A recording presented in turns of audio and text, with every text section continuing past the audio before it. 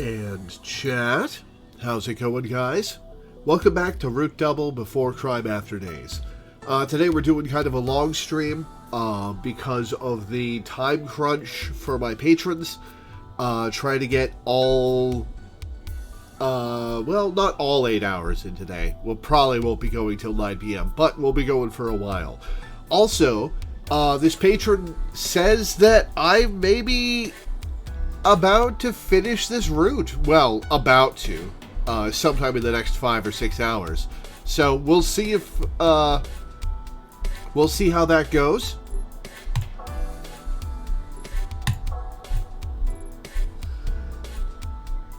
Excuse me. After chapter 5. Wild that it's possibly finishing, because we're only at 2:12 p.m.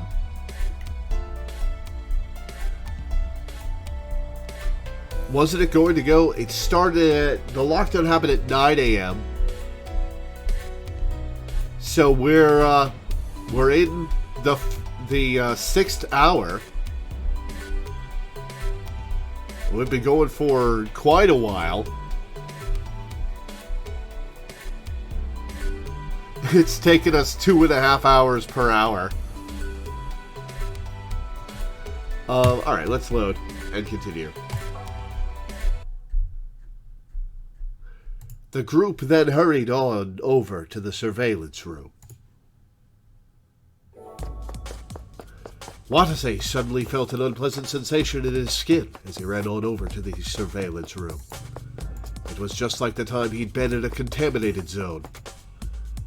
Uh-oh. Watase checked his watch.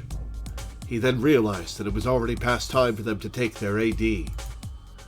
Crap! Everyone, take your AD! On it! The group then administered themselves with AD. Now they had none left at all, which is a problem. How are we gonna get out of this? I felt a pain in my skin as soon as the AD wore off. Likewise.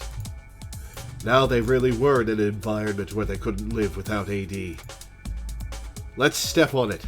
We need to find out where the AD went, and fast. The group nodded and started running again.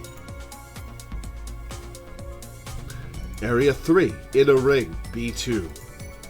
The group were now right outside the surveillance room. Watase moved to open the door, but then... Stop. Don't want to hear. He heard a voice from inside. Was that Tachibana? Just then, she started talking again. How do you know that? Don't tell me that. He couldn't hear the voice behind the door all that well, but it seemed like she was talking to someone. Captain, quit staring off into space and open the door already. Right. Watase restrained his confusion and opened the door. Wait! I'm naked! No. Kazumi shouted at the same time Watase opened the door. She then looked at the group, and her face froze over. Captain, and everyone else, too. Tachibana, are you by yourself? Kazumi was the only one in the surveillance room. Who were you talking to? That is correct. Why? Does it look like someone else is here? You talking to one of the psychic mushrooms, or somebody on the outside? Or maybe the gun zombie? No, I don't see anyone. I could have sworn that I heard you arguing with someone. That was... I was talking to the radio. The radio? Yes, I got in touch with someone on the surface just a short while ago, but the reception broke up right away. Suspicion. Okay, alright, let's trust her.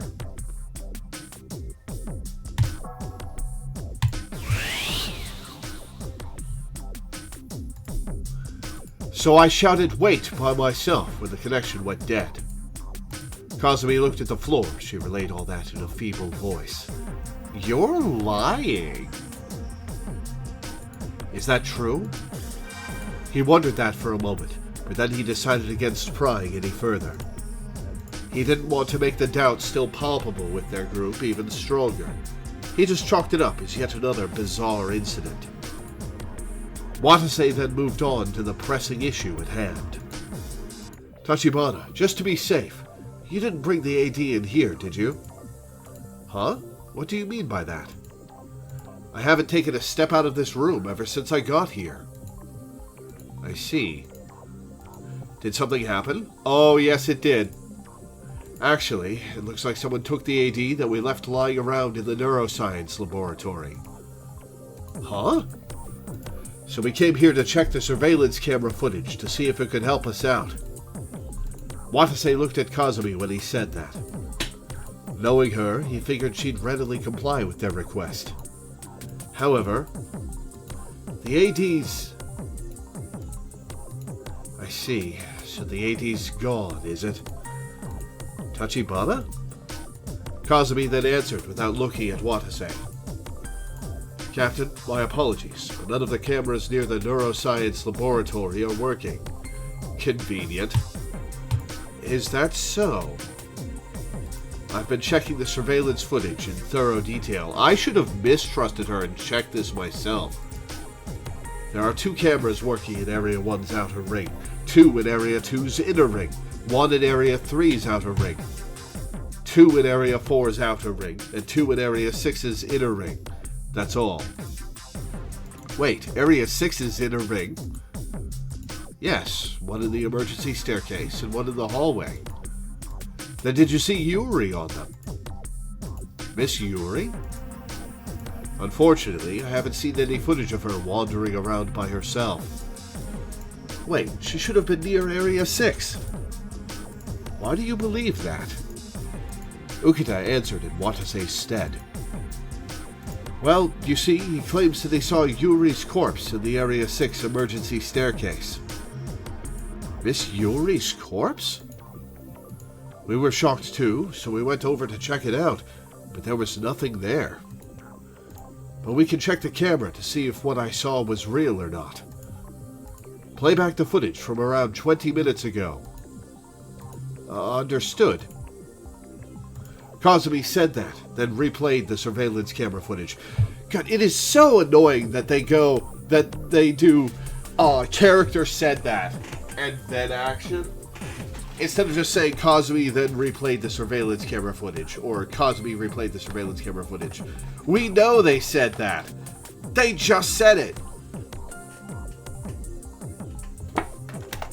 Oh, writing peeps. Archive footage showing the emergency staircase in Area 6's inner ring played on the monitor. Watase and Ukita soon showed up. Everyone's eyes were fixed on the monitor. No, check earlier. Check when I was in there before. That's right. The old man and I split up here. The footage showed Ukita walking away from Watase, followed by the latter climbing the rope. Watase soon finished up his search of B1 and came back. It's right after this. I stopped right there and saw Yuri's body. Watase leaned forward. However... Huh? The footage showed Watase heading straight out the stairwell without stopping. What? The timestamp displayed on the monitor was 13:55:16. The time matched up with Watase's memories, but... He didn't find a body? Why? Watase muttered that, then heard a low voice behind him. Captain Kasasagi, what is the meaning of this? Watase turned around in surprise to find Ukita scowling right at him. What the hell? Cross-examination, uh-oh. So not only did you not find a body, but you didn't even stop like you said you did. Why did you lie? Watase couldn't answer that question. That's not all that's strange either. There's also the video's timestamp. 1:55 p.m.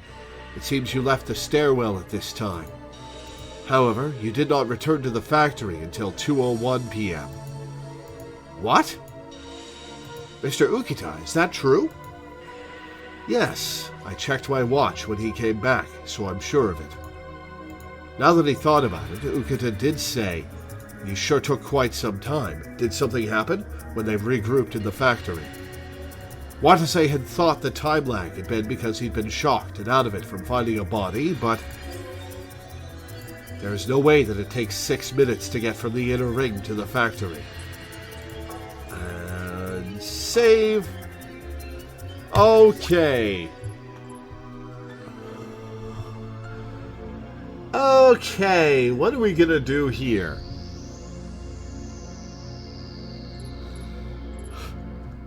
Do we trust ourselves? Do we raise our self-esteem value? Because clearly I didn't do what I thought I did. But if I lower my self-esteem value and keep Ukita's dating sim value high,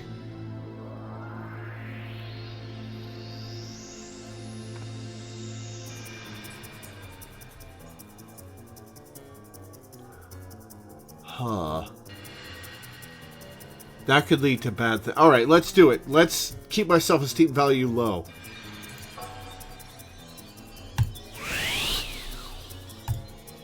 Where were you, and what were you doing in that 6-minute blank? Well, I was really out of it after seeing that body. When I came to my senses, I was walking down the inner ring's hallway, but as for where and what I was doing... But that's not true.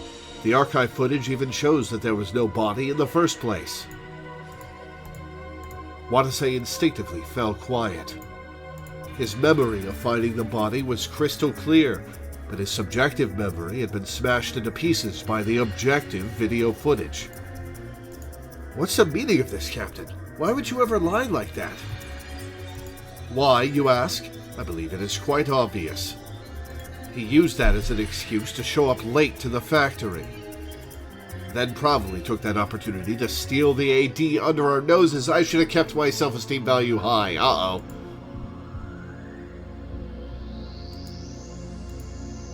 Everyone gasped at Ukita's accusation. What would I have gotten out of that, Ukita? No, I never did anything like that.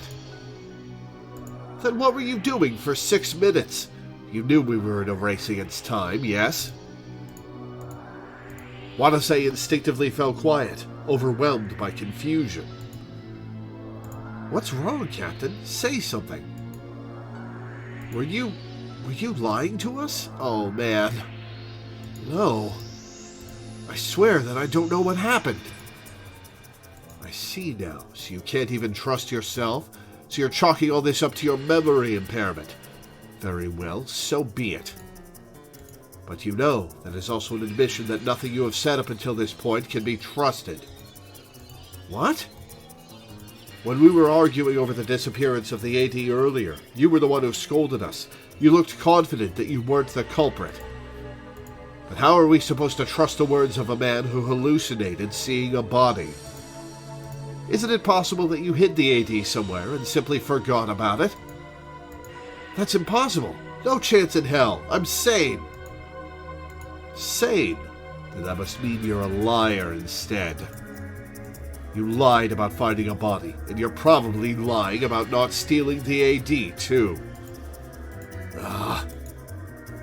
It was then that Watase realized it.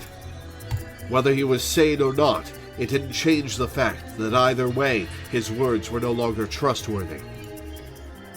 Please, wait.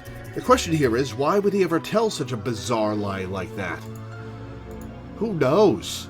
But if you think of it that way, then that makes everything about him seem suspicious. Like, for example, were the memories that he claimed he got back really true to begin with? What?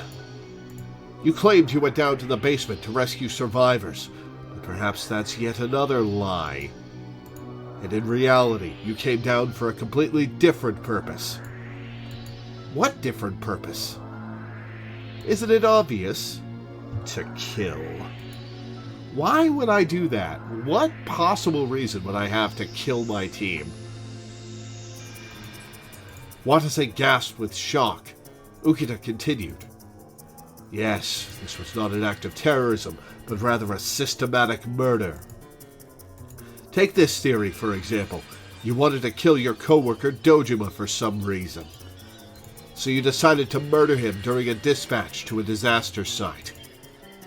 If he died at a site with a particularly nasty fire, his corpse would have been burned up.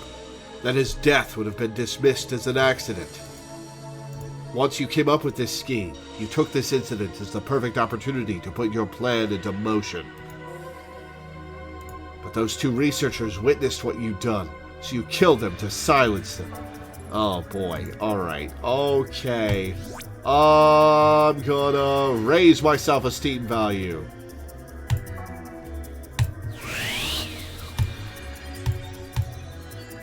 Hiyama barely managed to escape, but in the end he got burned to death. And if we think of it that way, then perhaps Yuri and that girl who died by the lift were also witnesses. Oh, and that's right, Louise, you know, the one who runs away from you every time she sees you, may also be a witness. Stop already! That's all bullshit! Why the hell would I ever do any of that? I don't have proof that you did it, but there's also no proof that you didn't do it. This is outlandish, Ukita. You gotta offer some proof. That is something that you yourself have acknowledged repeatedly, yes?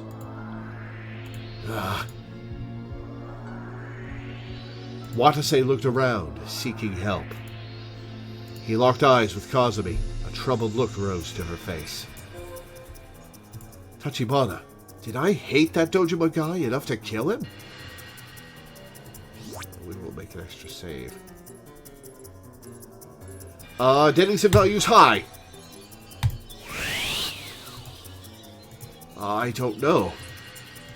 Then do you at least know if I ever acted like I might? I really don't know.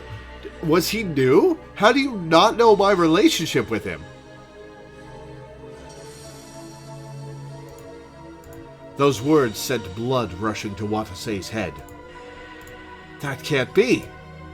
Dojima and I were your co-workers, right? So how could you not know any?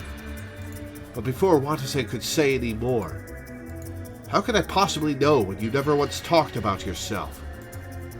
Kazumi interjected with a stinging voice. Watase gasped.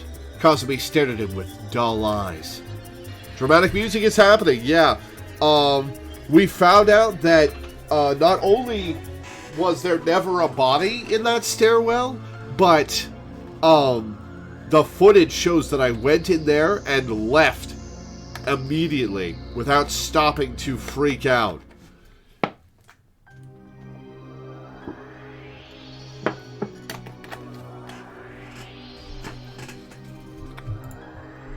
No, before you lost your memories, you were a man who put his distance between others.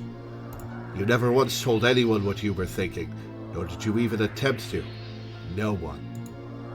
I never talked about myself? Oh, also, yeah, Kazumi was arguing with somebody, but claimed she was on the radio. Yes, it was like he had something to hide? June finished the sentence that Kazumi had bitterly begun weaving. Oh, I should have lowered their dating sim values. What would I want to hide? June answered Watase's obvious question in a dry voice. Who knows? Hey, are you taking this seriously? Well, it's just, now that I think about it, I don't know anything about your private life either. I just know you on a work basis. Watase was astonished. He'd thought that Kazumi and June would trust him, just as he trusted them. Yet they didn't trust not only the Watase without his memories, but even the him from when he had his memories. This isn't happening. Watase's feet started shaking. June glared at him and spoke. Captain, tell us the truth. Why did you really go down to the basement?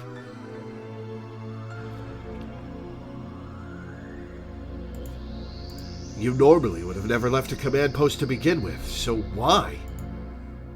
Come on, tell me. Captain, did you really come here to save lives? If you didn't...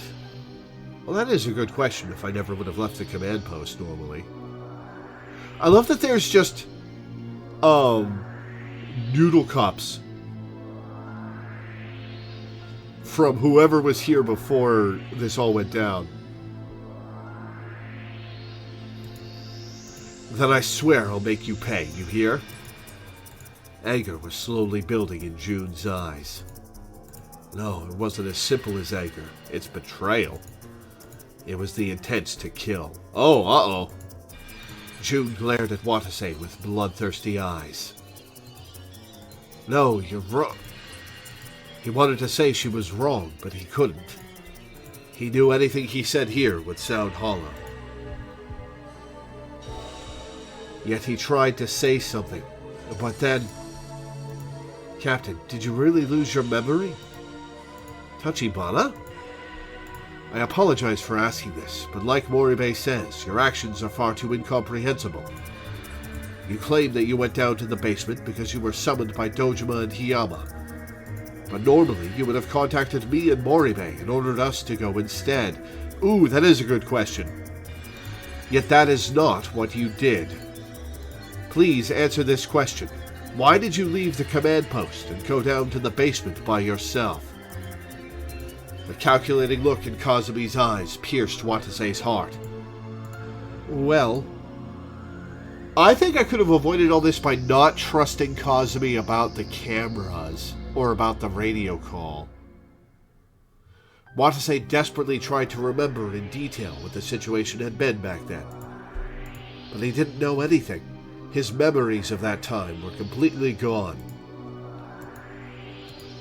Can you not answer? Sorry.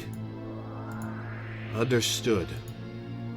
Kazumi breathed a heavy sigh, then signaled at Moribe with a glance and spoke. Moribe, please get a rope or a wire or something like that. We're going to restrain the captain. Huh? Restrain? Watase didn't understand the meaning of that phrase for a moment. But that moment was long enough for June to pull out a cable lying under the control panel. Mr. Ukita, can we use this? Yes, I don't mind in this case. June then cut the cable loose with her army knife once she'd received Ukita's consent, immediately electrocuting her. Said cable was more than long enough to tie someone up. Don't tell me there. Are you kidding me? Kazumi then looked at Watase with a cold look in her eyes and spoke. We have no idea what could happen in this situation, and your existence is completely disrupting what little order we have here. Therefore, we have to restrain you until you're clear of all suspicion. They then restrained Watase's body with the cable, tied his hands behind his back, and brought him to a laboratory on B2 of Area 2's outer ring. Kazumi looked Watase dead in the eye and spoke. Tachibana, are you sure you're really okay with this? Watase looked into Kazumi's eyes with a heartfelt yet pleading gaze. Captain, please don't look at me like that. If we find anything that clears you of suspicion, then I swear I'll come untie you right away. So please. Kazumi said that, then left the laboratory as if she were running away from him. The other members soon followed suit. Just sit as still as you can until the lockdown ends. Are you going to bring me some AD if you find it? Captain, don't get any funny ideas, okay? I don't want to do anything worse than this to you. Captain Kasasagi, I'm sorry. And left Watase alone in the laboratory. God damn it. He instinctively cursed. To be abandoned by the comrades he'd been through thick and thin with felt like being cut off from the world itself. But he couldn't understand why they were nervous. The fact was that his actions before he'd lost his memories truly were simply too unnatural. The incident with Yuri in particular had been fatal. Captain, did you really lose your memory? Kazumi's cold glare was still burned into his brain. But what was I supposed to have done? He didn't have an answer to that. And so time flew by as Watase kept pondering questions like that for a while. About an hour had passed. It was time to take the AD again, but Kazumi and the others hadn't come back. Main and backup power supplies offline. Now switching to emergency power. Okay, so at the end of the hour, emergency power will be swapped to. That's going to be a plot development.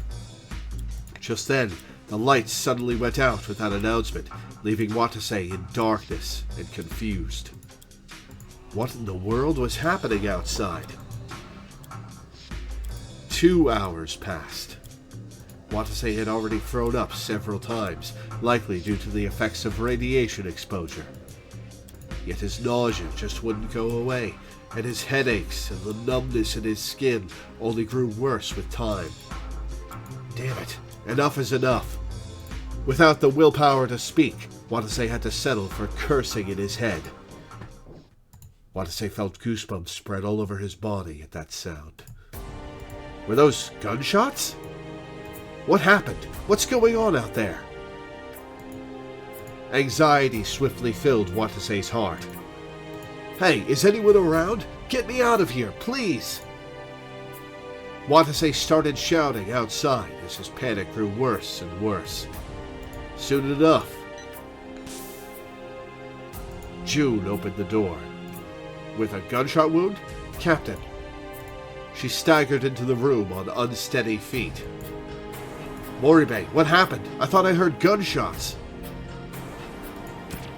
But June cut Watase's bonds with her army knife without another word. Her face was unbelievably pale. Her pained breaths made it even clearer that she wasn't her normal self.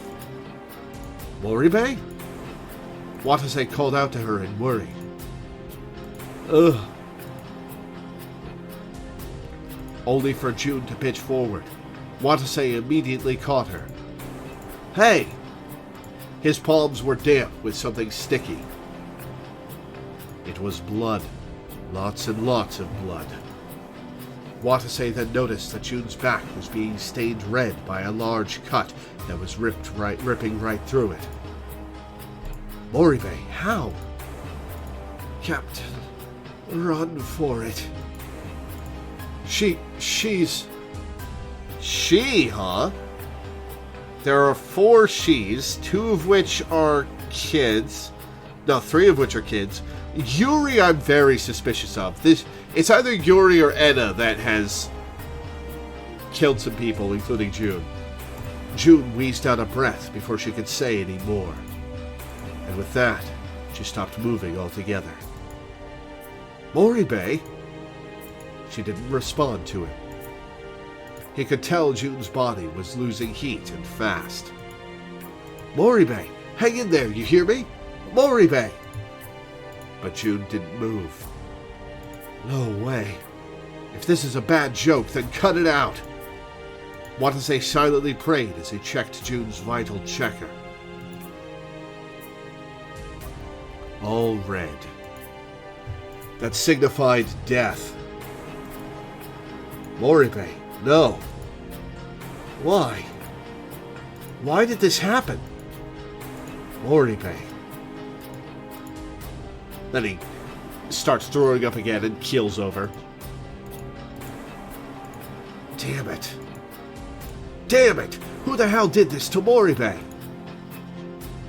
Watase ran out the room, desperate for answers. What happened here? What in the world has been happening in Labo while I've been locked up? He then randomly ran around and eventually ended up in a connecting passageway, only to find Ukita sitting against the well. You mean the wall? Watase had a bad feeling about the situation. He could see a pool of blood spreading in front of Ukita. Old man! Watase ran up to Ukita and touched his shoulder. When he did, Ukita's body fell to the ground sideways without offering the slightest resistance. There was a giant's deep cut stretching from his right shoulder all the way to his heart. "Old man, hey, hang in there!" "Threw bone, huh?" But Ukita didn't answer. Watase just then noticed that there was something in Ukita's hand. What's the old man doing with something like this?" "You've already established the gun," Watase. The pistol in Ukita's hand was a totally different model from the one Enna had given him. "Oh! Interesting." Watase looked around to find that there were bullet marks in the nearby walls and floor. "That gunfire I heard was..." Ukita had probably been trying to fight off someone with that pistol, but he had been no match for them.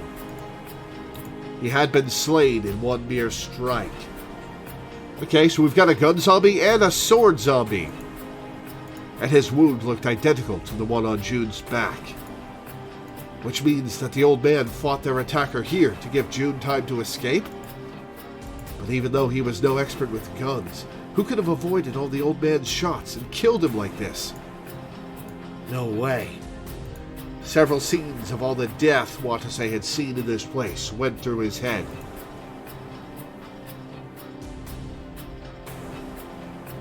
Is the one who killed those 5 now on the move? Then the fact that the same killer had murdered Ukita and June meant... Shit, are they trying to kill us all? Watase then gasped as it finally hit him. Then that means Tachibana and Teach are in trouble. Watase left Ukita's corpse behind and ran through the connecting passageway. What he found waiting for him was... What? Watase was immediately rendered speechless when he arrived at the inner ring. The whole floor was covered in spreading blood. Kazumi was lying face up right in the middle of it. Yeah, this is a bad end. Everybody's dead. Tachibana? Watase ran up to her and held her in his arms. There was a large vertical cut across Kazumi's chest. The same kind of cut that June and Ukita had. Rivets of still warm blood? You mean rivulets of still warm blood poured out of it. Gross.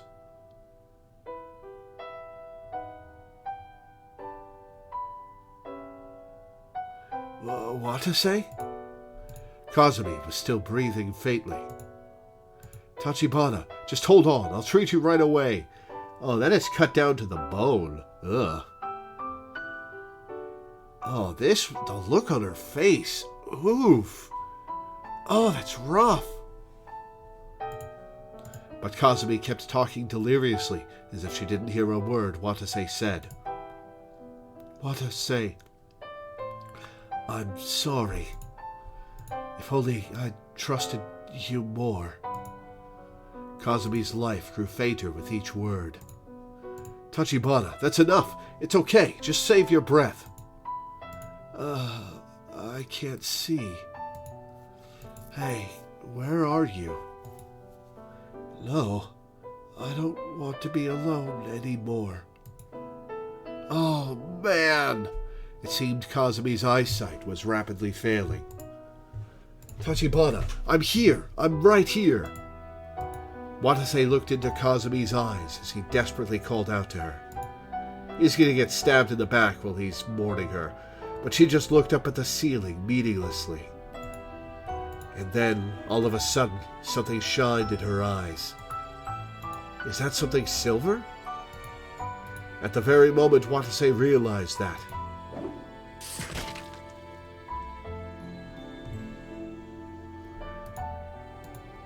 something smashed right into the top of Watase's head, making his entire world shake. A second later, his brain went haywire. Split head spin. Split brain spin. Brain spin. Brain spin. Split. Ah! Strange sounds came out of his mouth. Just then, something was ripped out of his brain and let out a sound as it hit the ground. At that moment, splurch! Forgot what? A child? High schooler? A memory forgotten flew right past him. Ugh. Stop! I'm already dead! Shot at him with a gun?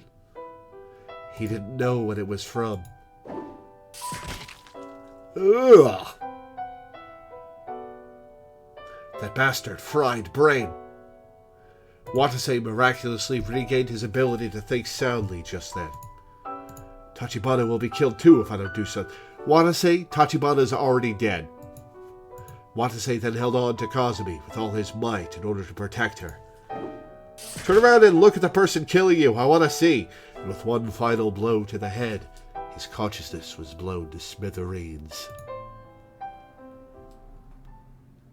Damn it, Watase, you should have looked at your killer. Game over. Bad ending number 9, The Doubted. The result of Kazumi's trust being too low and not being cleared of suspicion. You may be able to avert this fate by either raising favor towards Kazumi leading up to this point, or setting Kazumi and Jun's senses higher than Watase's at the endpoint just before this ending. Okay. So I'm not going to replay the whole game to get better Kazumi score, so I'm going to set Kazumi and Jun's senses higher than Watase's.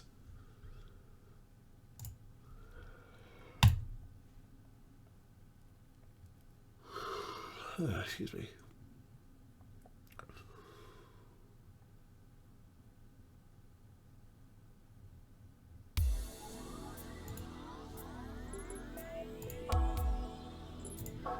Okay. This is a special bad ending you only get if you have less than 8 points with her. Ah. I can continue from here, right? By setting my senses properly? You lost 3 in the previous segment. Ah, okay. I can, okay. Is this the right spot? Let's see. Most of researchers witnessed you kill them to silence them.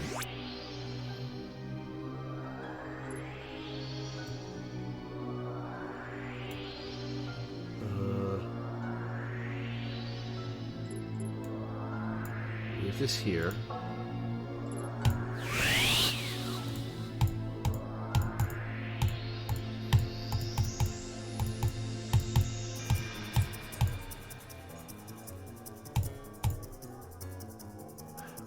Saw you kept running away because she was running from me? No way, is that true? Watase looked around, seeking help. He locked eyes with Kazumi. A troubled look rose to her face. Alright, now I can do this. Oh, okay, it's said to set my self-esteem lower than Kazumi and Jun's, right?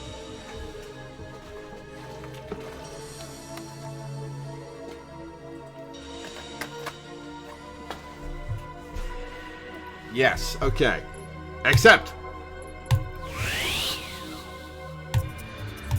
I don't know. Then do you at least know if I ever acted like I might? Really don't know.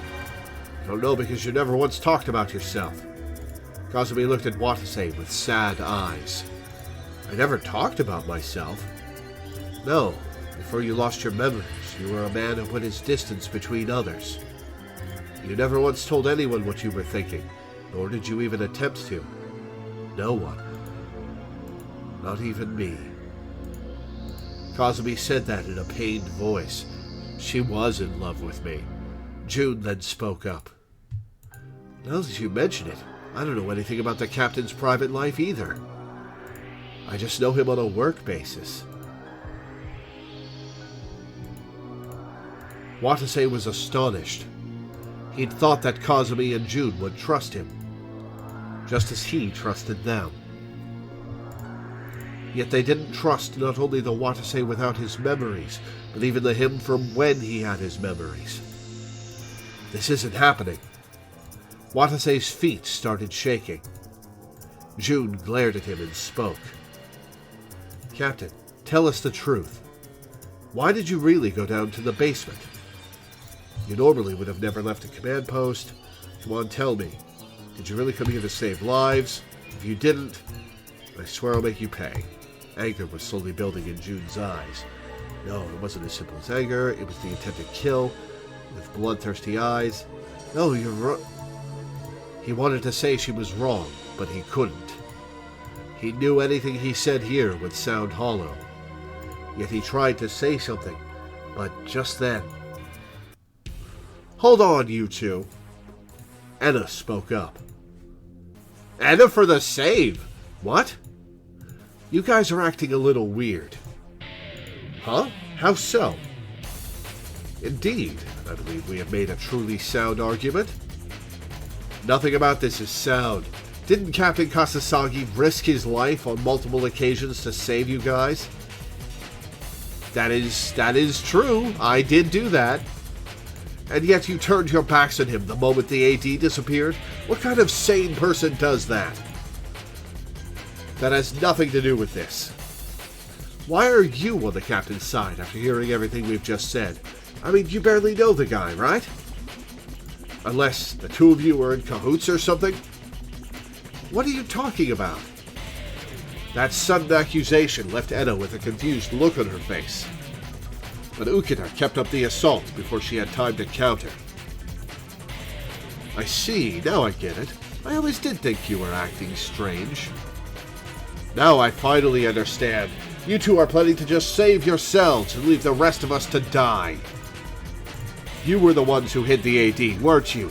All so you could have it all to yourselves. Wasn't there enough for everyone? Ukita and June were glaring at Watase and Enna. It was then that Watase finally realized it. Their eyes were full of madness.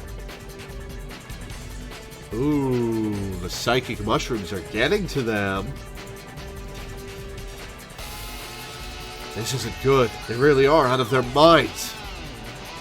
Now that he thought about it, there were numerous factors that could be behind it. Their hours of built-up fatigue.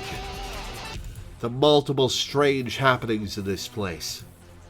The feeling of entrapment from being stuck down here. The despair at not finding an exit. The fear from finding all those bodies. And then, the loss of the AD had driven the final nail in the coffin. That one act had dramatically shortened the group's lifespan. It's impossible to expect anyone to remain sane in these circumstances. Ukita and June prowled towards them. Just then, a voice echoed in Watase's head.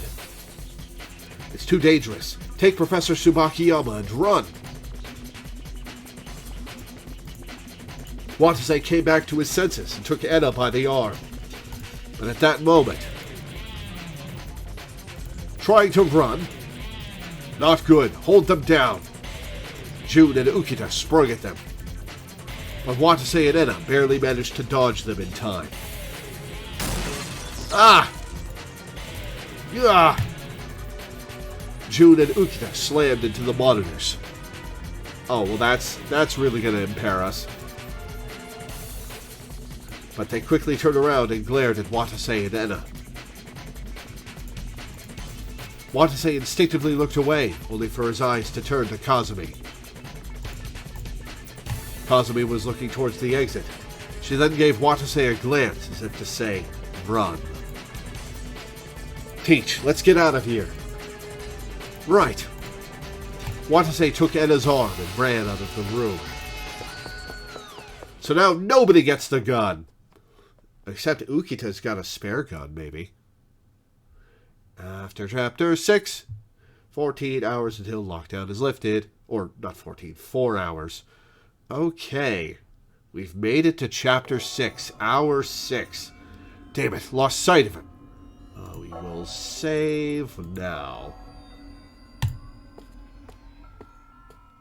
14:28. How long do we have on the AD dose? Sounds like they're gone. Yes. Watase and Enna had escaped their pursuers and were now hiding in a room in Area 2's inner ring.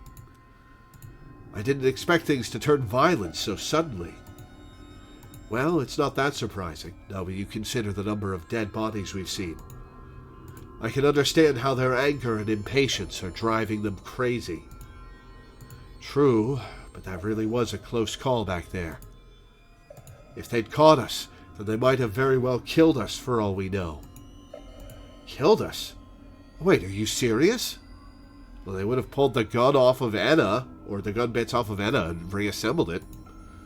You don't honestly think they'd go that far, do you? They're still our companions. A stern expression appeared on Anna's face when she heard his protests. You still don't get it? The thing that's truly frightening in this hell isn't fire or radiation. It's people. Yes, nothing is more terrifying than the raw malice of someone with their back to the wall. Watase gasped. He'd thought that their only hope in this death-ridden facility had been the human will to survive. But now that things had gone to hell, it was likely the other way around. What happens when the human will to survive transcends human morals? Does it become the will to survive, even at the cost of killing others? Or maybe it becomes the conviction that killing others is justifiable if it means protecting someone else. In any normal situation, Ukita and June would probably never even dream about considering those things. But now everyone's lives were at risk. Their morals were most likely being shaved down to a layer of thin ice. Possibly enough to justify murder in their minds. Damn it, how did things come to this? Why? I thought we were all on the same side here. Yeah, I'm surprised June turned on me that hard. The problem was whether the others felt the same way, and they probably didn't. Watase breathed a heavy sigh and turned to Anna.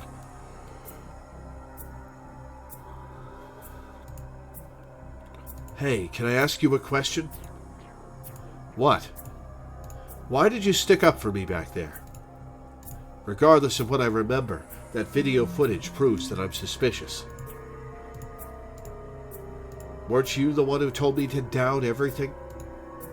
So why are you... Faced with the others having seemingly gone mad and beginning to doubt even his own memories, Watase wondered what Anna was truly after.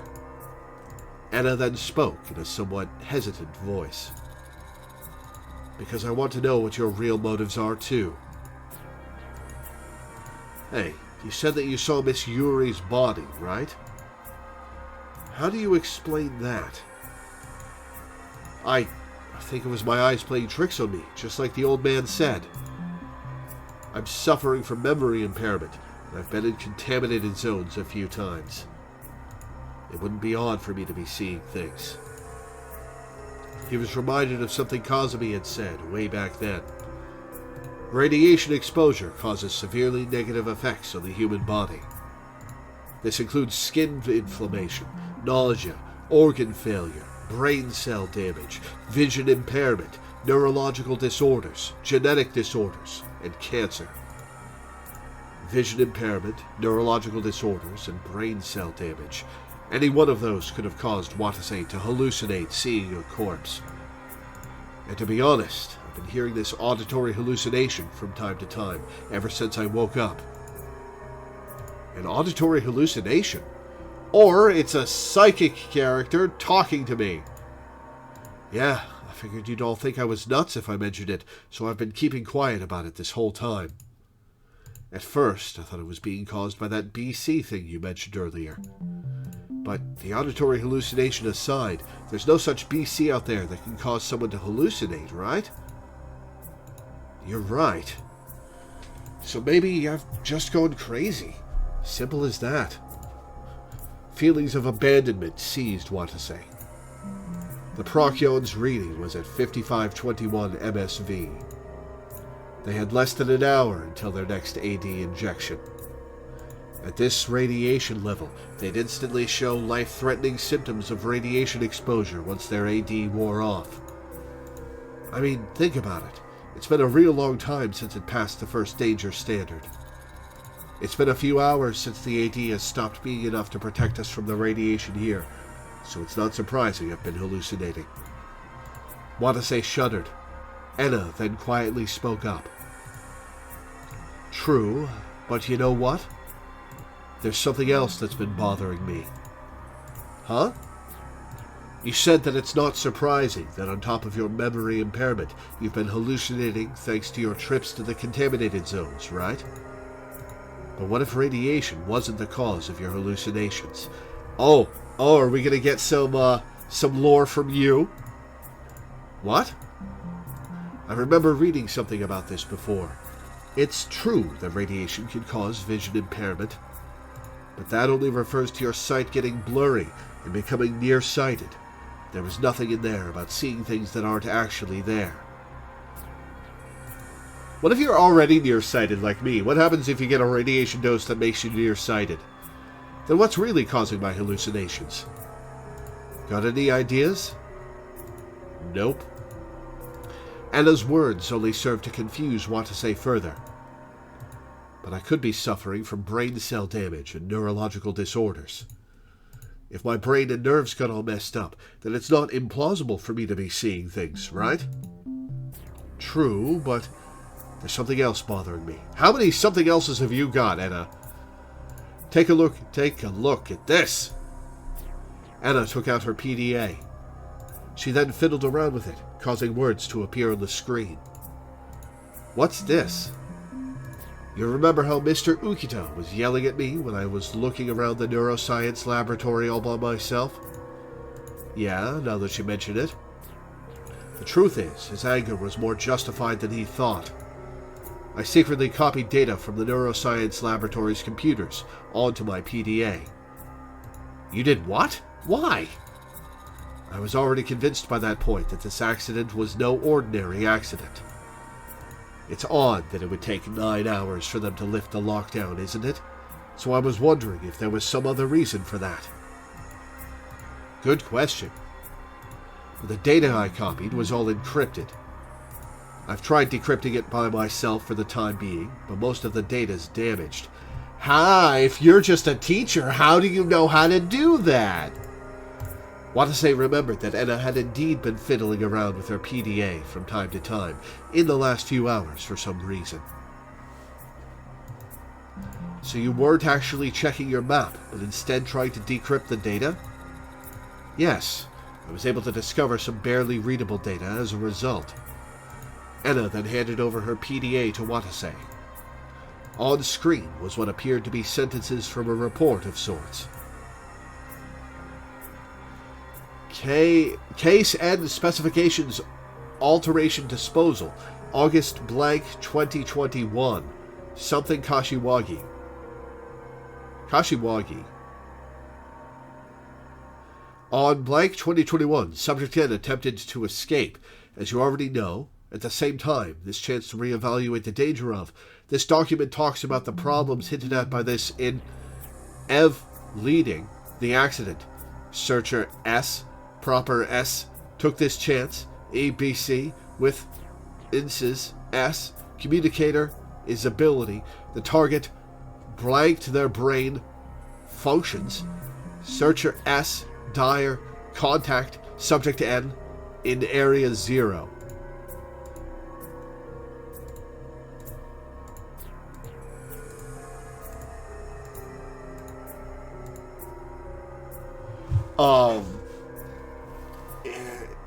God, it is so disorienting to play this game and keep hearing about Area 0 when there's an Area 0 in Pokemon Scarlet that's the most memorable part of the game.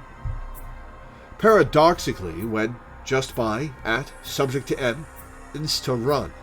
Reason for alteration. GF2R gene type S is resistance, X particle. Evet mon, no problem. Rather, resorting to the aforementioned subject N, WX part A with Ben said, ing of A, shows that T just by ing the D in area 0 up. Although subject N was born in Labo, no reason to let out. It is subject that need to be careful. Okay. Subject was born in Labo. Interesting. There were several words there that caught Watase's interest. Subject was born in Labo. It is subject that need to be careful about. But in spite of that, none of this makes sense. What are they even talking about? Well, the title is apparently Case End Specifications Alteration Proposal. But as you see, the data is so encrypted that you can barely read any of it in this state. The same goes for the rest. But I've managed to extract several lines with the tools I have on hand, and I found several strange words. This is the part I really wanted to show you. Hey, do any of these mean anything to you? Anna fiddled with her PDA again, this time bringing up a fully comprehensible list.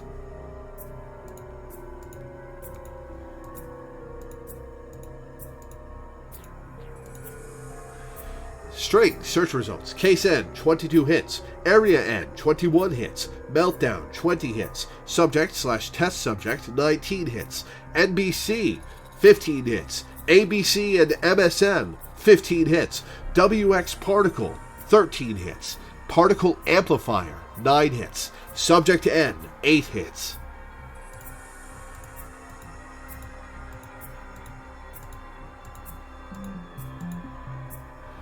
Brain dysfunction, 6 hits. Gene malfunction, 5 hits.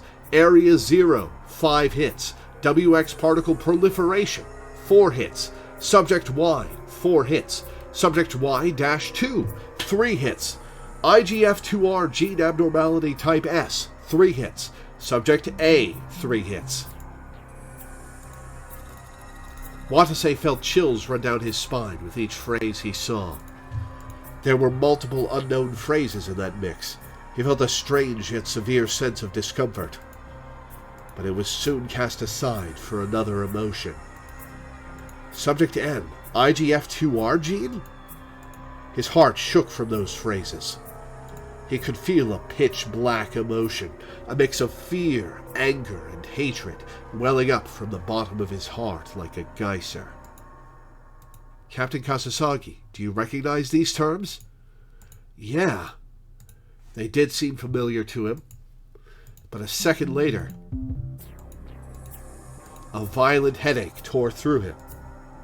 It was as if his brain was refusing to let him remember.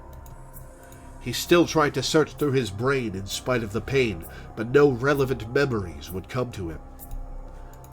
No, I don't remember. I see. Anna let out a truly disappointed sigh. What about you, Teach? Got any ideas? No, it just bugged me, that's all.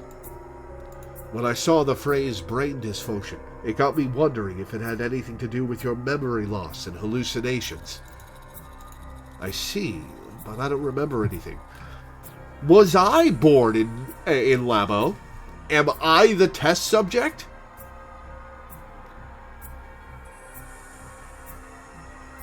Wait, hang on.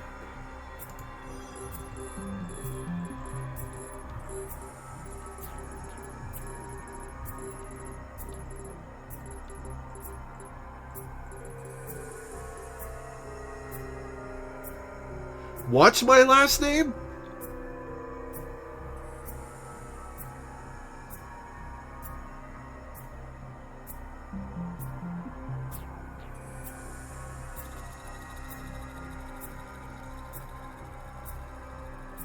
Kasasagi Akashimaki. Okay.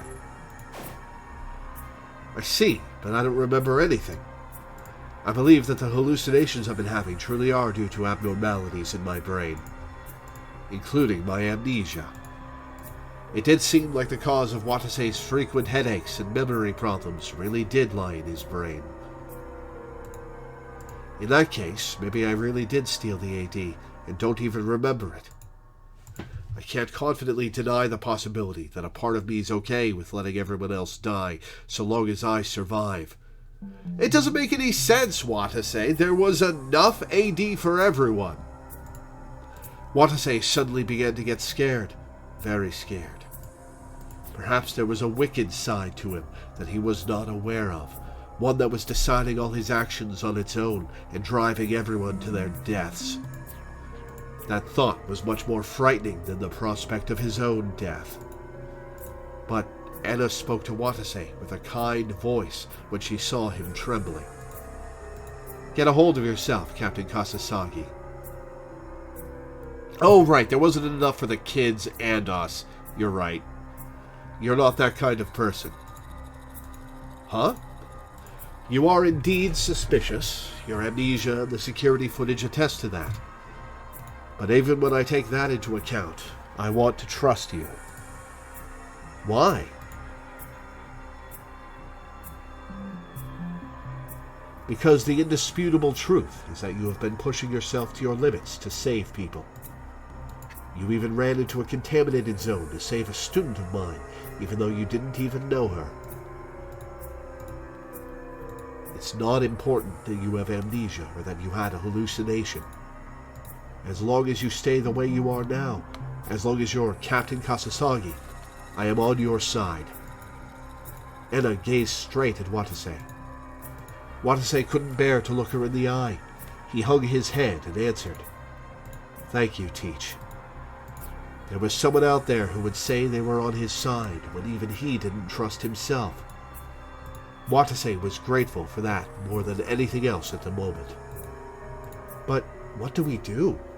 Oribe and Old Man Ukita don't trust me at all, you know." "That's true, so that's why I'll go convince them." "Oh, no, that's a bad idea, Anna. They suspect you as well." "What? You're not saying you plan to go alone, are you?" "Of course I am. If you came along with me, with things being the way they are now, all you'd do is make things harder for me." "Well, yeah, I guess, but I'll be right back, so wait here, okay?" And with those words, Anna left the room. "Teach!" Watase tried to follow her right away, only to be stopped by the image of Ukita and Jun's faces, full of hostility towards him, flashing through his mind. Damn it, she's right. If I go out there, all I'll do is rile them up. Watase decided to give up on following Anna after he thought that. However, anxiety welled up in his chest. But will Teach really be able to persuade them all by herself? What if they doubt her because she defended me back at the surveillance room? Yeah, that's the big question. But it was too late now. Teach, please get through to them. Watase waited for Anna to return, desperately praying for her success. Yet as time passed, there was no sign of her. She's late. What's up with Teach? She said she'd be right back. Could something have happened to her? Don't tell me she failed to persuade them and then got... That thought ignited the anxiety that had been smoldering inside of him up until now. Damn it, I knew I never should have let Teach go alone. Having finally reached the limits of his patience, Watase went running out of the office. There was no trace of anyone in the hallways. In fact, it was so quiet that it sent shivers down Watase's spine. He began shouting at the top of his lungs without any regard for his current plight. Teach, where are you? Say something if you can hear me. There was no answer. Shit. Watase urged himself onwards and ran down the hallway. Area 2, Outer Ring, B2.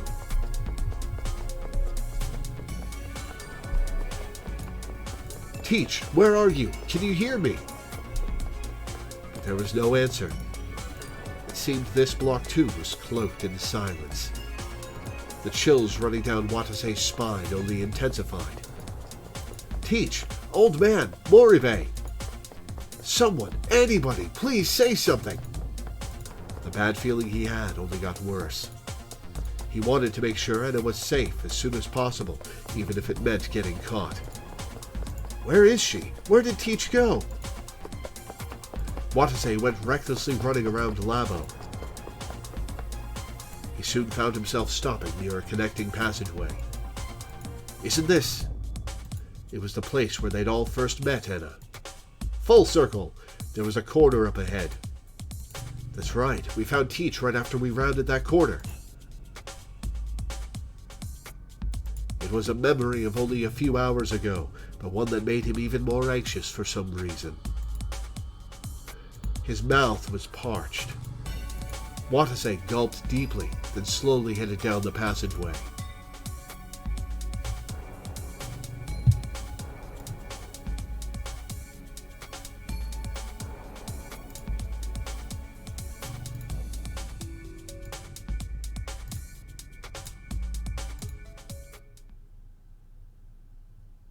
He then peeked around the corner. Watase's eyes went wide. Enna was lying on the ground right there. Teach! Is she alive? Watase ran over to her and frantically helped her up. Oh, she's okay. And when he did... Oh! Uh-oh! Did I get another bad end? Enna's head dangled limply. Ah! Her body was still warm. Watase pressed his fingers against her neck. No pulse. None. He checked her pupils. They were dilating. He then took off his vital checker and wrapped it around Enna's wrist. All 5 lights shone red. Well, this was the other option. If both options lead to bad ends, how far back am I going to have to rewind? There was a bullet hole gouged through her forehead that exited out at the back of her head. There was no need to check anything else. Enna was dead. Watase found himself utterly speechless. Before long, a sound escaped from his chest. Ah! Ah! Am I crying? Ah! Why? Why? Why is Teach dead? There was no one there to answer his question. Enna's now dull eyes were staring off into space. Why? Teach! Watase held Enna's body to his chest. He could feel the remaining warmth in her body slipping away little by little.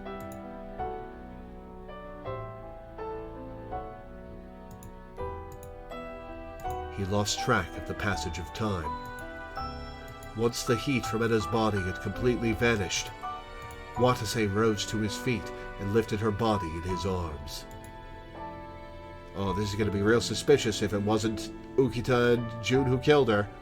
Let's go, Teach. You'd probably hate to be left in a place like this. Watase left a connecting passageway, carrying Enna on his back. She had been trapped in that passageway when they'd first come across her. So he wanted to take her out of there and lay her to rest in a quiet room at the very least. The room where he'd last spoken to her. Oh, what if this is another hallucination? Watase kept walking as he felt her weight on his back. He didn't want to think about anything. And yet, for some reason, memories of her came rising and vanishing in his head like bubbles with each step he took. So you're the captain. You're not exactly instilling much confidence with that whole sorta business. She told him that when they'd first met. How can you be so unprepared? Aren't you guys supposed to be a rescue squad? At first, he thought of her only as an unpleasant woman who just complained all the time. But before long, her attitude began to change little by little. Oh my, you're finally starting to sound like a man of your station, Captain Amnesia. She began looking at Watase in a new light after witnessing him put his life at risk time and time again. Don't be modest. You were both manly and incredible. Okay, so do I have to put my self-esteem value in the middle instead of at the bottom? Over time, they had gradually come to understand one another. What are you doing, Captain Kasasagi? You have to get a hold of yourself. Though she would scold him at times, her words would help Watase press onwards. trapped in this hell with death hovering behind them. They looked for the survivors and a way to survive together. But then, as long as you stay the way you are now, as long as you're Captain Kasasagi, I am on your side. Just when we were finally getting through to each other. But she was no more. Her sharp tongue, keen eyes, and smile had been forever lost. Damn it! Damn it! Damn it! Damn it! He wanted to cry, but he didn't. He felt like Anna would scold him if he did.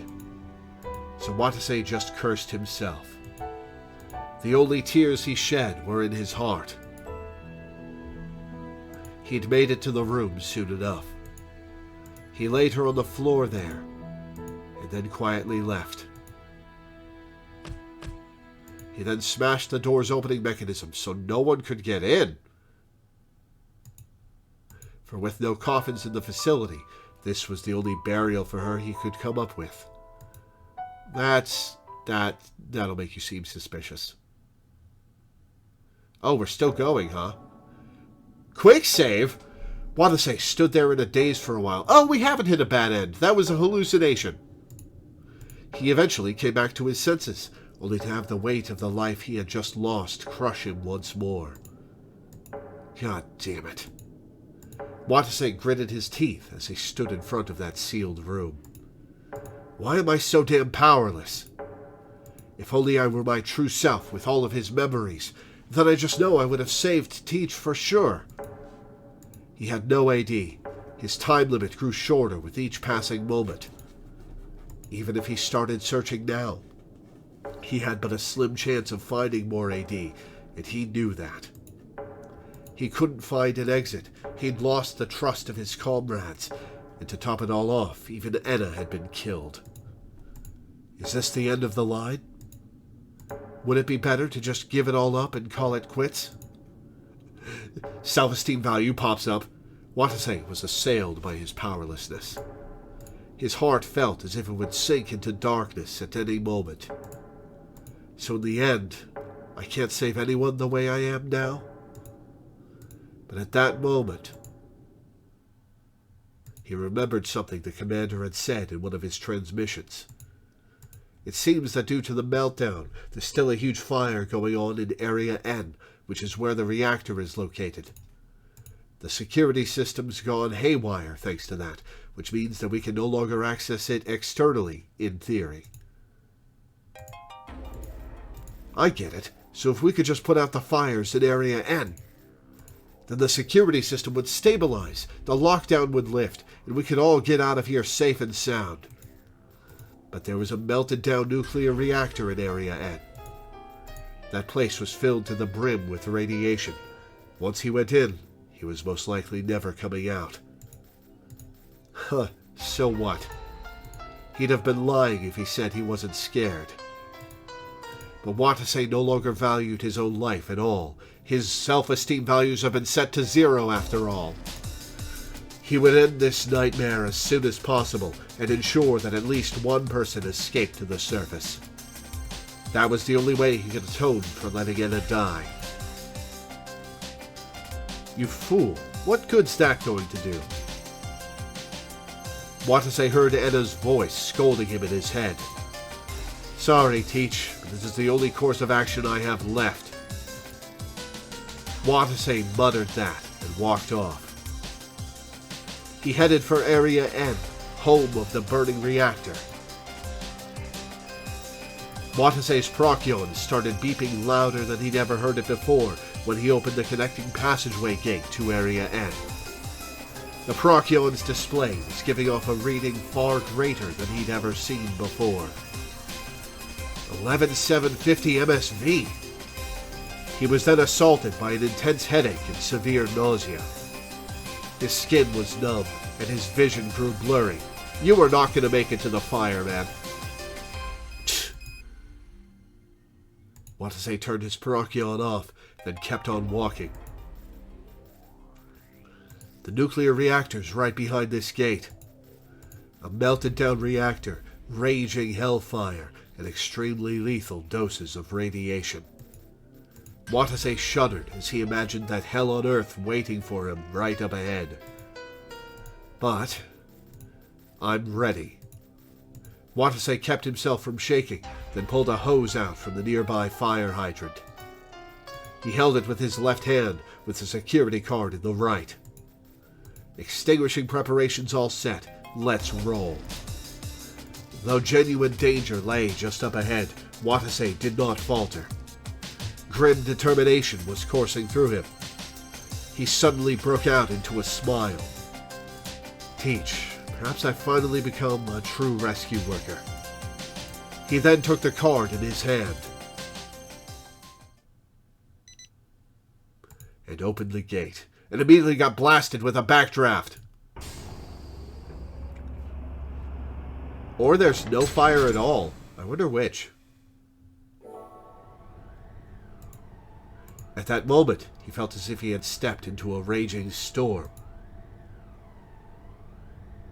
An invisible force broke over his body with earth-shattering power. Yet Watase stood his ground and opened his eyes, then saw what lay on the other side of the gate. No fire! Watase gasped in the face of that sight. Standing on the other side of the door was a gigantic hall filled with the faint sound of running machinery. What the hell? There was supposed to be a melted-down nuclear reactor there. There were supposed to be fires causing the security system to go haywire there. Yet all he saw was a cold, empty room. What's going on? Where's the burning reactor? Watase threw the hose aside and looked around. A transparent cylinder stood in the center of Area N, surrounded by 6 towering spire-like installations. Those installations all connected to each other near the ceiling, forming a hexagram. What is this machine? Watase staggered over to that device. Now that he thought about it, he didn't really know what a nuclear reactor looked like. But he had a feeling that what he was looking at was no nuclear reactor. Hold on. Come to think about it, wasn't there something like this in that data Teach showed me? Watase strained his brain to remember the words he'd seen earlier. Let's see, the words in that search list were Case N, meltdown, brain dysfunction, Subject N, WX particle, particle amplifier, WX particle spread. This doesn't make sense. He finally realized what had been the source of that uncomfortable feeling he'd gotten back then. Though Case N and meltdown had showed up on that list, terms that should have been there weren't. There had been not a single sign of the terms nuclear reactor, radiation, radioactive material, or radiation exposure. Instead, there were mysterious terms like WX particle and particle amplifier. It was clearly strange. Watase couldn't explain it. However, he felt the answer lied in this room. It would be answer lay in this room. It's not just that there's no fire here. Could it be that there was never a nuclear reactor here to begin with? Watase's shout was full of astonishment. What's going on? Were we tricked? But by whom and why? His confusion begot more questions. He felt like he'd heard the same words being screamed at some point in the past. Did the commander lie to us? But why would he ever do that? No, the ones I should be doubting are the staff of Labo. So does that include Old Man Ukita too? From what Watase had seen from how everyone had acted, it seemed the entire city believed that Labo housed a nuclear reactor.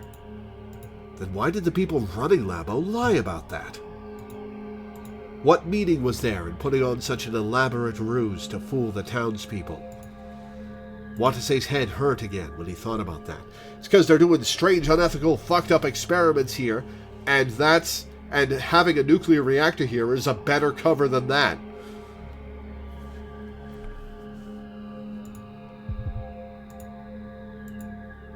It felt far worse than any of his other headaches.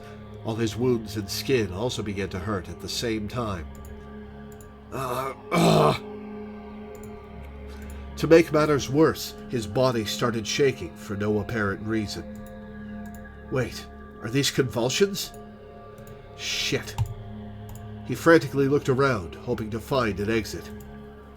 But instead, he spotted a strange object. Something was lying on the ground further up ahead. He staggered on over to it and picked it up. It was a security card that had been split into two. The name of the card was Miyoko Tenkawa. Its security level was level N. What's this doing here? Just then, an unpleasant stench suddenly took hold of Watase's nose. It was a familiar stench, albeit 100 times worse than any past experience he'd had with it. The stench of blood. A bad feeling rose in Watase's heart as he took a look behind the device. The device? You can't hide behind that device. Oh, it's one of the kids. Hi, kid. Well, I guess bye, kid. He's turbo dead. What? A boy garbed in a school uniform was lying there. His body was collapsed in a vast pool of blood. Isn't that Natsuhiko Tenkawa? His name and face matched up perfectly with Watase's memory of him. Hey, are you okay? But Natsuhiko didn't respond to his calls. Watase took off his gloves and pressed his index finger against Natsuhiko's carotid artery. He couldn't feel a pulse, and Natsuhiko's body was growing colder and colder. Is he dead? Watase took off his vital checker and strapped it on Natsuhiko's arm to find out. All red. Vital signs flat. Watase looked over Natsuhiko's body to find there were several small holes and wounds here and there behind his uniform. Gunshot wounds. The sight of them was no longer as shocking to Watase after having seen so many of them before. The blood oozing from those wounds hadn't dried yet. Does that mean he only just died right before I got here? Damn it, don't die on me. I won't let you die, god damn it. A little late. A little late, Watase. Watase laid Natsuhiko flat on the floor and began CPR. Just do it like Tachibana and Moribe did. 15 compressions, 2 rescue breaths. Please, stay with me. I'm begging you. Watase withstood his headaches and convulsions in his desperate attempt at CPR. 15 compressions, 2 rescue breaths. 15 compressions, 2 rescue breaths. 15 compressions, 2 rescue breaths. 15 compressions. Yeah. However, no matter how many times he tried, the boy's heart remained still. He was dead. He'd passed away all alone in this vast empty hall. Damn it. Watase hung his head feebly as he stayed where he was. The boy had undoubtedly been alive just a few minutes ago. He'd probably been struggling to hold on to life as he awaited rescue. But Watase hadn't made it in time. He'd failed to save a life he'd been charged with saving. Oh, he's crying. Why? Why, goddammit? I finally found you after coming all this way. You can't die on me. Watase's shouts echoed through the hall as somebody opened the door. Damn it, I failed again. Just then, Watase spotted something out of the corner of his eye. Something with a black luster was lying next to Natsuhiko. There's that gun Ukita had. There was no doubt about it. It was a pistol. It was probably the weapon that had robbed the boy of his life. Much like how Enna had been shot through the head with one of these. He didn't know who'd killed them, but Watase felt like that pistol was the cause of all of it. Damn this piece of shit. Oh, if it weren't for this damn thing. Watase picked it up and was about to throw it to the ground, but then Watase felt a presence behind him. He turned around, then saw it. Someone with a tiny frame was charging straight at him. In their hand was the axe! An axe! Just as Watase realized that, the figure swung the axe down towards the crown of his head. Whoa! Watase strafed to the side to dodge the sudden swing. He desperately put distance between him and his attacker, then confirmed their identity. Standing there was none other than... Man, this is a long bad end. It was Salyu, the girl who'd run away from him twice now. A light as cold as ice shimmered in the depths of her eyes. Gripped in her hand was a burnt axe. That axe, It was the one that had been clutched in the hand of his deceased co-worker, Hiyama. But they'd left it behind in Area 4. So why did Salyu have it? Well, presumably she found it and picked it up. No way, did you take it? Salyu ignored Watase's question and charged straight at him again.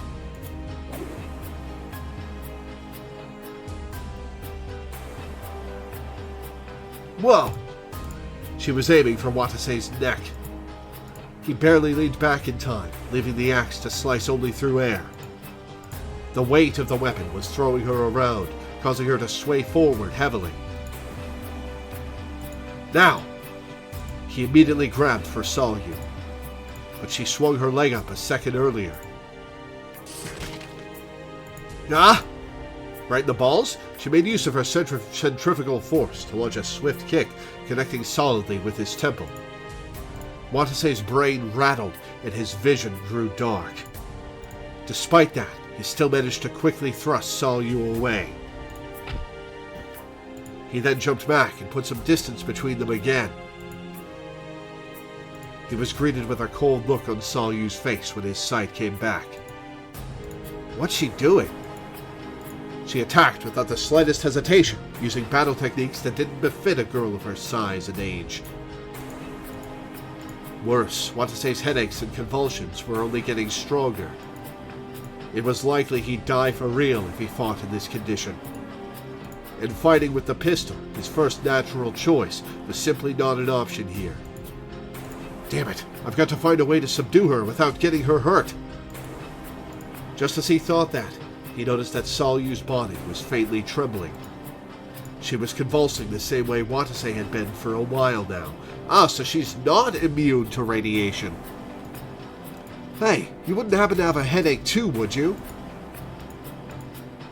Then get out of here, right now! What good is fighting me if it means putting your body in such extreme danger? Salyu suddenly stopped in what appeared to be surprise. That line again. Again? You said the same thing last time as well. What? Watase's body froze with surprise and confusion.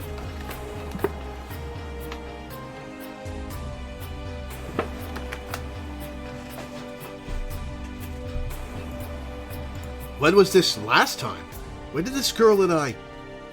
That moment of confusion left Watase wide open. Salyu charged at him yet again.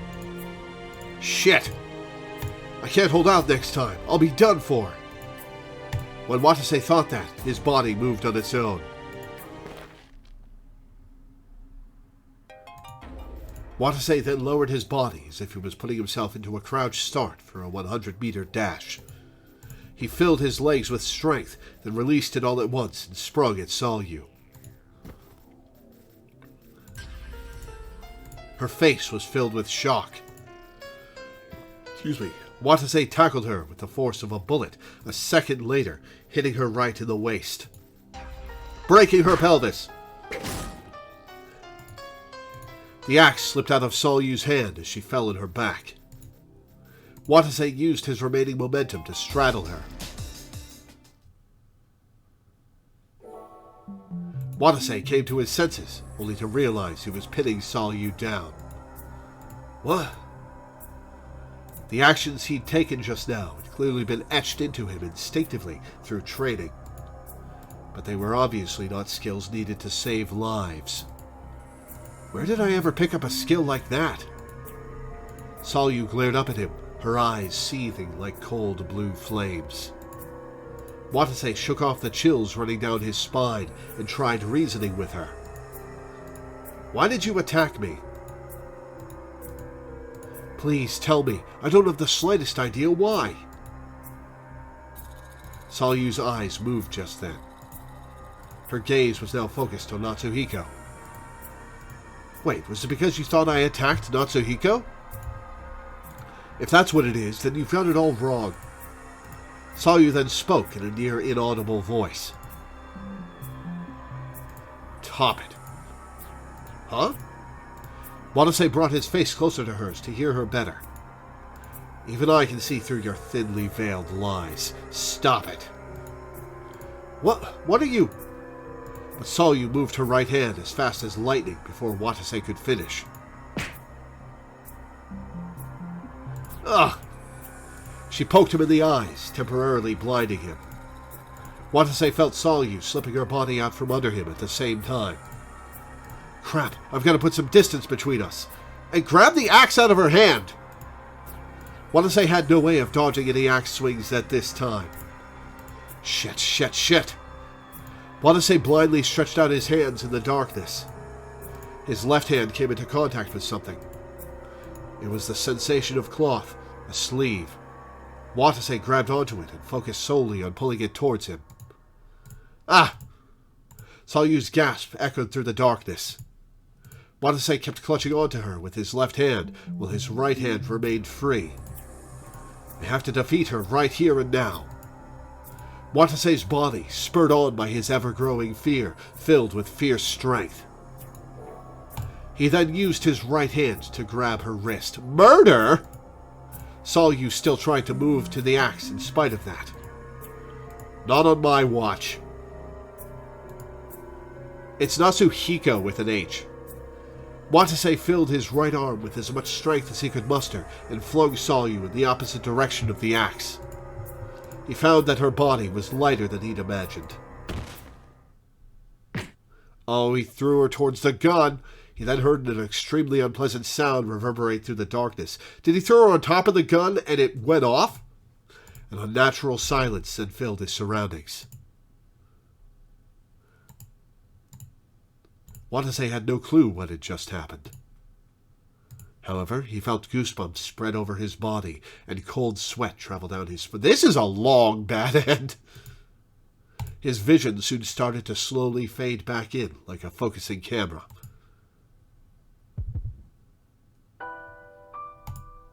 Watase was rendered speechless by the sight that greeted him.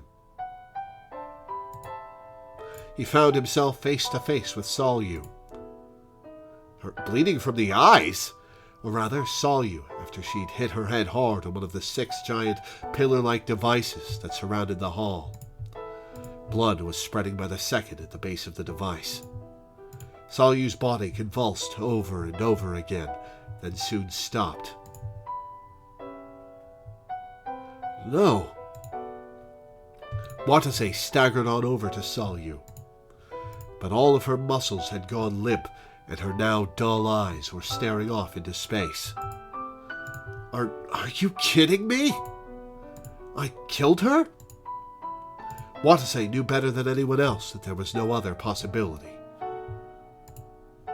The sensation of when he'd flung Solyu away still lingered in his right hand.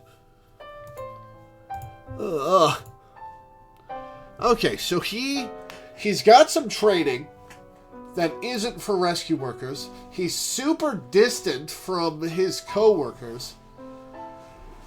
And he went down here against his normal pattern of action.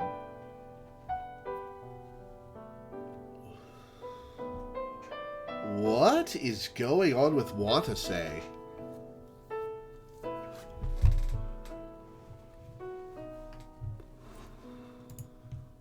With nothing to vent them out on, Watase's feelings emerged in the form of a scream.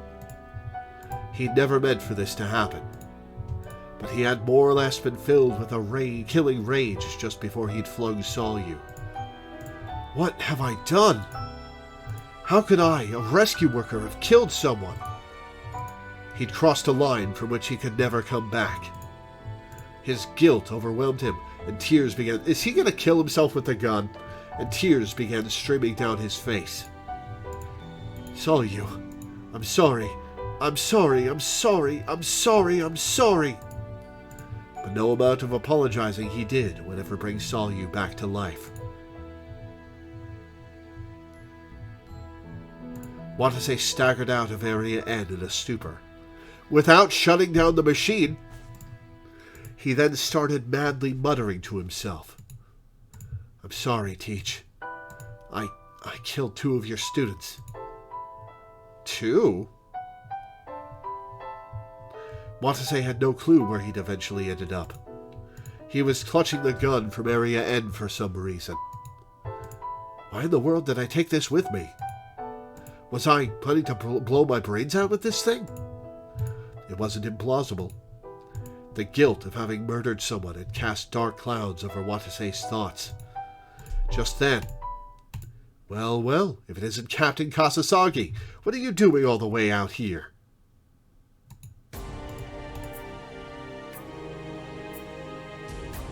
Oh, that grin.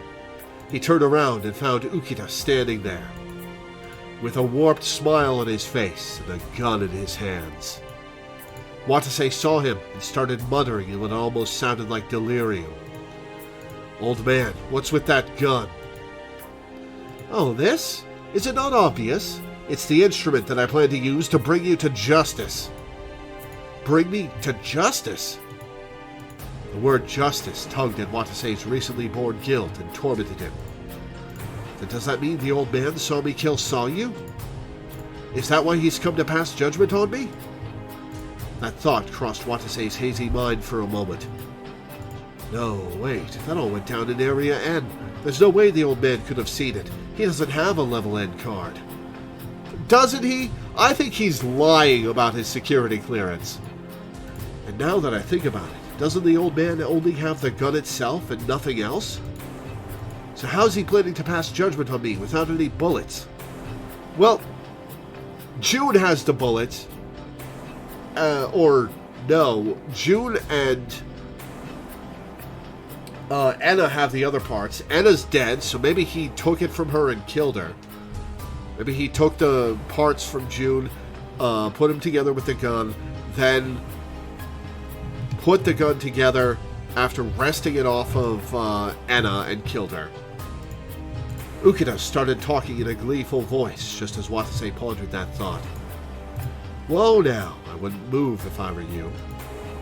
This gun's all loaded and ready to go. I wouldn't recommend trying to pull any stunts. Loaded and ready? What are you talking about? I mean, we gave the gun's bullets and magazine to Moribe and Teach each, so that won't... But just as he said that, the sight of Enna's dead body flashed through Watase's mind.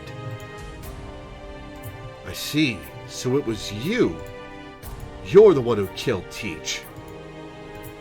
So what if I did? You guys crushed my hopes, so it's only fair that you receive retribution for that, wouldn't you agree? Retribution? Then you deserve retribution just as much as I. Watase muttered that as he slowly raised the gun in his hands up. I told you not to move.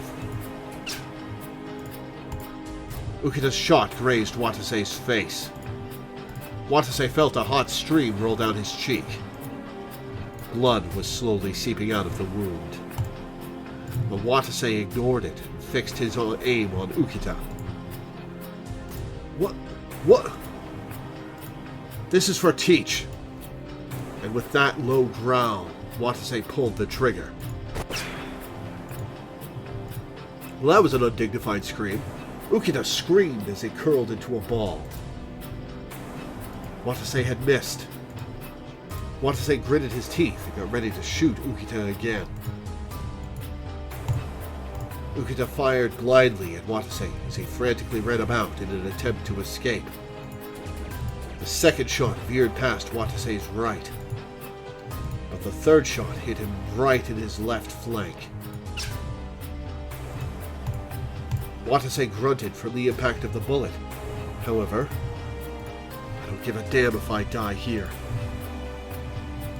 Watase ignored the pain and shot at Ukita again. He could never forgive Ukita for killing Enna. That rage spurred Watase on to pull the trigger again.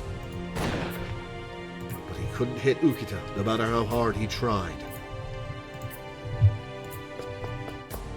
Watase kept mercilessly shooting at Ukita's back as the latter ran away pathetically.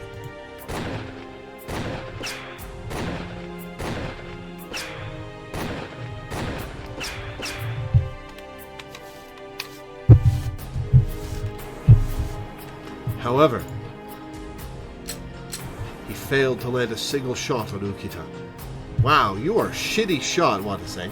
And by the time Watase was out of ammo and came to his senses, Ukita was long gone. God damn it. God damn it! Watase angrily tossed his unloaded pistol onto the floor. This is a long-ass bad end. Even at the very end, he couldn't do anything. Not even take Ukita's life. Why? I've already killed Solyu, haven't I? Then what difference is another murder or two? So why couldn't I? Even now, he was still as utterly pathetic and useless as he'd been at the start, despite everything he'd been through. You have to do it, Watase Kasasaki. That bastard killed Teach. Killing someone as pathetic as him should be a cinch for even you now, right? Watase steeled his resolve and tried to pursue Ukita. But just then, he heard footsteps echoing from right behind him. And a second later, thwog! A dull pain ran through the back of his head. June? Sparks flashed in his eyes. Ah! He felt all the strength in his body give way right after that. His face was closing in on the floor second by second. He tried to place his hands on the ground, but his body wouldn't move. Too late. Watase crashed onto the floor, cheek first. Ugh. Who hit me? It couldn't have been Ukita. There was no way he could have had enough time to circle around Watase. He then heard a voice calling to him from above. Sorry, Captain. I didn't want to get so rough with you. Isn't that Moribe's voice? But it'd be best if you slept this one out. A bullet in the side ain't the most pleasant thing after all. So just leave Mr. Ukita to me. Wait. Watase tried to say that, but his voice wouldn't come out. I'm real sorry about everything, Captain. I had it all wrong. It was all that bastard's fault, yet I doubted you like you were a criminal. So don't worry. I'll make sure you don't have to stain your hands in this. It pains me to do this, but I'll be sure to kill Mr. Ukita. June then stopped talking and walked away, the sound of her footsteps gradually growing fainter and fainter. Okay, so the axe. Who killed Kazumi and June with the axe in the other bad end? Was it Solyu? Or did Ukita get the axe from Solyu? I wonder.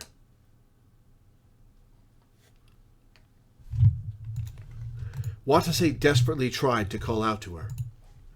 Wait, you don't have to do that, Moribe. My hands have already been stained, so you don't have to kill the old man. But he couldn't put those thoughts into speech. Watase rapidly blacked out as he heard that unpleasant She's gonna chainsaw him to death?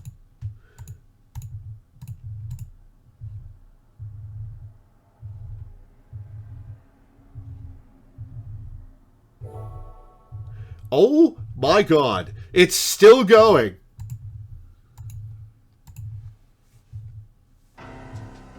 Emergency power supply has hit operational limit. How long had he been passed out for? Long enough. Now switching to uninterruptible power system. Why was that not the emergency power system to begin with? Ugh. Watase woke up to the sound of an emotionless, artificial voice. Am I just going to watch everyone die in this timeline? He sat up and looked around to find his surroundings buried in darkness. What's going on? Was there a blackout? Watase shook his throbbing head and glanced at his watch. The time displayed on the faintly glowing LCD was 5:50 p.m. Somehow I'm still alive. It appeared he'd been unconscious for 2.5 hours. And 6 p.m. was when the time was going to be up. What am I doing here? He remembered everything up to getting hit in the back of the head and passing out. And that it was June who'd been responsible for that. His blurry thoughts then soon gradually became clearer and clearer again. So don't worry, I'll make sure you don't have to stain your hands in this. It pains me to do this, but I'll be sure to kill Mr. Ukita. I wonder if Ukita killed Kazumi. That's right, and that sound I heard right after that.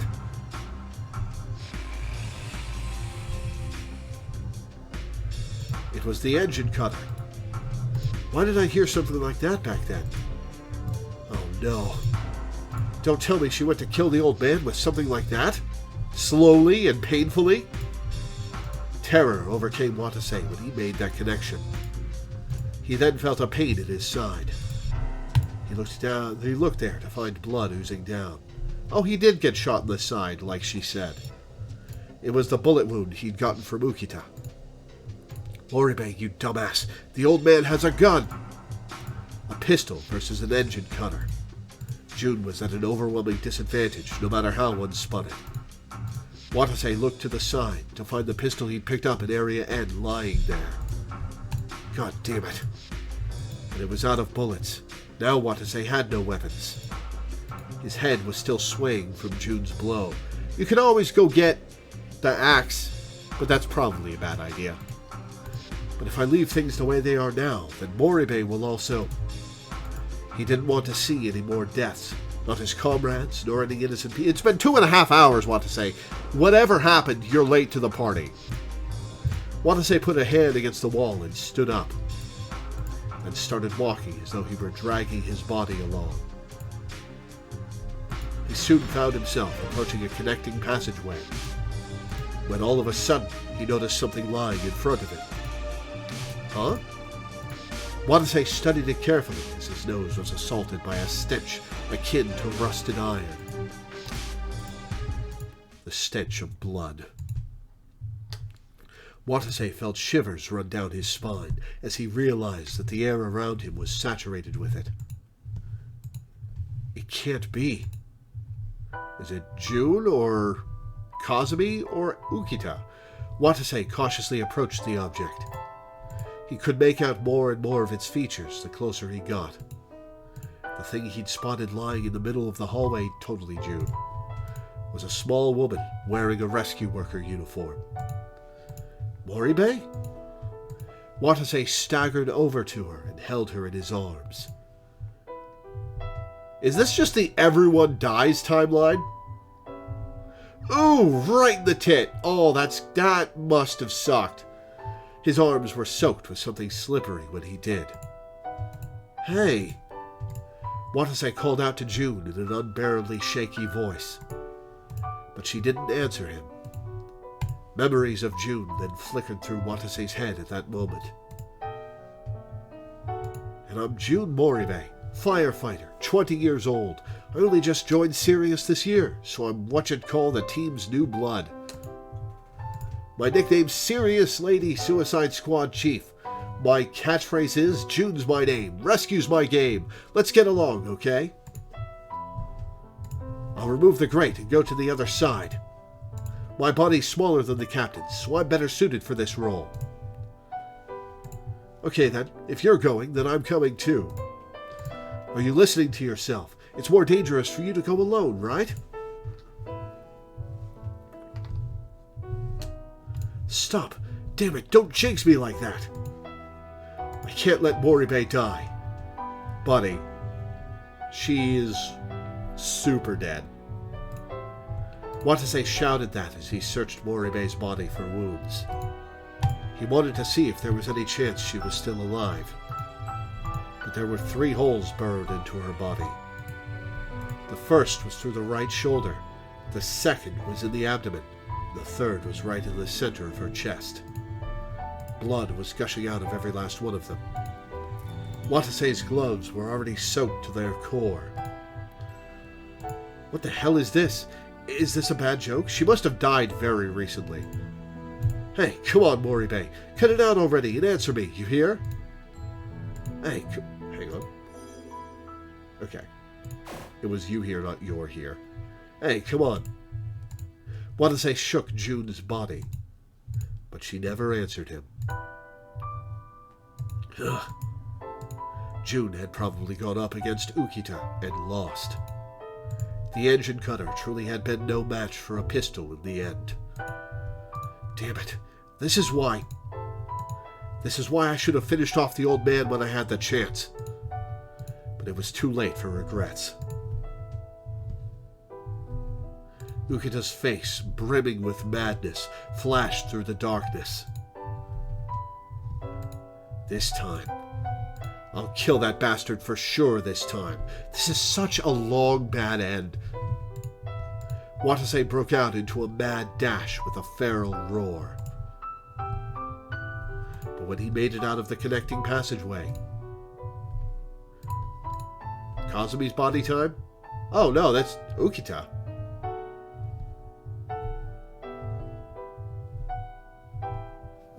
He found Ukita sitting there, dead with blood pouring from his head. What? Watase was rendered speechless by that abrupt anticlimax. A bloody piece of debris was lying next to his corpse. He'd probably died after being hit in the head by it. Huh? If the old man died here, then that means either June smacked him or Kazumi snuck up on him. That meant the only other people still alive in this place, aside from Watase, were Kazumi and Mashiro Toba. Who did it? Was the old man killed by Tachibana or by Mashiro Toba? He couldn't see Mashiro Toba anywhere, and he didn't know a thing about her. That was the way it had always been. Which meant that the only suspect he really had was Kazumi. But it couldn't be Tachibana. Not in a million years. I mean, she didn't even have a motive to kill the old man. Sure she did. He killed June. And Enna.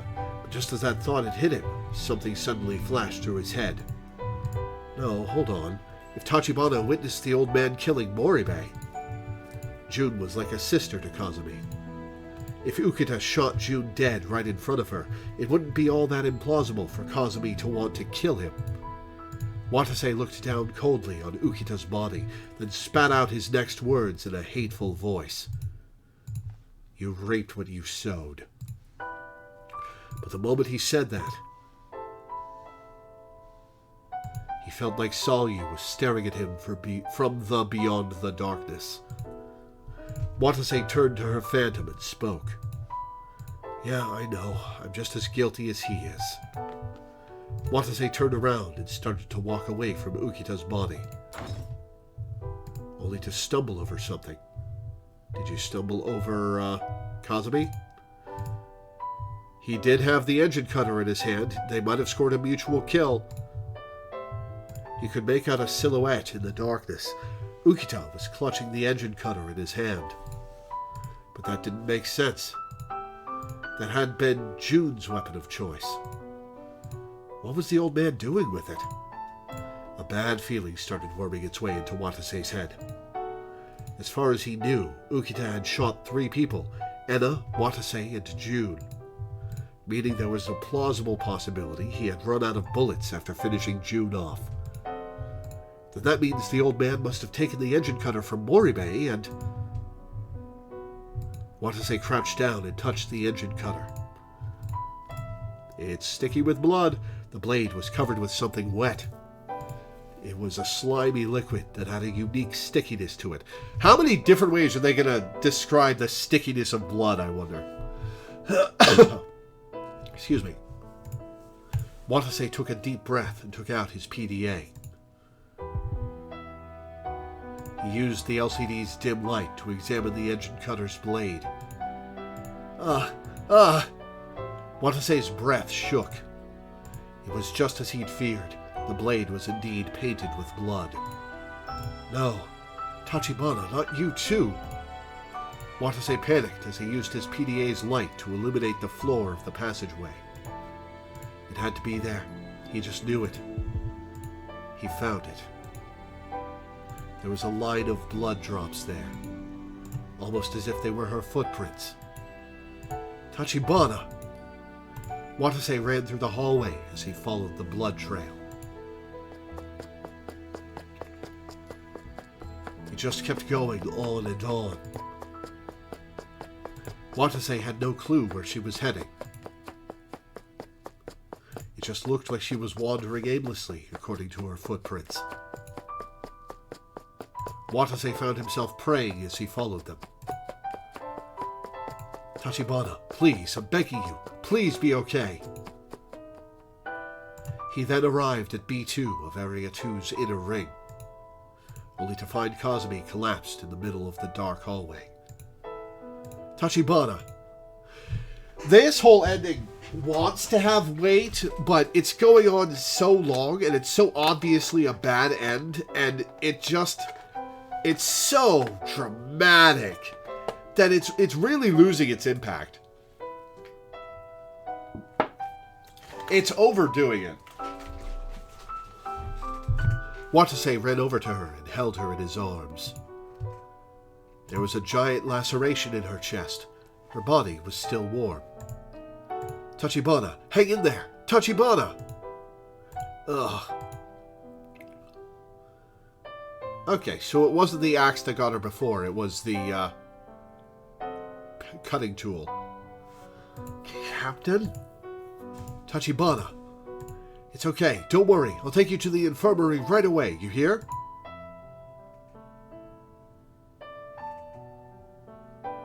Watase said that and tried to lift Kazumi up. But she just shook her head in refusal. Captain, please wait. You dumbass, don't talk. You'll just make your injuries worse.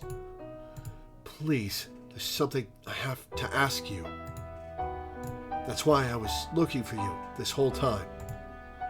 I know that. If you want to ask me something, then ask anything you want later, okay? Watase did not shoot Ukita. He tried, but he missed all his shots. So let's just... Watase was pleading to her. He could feel Kazumi's body grow colder with every word she spoke. Yet she continued to talk to him with trembling lips. Captain, please tell me. What in the world have we gotten ourselves mixed up in? I don't know. I wouldn't... Captain, please stop lying. Mr. Ukita said that you were behind all this. So please tell me, why did this have to happen to us? Hold on. Why would I be the one behind all this? I'm just a rescue squad captain, right? Weren't you the one who told me that? That's why I wanted to be as close as I could to the Watase Kasasagi that you know. So why are you... Yes, but... In that case, why did you lie back then? You're wrong. I never lied about anything. Not a single time since I've woken up. What Watase, I don't understand you. No, I never have. Not since back then. That's enough. Please, stop. Don't talk anymore. I'm begging you. He suddenly realized that Kazumi's body had grown much colder. He could feel as much through his gloves. Hey, please. Answer me. Watase. Kazumi's breath grew faint. The light was fading from her eyes. "Hey, Tachibana." What to say? I'm so cold. Kazumi muttered that in a shaky voice, and then closed her eyes. Kazumi quietly breathed her last in Watase's arms. Silence once again filled the darkness. Watase stared at Kazumi's now lifeless face dumbfoundedly.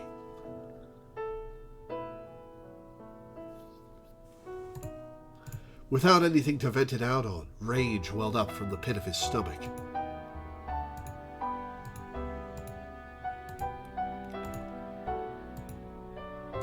Why? Why the hell did this happen? Tell me, Tachibana. What did you mean when you said I'm behind all this? Was it my fault? Are you saying that it's all my fault everyone's dead? But Watase's cries were devoured by the darkness. No answer came to him. It was at that moment that something decisive snapped within Watase. The whole situation was so bizarrely humorous that he couldn't help but laugh. And then the last kid found him, laughing over a corpse.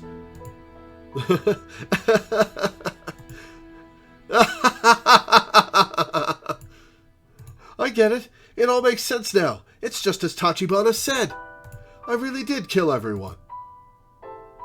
And those guys too. And him too. And that girl too.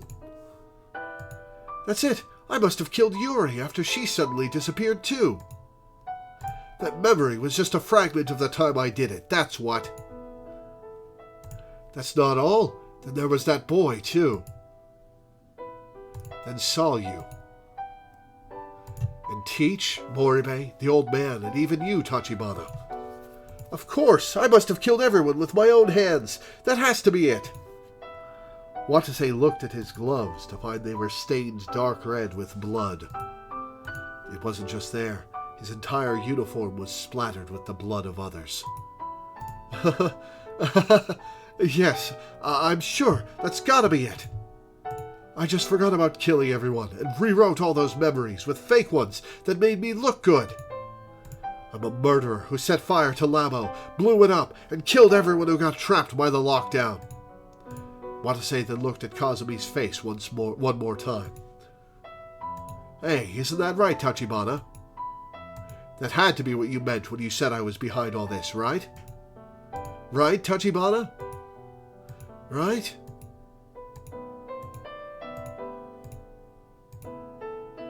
Hey, come on, Tachibana. I'm begging you, call me Captain again one more time. But Kazumi's eyes remained shut, leaving Watase's wish to be swallowed into the darkness. After that, Watase blindly wandered all around Labo. He searched for Mashiro Toba, the only survivor who hadn't been found. Was he a rescue worker or a killer? He planned to find the answer to that question by locating her and watching her reaction to him. A sudden question came to him as he continued prowling about. If all of Labo was supposed to be a contaminated zone by now, then why wasn't he feeling any pain at all? But that question soon meant nothing to him. In the end, no matter how hard he searched the place, Watase never found the 9th survivor. Oh my god, it's still going! It had already been 9 hours since Watase had awoken with amnesia. He checked his watch to find that the time was 6:15 p.m. It wouldn't be long before the lockdown was finally lifted. He finally arrived in front of the closed bulkhead that led to the surface. None of his 5 companions who he'd been through thick and thin with were accompanying him, nor were any of the 3 children they'd all tried to save. It's finally over. Indeed, The end of the nightmare was nigh. What reality will be waiting for me when I wake up from this nightmare? Watase thought about that as he looked at the red lights shining on the bulkhead. That thought contained an unspeakable terror. But once that bulkhead opened, he could learn who the real Watase Kasasagi was. Was he a rescue worker or a killer? The answer to that would most likely become clear once the crimes that had occurred in Labo were examined by more unbiased eyes. And once they saw the many corpses that littered the place.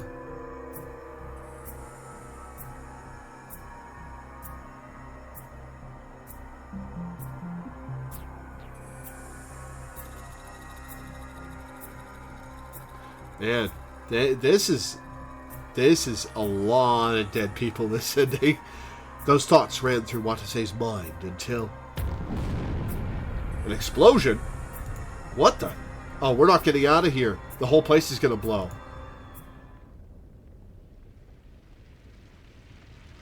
What's that sound? What's going on? A thunderous roar and vibrations rumbled at his feet and were closing in on him. Watase then turned to the emergency staircase behind him, only for shockwaves and heat to come surging forward with the roar. You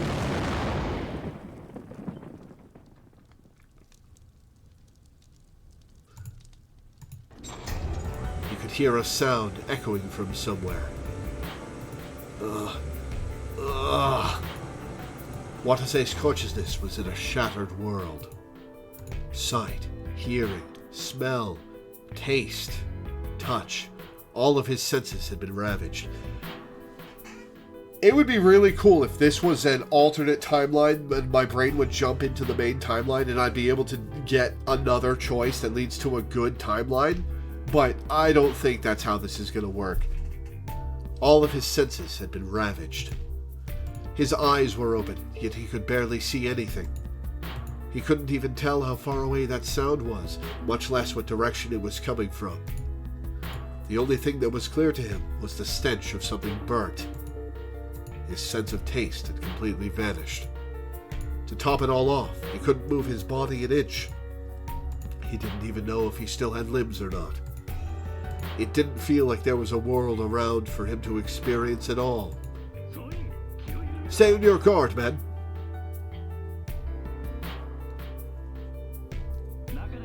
We don't know what happened in there. Report in as soon as you've confirmed the situation. What just happened? Light flooded into Watase's presently disconnected field of vision.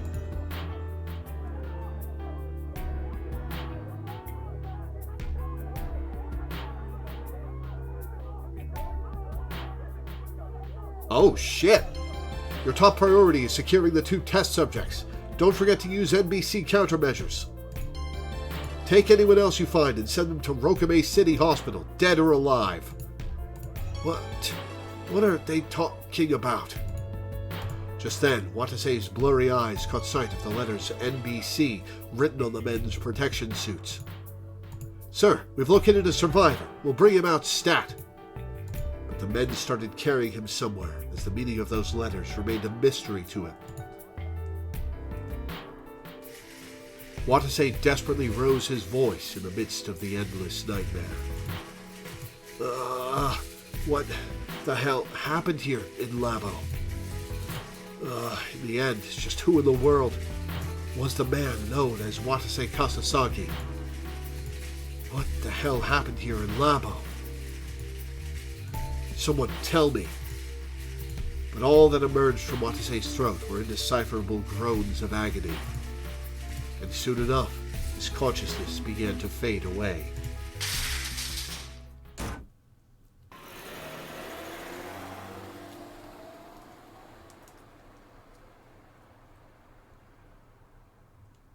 Oh my god, is it still going?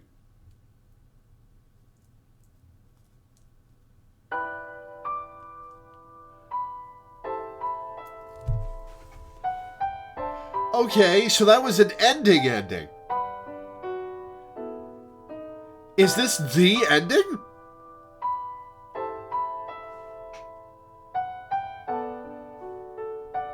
This can't be the ending.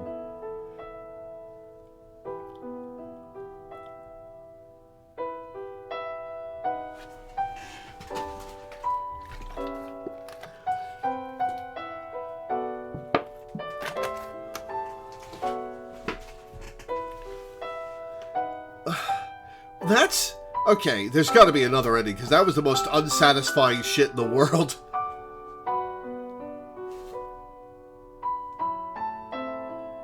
Want to pay attention to these credits, okay?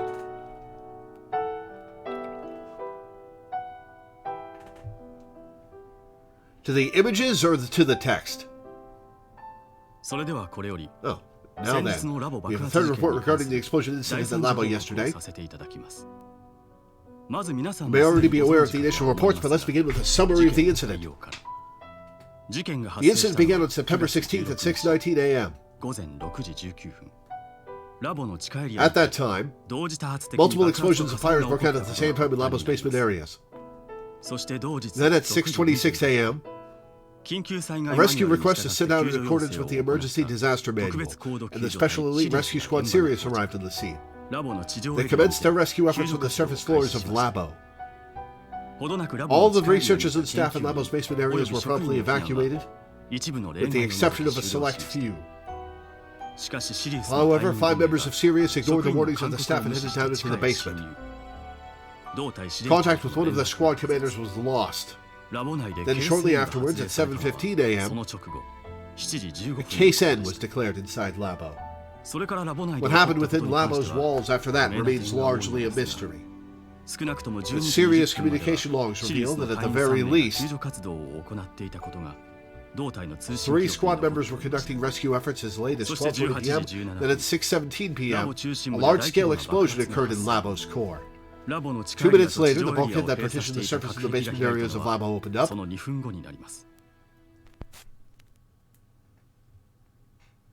Oh my god, it's still going! Rokume City Parapsychology Research Center, Underground Conference Room. A researcher read the report in his hands with a voice devoid of emotion, only to suddenly be interrupted by Dr. Tenkawa. So then, what were the results of the identification of the bodies discovered in Labo? Those details are written in a separate sheet. To sum it up, there were 16 bodies in total. There were 9 of us, plus 2 rescue dudes is 11, plus 2 scientists is 13, plus the girl we didn't know about was 14. So there were 2 more. Huh. They consisted of 3 researchers, 2 test subjects, 2 special observation targets, 1 observation target, 3 communicator commissioners, 4 members of Sirius, and 1 observation target who was also a member of that very squad. All of them have been positively ID'd. So it pains me to inform you of this, but your son and his friend were amongst them. But what were those children doing down in Labo's basement that day? According to a security guard, your son came to Labo that morning, claiming that he had business with you. But before the guard knew it, he'd suddenly disappeared out of sight. Business with me? Impossible. Those kids have... Is something the matter? Do you have any idea what he meant? Excuse me, but could you tell me if this incident was an accident or an act of man? We can't rule out the possibility that there was an NBC outbreak, so we have yet to reach a conclusion on that matter. NBC. So BC is obviously the psychic powers. I forget what that stands for. And Area N. But judging from the frequent incidents that happened in Rokume City over the past few days. Okay, so the AD resists a disease that was being kept in Area N that spread throughout the facility, or some effect. WX particles. Okay, some kind of special effect. And now it's spreading throughout the general populace? Section 6 is conducting their investigation on the incident at Labo, under the belief that there is a high probability that this was an act of terrorism. Oh, right, there were terrorist threats besides this. Terrorism, I knew it. Huh? I have a favor for the men of Section 6. Please instruct them to investigate what my son Natsuhiko was doing over the past few days. He realized that there were terrorists out there just before the incident occurred. If we can find out what he discovered and why he went to Labo, we should be able to learn the truth behind this incident. So please. Understood. We'll arrange an investigation right away. So what was my deal? I guess we'll find out in the before story. At the same time, Rokume City Hospital, ICU. His consciousness was still trapped in that 9-hour-long nightmare, plagued with sin even at that very moment. A man nothing more than a living corpse who had been publicly and legally declared dead. He couldn't hear the voices calling for him to wake up. His nightmare would never end. Okay, this can't be the main ending.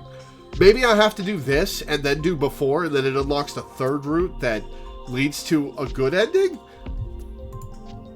Not as long as he himself didn't wish to awaken from it.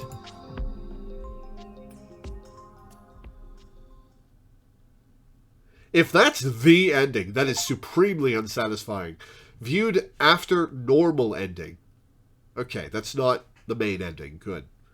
A normal ending conclusion from despair, the result of wasting way too much time and being too late to save Natsuhiko or anyone else. There are senses inputs on this route that cause you to waste too much time. You may be able to avert this fate by minimizing the time you waste. So you've made it to the normal ending. Now here's what we're going to do. There's a way where we can avoid the normal ending with all the saves you have, but instead we'll be heading back to the beginning. We'll be building it so that everyone has a high relationship stat with all their flags obtained before the point where you have to choose who to go with for the second time.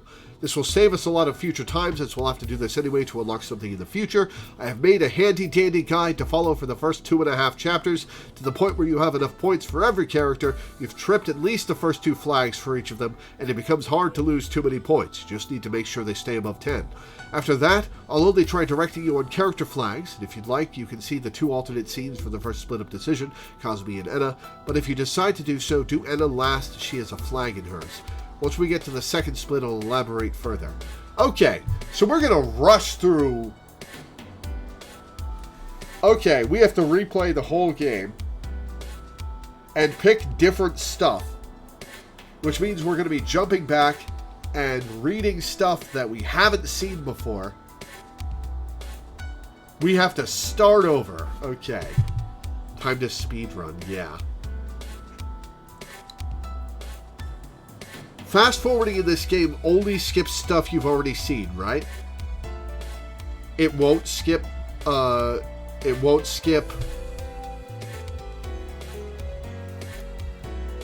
I haven't seen? Okay. Okay.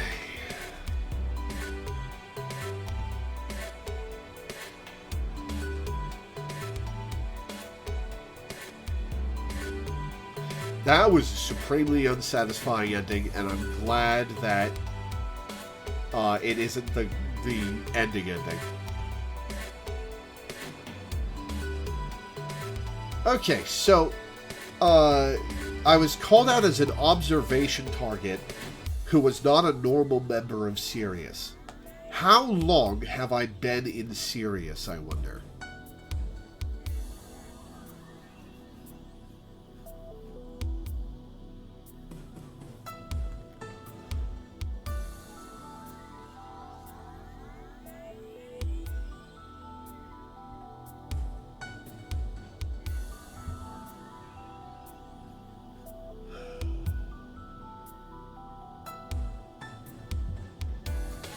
How long have I been in Sirius?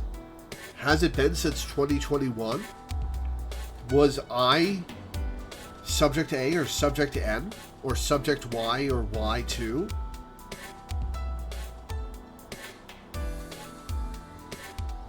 Huh. Interesting.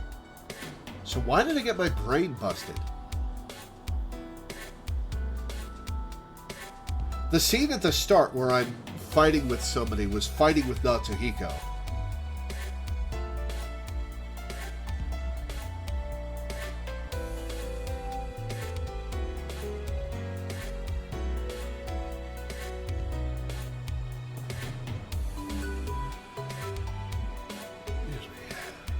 Okay. Well, before we go back to the beginning, I'm going to take a quick break because I've been going for 2.5 hours. I'll be back in a minute, guys.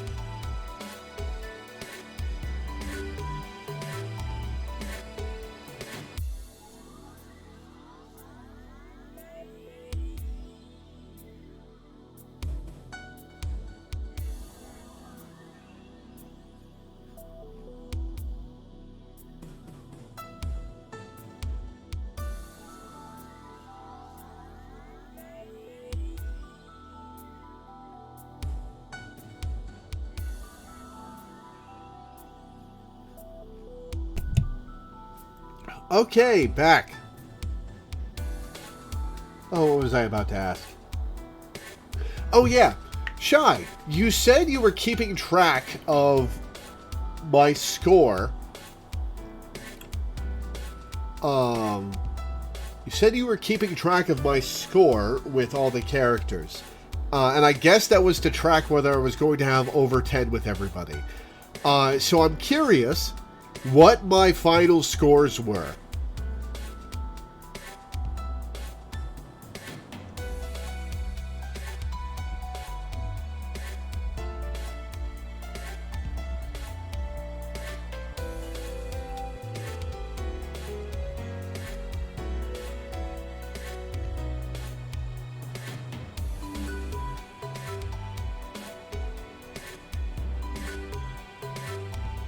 Cosby at 8, June at 14, and Anna at 4. Were those the only ones that mattered?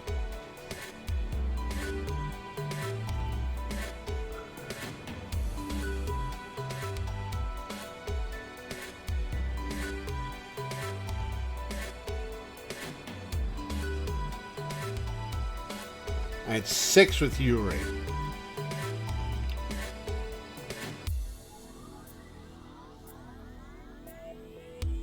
She doesn't get as many points as the others. Okay. Man, I really liked June, didn't I?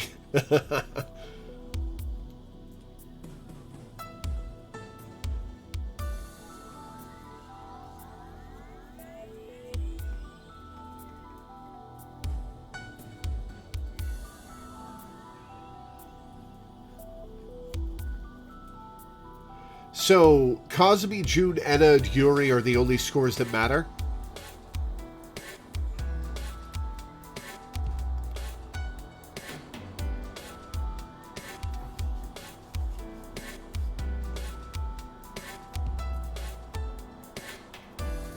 You don't get scores for anyone else. Gotcha. Okay, so we're starting a new game.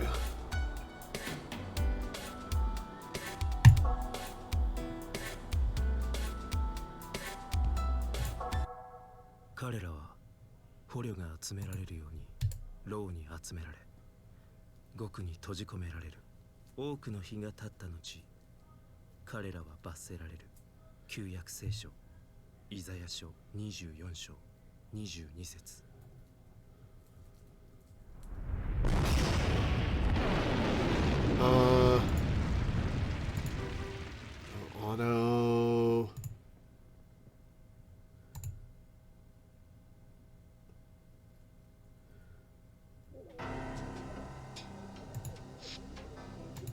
Didn't mean to have auto. How do I shut off auto? Can't be open during... Okay, hang on.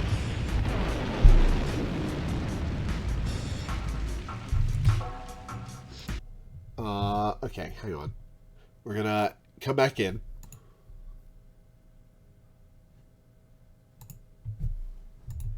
I tried to click it again. It wouldn't let me.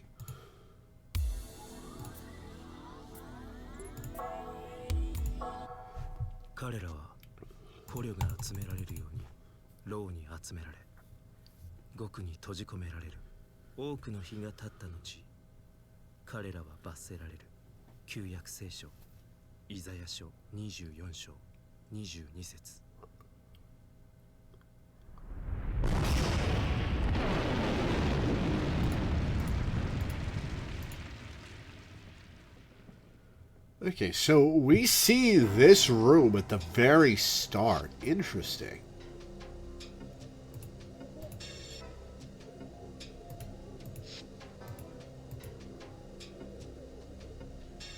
Gate can't be opened during the amplification.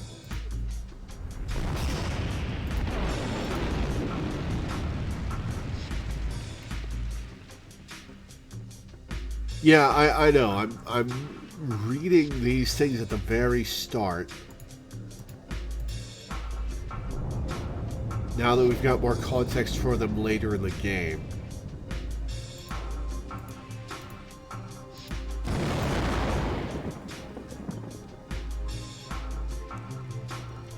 One second.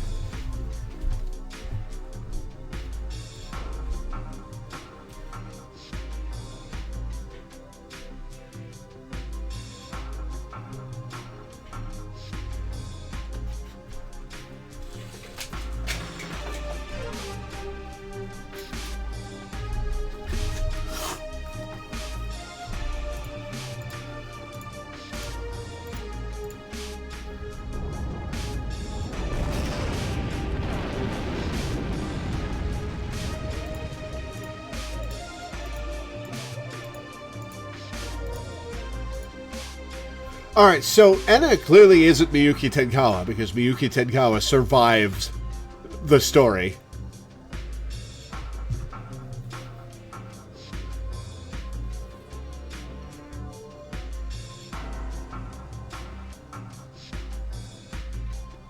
Ukita, I still believe, has a higher clearance level than he lets on. Enna must be... Is she a teacher? She's infiltrated the place and clearly knows more than she's letting on.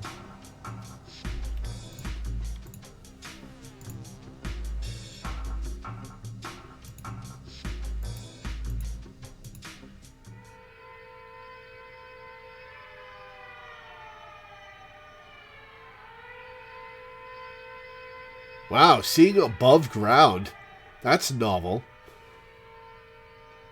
Yeah, she knows the kids, but she's got no purpose here if she's just a teacher. She's up to something.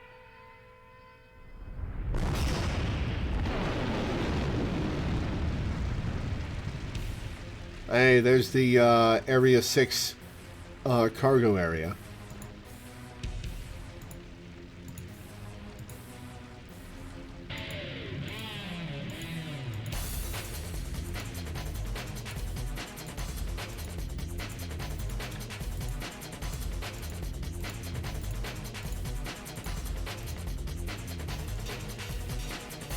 Is that Miyuki Tenkawa? That might be Miyuki Tenkawa. Professor.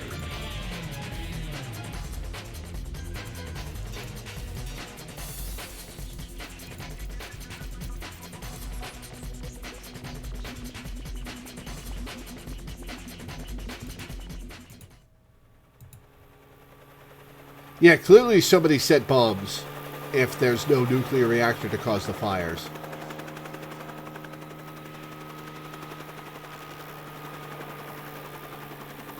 I'm so glad that that wasn't the actual ending. But, man, that went on and on and on and on. Like, that wasn't great.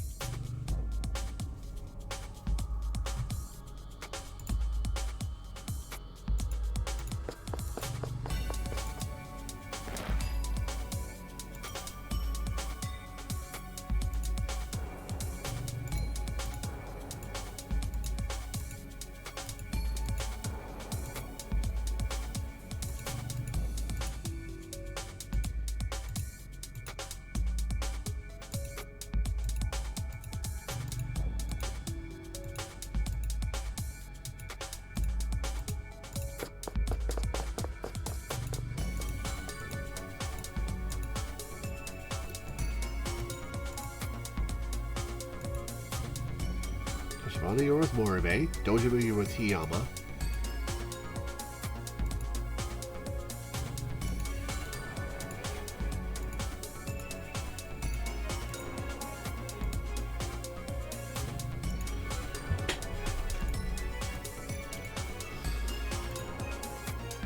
Sasagi, get to the basement ASAP.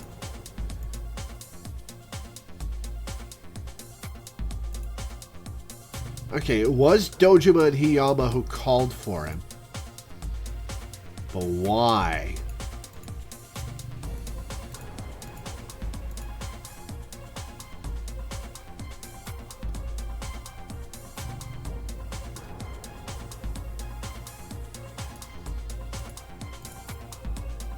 Those two are trapped just up ahead.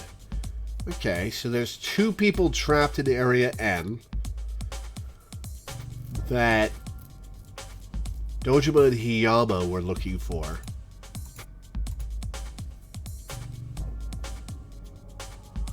Or no, one of those is Watase.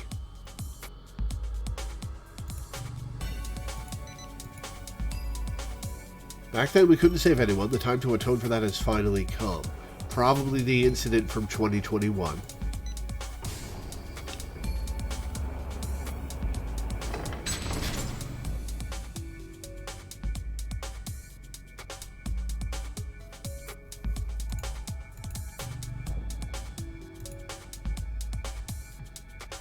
That is a kid's room.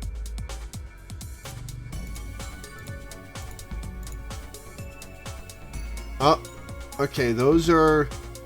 Oh, right, there's person 15 and person 16. Two researchers in the garden.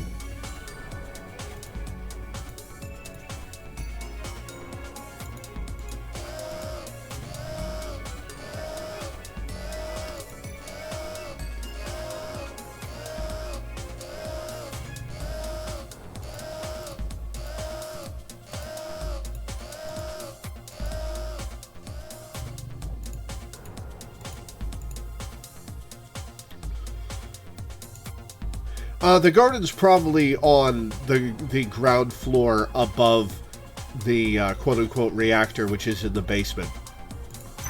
It's got that clear tube in the middle of it that matches the clear tube in the middle of the quote-unquote reactor area. So that's probably an elevator.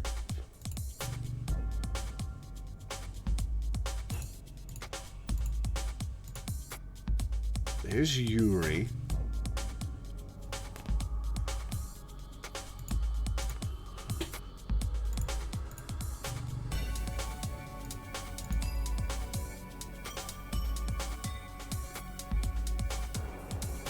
Sorry I'm going so slow. I've been wanting to look at this opening scene with the context of the rest of the game for a bit, so I'm taking this opportunity to look at it.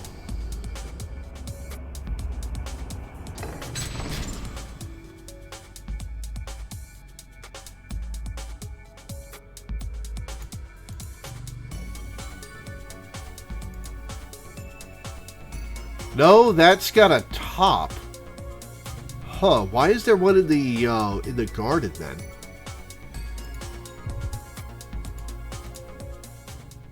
There's the headache. Came face to face with a monster.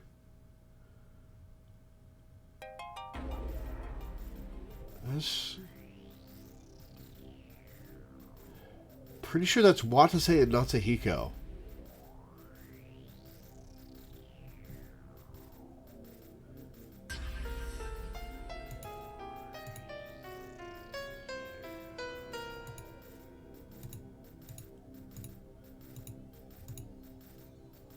Broken wristwatch.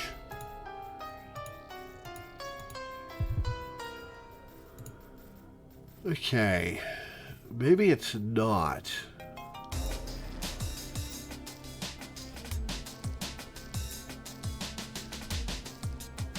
Yeah, this is an orange jumpsuit with black elbow guards. And I'm looking at the Steam banner. And Watase is wearing an orange jumpsuit with black elbow guards. So this is Watase. And this is Natsuhiko. I'm pretty sure that's Natsuhiko.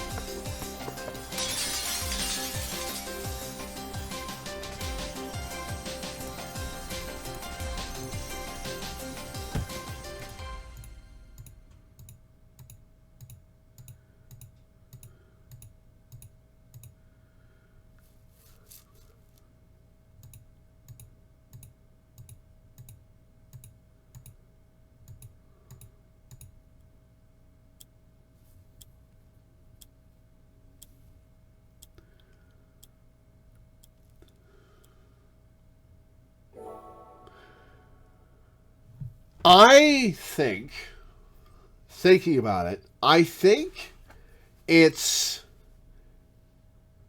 not necessarily bad game design, but weird game design that if you want, maybe it's just because I'm coming from Zero Escape, which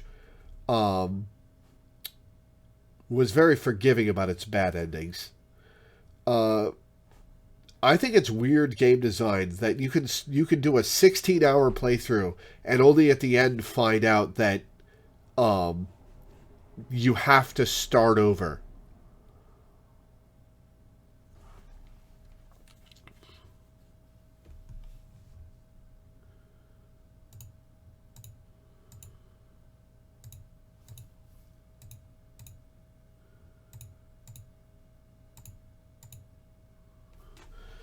All right, so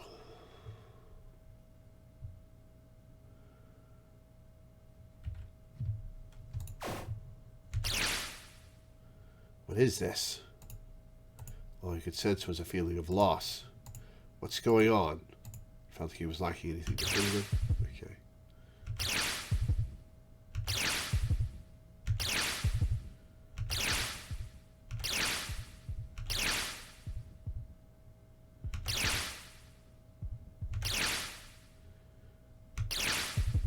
Oh, I have to hold it down. Okay.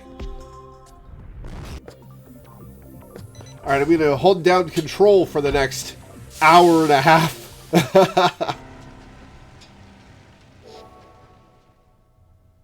There's tutorial.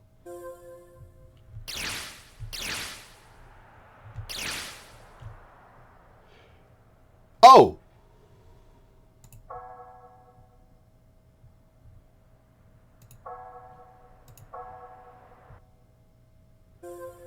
Okay, I have to stop holding control when this appears. Yuri Max.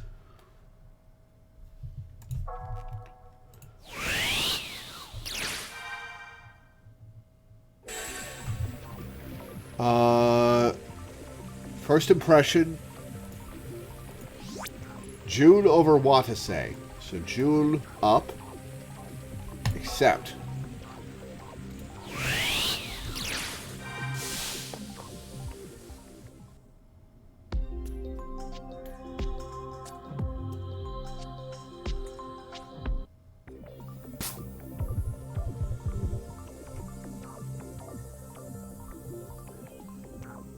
You didn't have to. There was a way to not get the normal end, but we did have to do some of this for later reasons I can't explain as of now. Fair enough. Alright. Kazumi High. Okay. I've got the guide Shy's left me.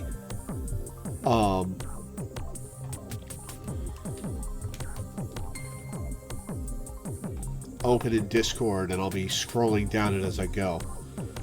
Alright.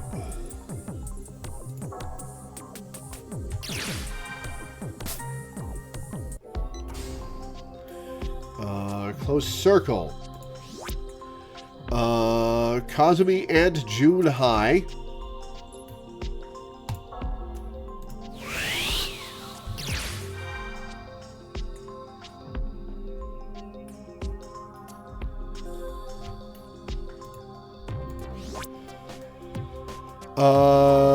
Yuri over Kazumi. Kazumi mid.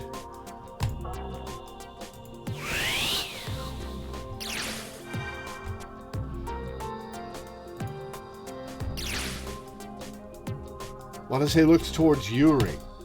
She looked even more scared than she did earlier. Yes, we agree. It's just the staircase leading to the surface here in Area 2 is here in Area 2, but Kazumi and June paused and looked down the hall. Standing there was a door with a plate that read, Emergency Staircase. What do you mean, but? What do you mean, but? The exit's right there, isn't it? Then let's go, Yuri. Captain, please wait. Watase ran towards the door. Kazumi's voice grew fainter and fainter with each step. He ascended the dark staircase. But when he saw what awaited him at the top, Watase found himself rendered speechless. I've already seen this. I have not. Okay. What the hell is this? An iron wall was lying just a short distance away from the top of the stairs. And there you have it. By the time he came to his senses, Kazumi and the others were standing right behind him. What do you mean, there you have it? The truth of the matter is that all exits to the surface are currently blocked off by this bulkhead, meaning we're trapped down here in Labo's basement floors. Ah, here we go. Okay. Closed circle. Okay, I did do Yuri over Cosme. Okay.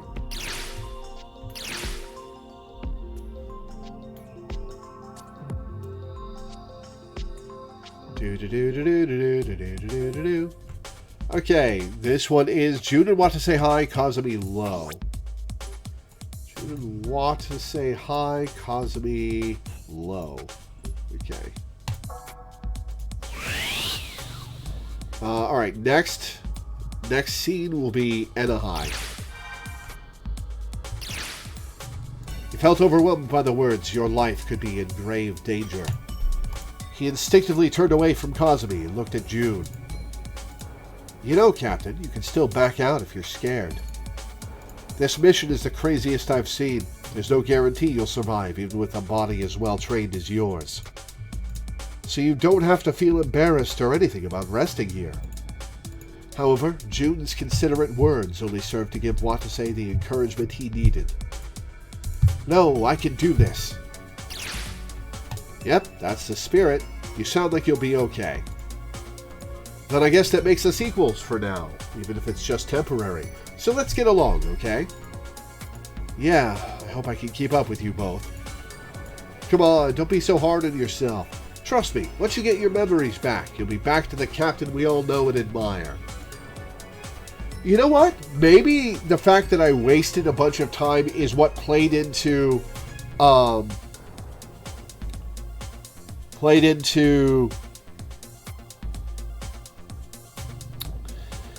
the AD getting stolen. She's right. That's something we're both looking forward to. Okay. Teacher, Enna high.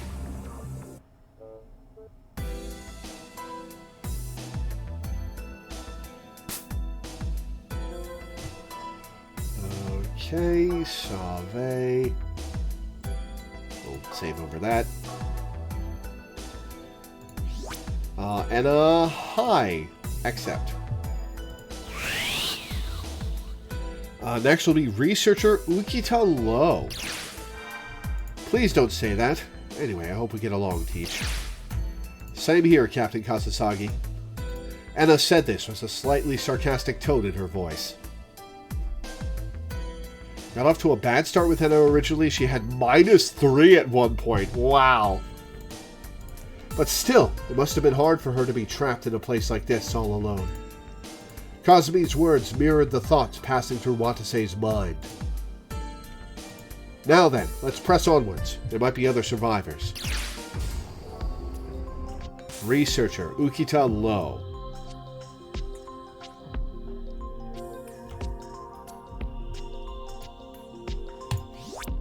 Ukita low. Accept. Yes. Alright, next will be Radiation, Enna over Ukita. Cosme cut into the conversation as she gave him a curious glance. By the way, have you already injected yourself with any AD, Mr. Ukita? Oh, the AD. I took the ones that Captain Kasasagi gave me, but I've used them all up at this point. The last time I took any was nearly an hour ago. As expected, a researcher like Ukita knew all about AD. Then use this. Watase handed Ukita an AD. The latter practically snatched it out of his hands and injected himself with it. 6 plus 3. No, there's none in 6 plus 3, so we'll go to Radiation next. Radiation.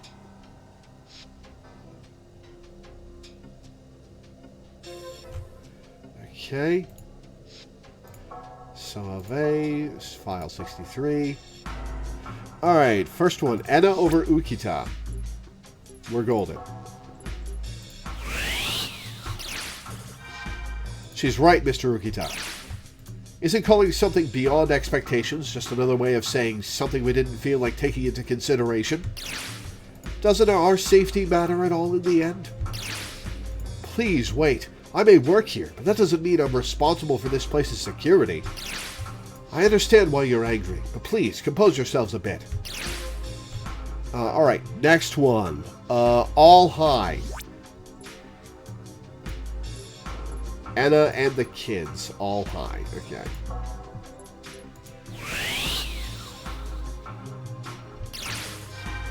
Teach, let's go look for them right away. Of course. Watase and Anna tried to run out of the room, but were stopped by a sharp voice. Captain, Miss Tsubakiyama, please wait. Miss Tachibana, why are you stopping us? Because there's still one problem we have to touch upon before we can go look for them. Okay. And there's a third one in this checkpoint. Okay, Kazumi higher. Kazumi higher than them, right?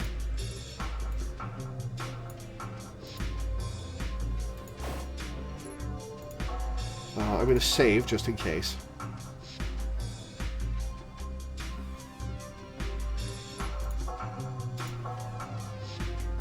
It just says Kazumi higher. I assume that means Kazumi higher than Anna and Yuri.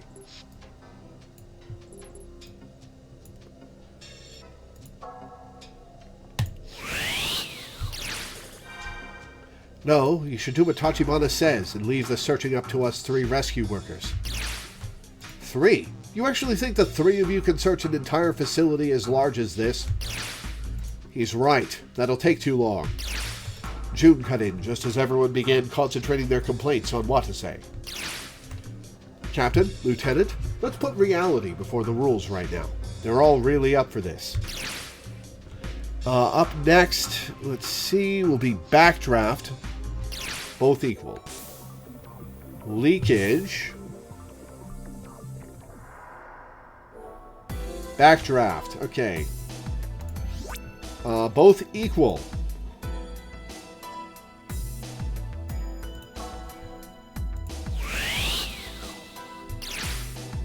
No, they both have good points.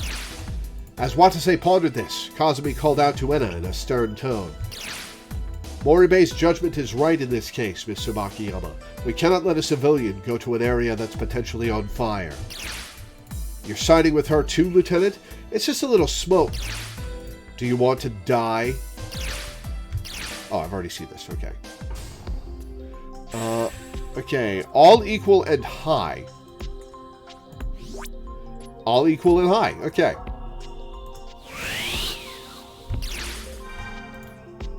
Watase gulped and checked his surroundings. About 10 doors lined the hallway. They all felt like traps to him. Explosive booby traps just waiting to be tripped. So I need to take this seriously or we'll all be screwed. Every single one of these doors has the potential risk of shooting flames out if I open it, right?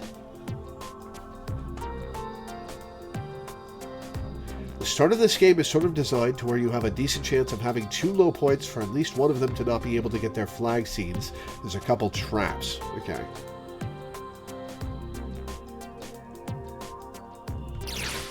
Yes, there might also be AD or survivors behind them. Okay. Then there's a third one in Backdraft.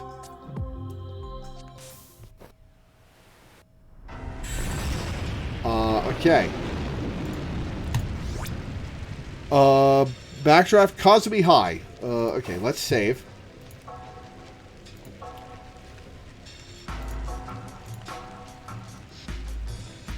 Kazumi is high, accept. Yes. I assume this is what I've already done. Yes. Okay. Instill, Kazumi over Watase. Kazumi over Watase.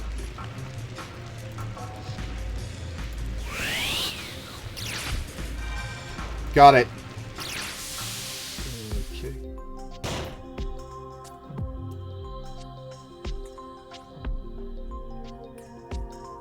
Did I just pass one?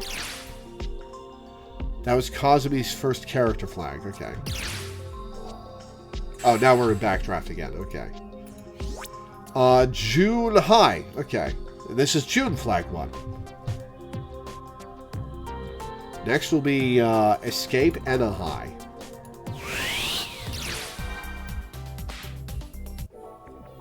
Escape Enna high. Okay. Enna is high. Okay. Plus 5 points. Okay, then murder case will be Enna over Ukita.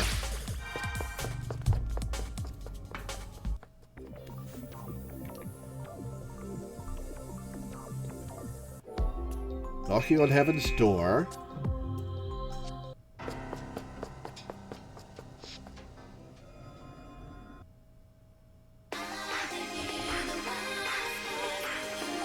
Oh, the plus 5 means how many positive points you already have with her. Okay. Alright, let's listen to this bop for a sec.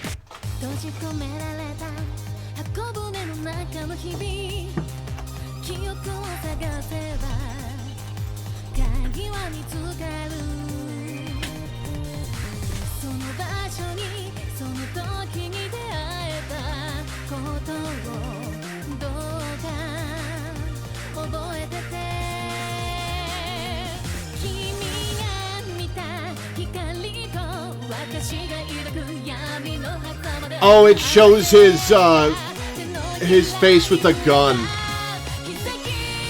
Man, a lot of these are spoilers.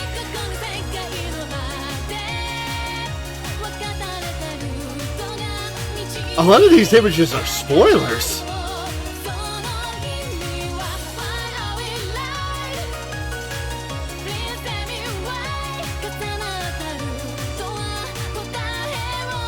Did you have me not watch this before?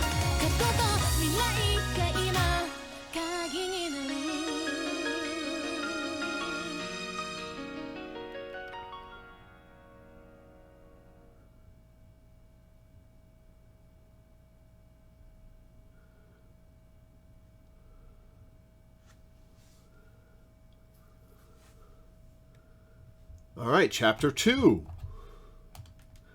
Murder case.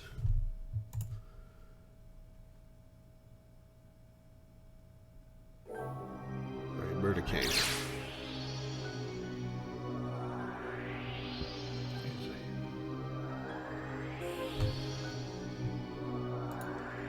All right, save.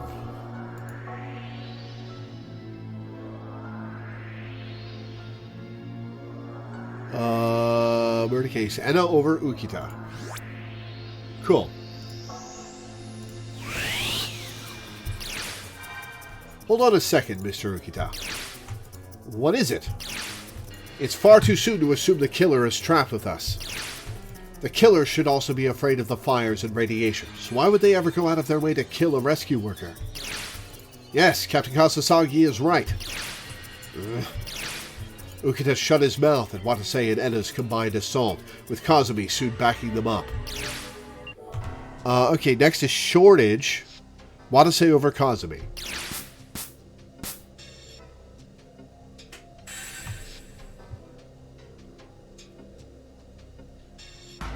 Shortage, Watase over Kazumi. Okay. Watase over Kazumi, so Kazumi down, Watase up. Accept!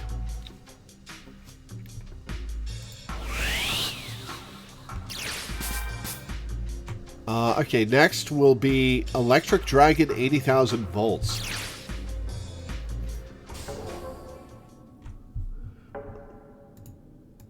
Okay, Kazumi high. Accept.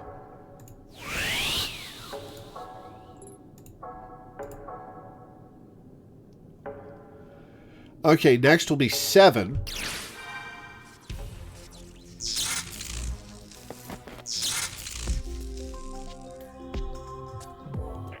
Brain cell. Okay.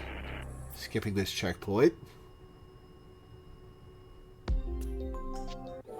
7. Okay.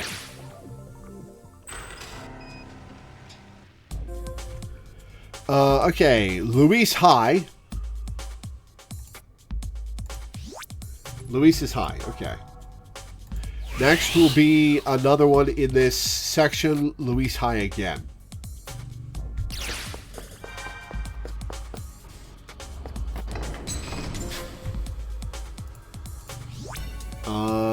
Luis high. Doesn't matter what Watase's at. At stage 22,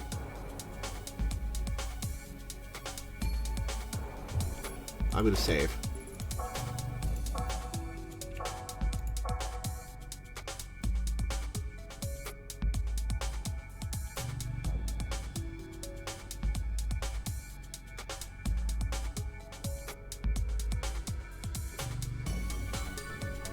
Actual question. Want to say should be medium. Okay.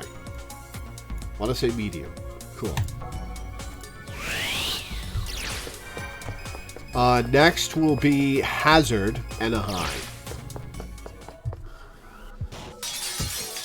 Hazard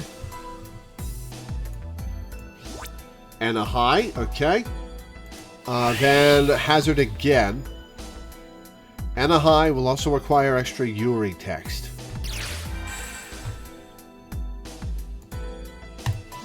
And a high, okay. Want to say side and look to Enna.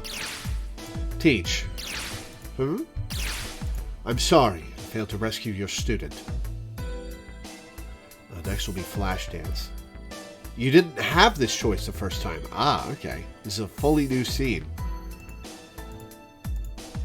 Enna gasped, then smiled.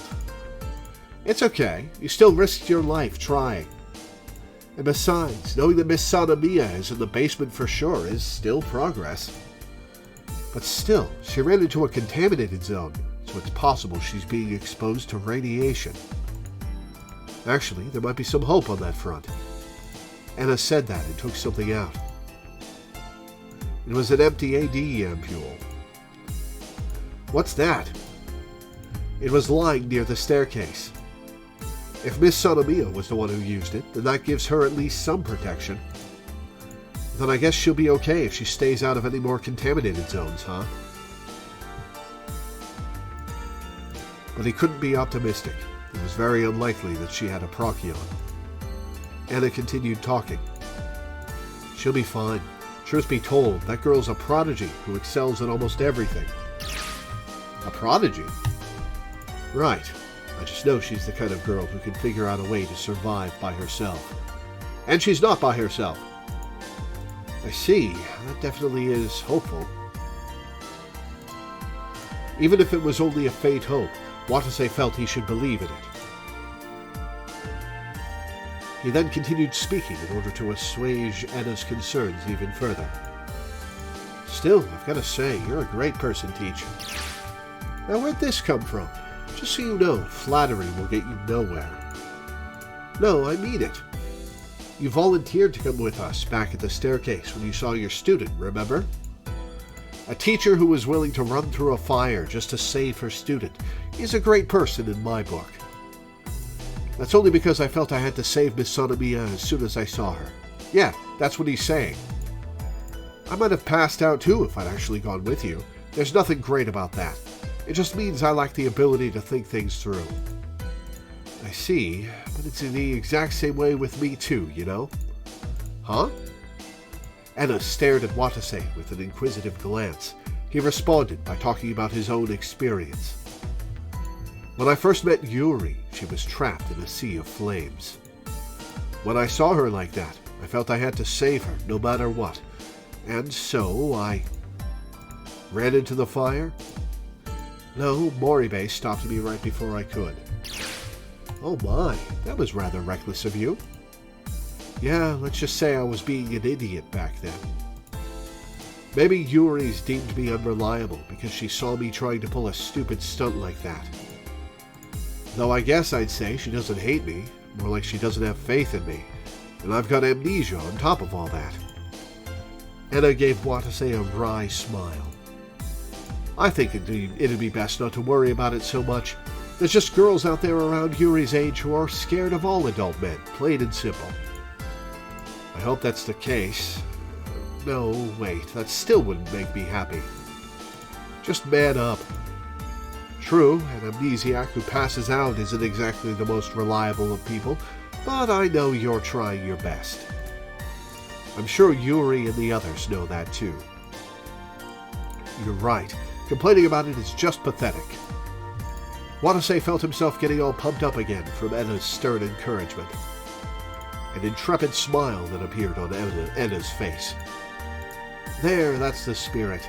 By the way, mind if I ask you something? It took me like 6 hours to get here the first time.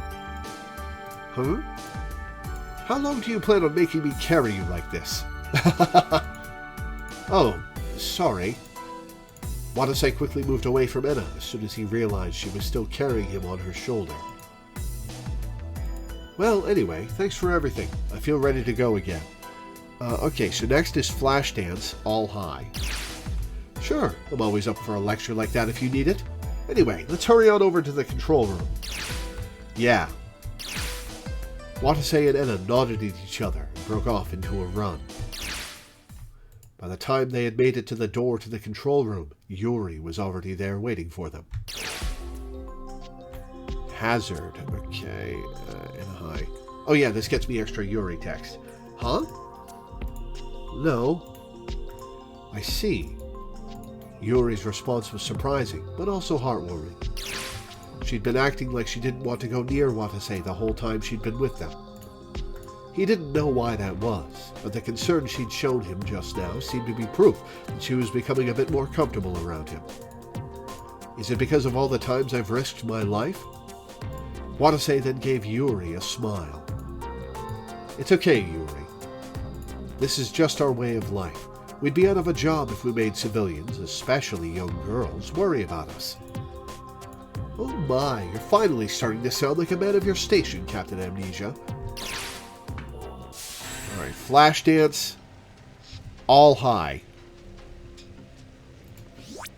What to say? High. Oh, I'm going to save.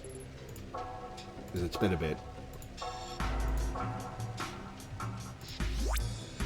All high.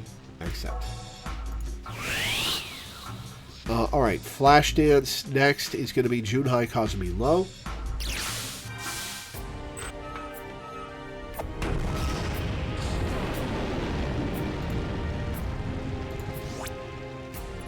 June High, Kazumi Low.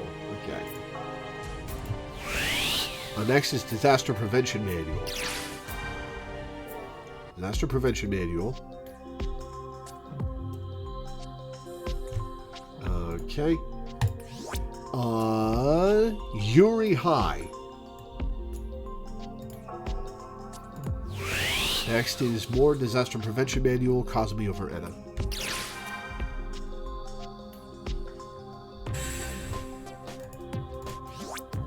Alright, Kazumi Max. Enna Medium. Accept.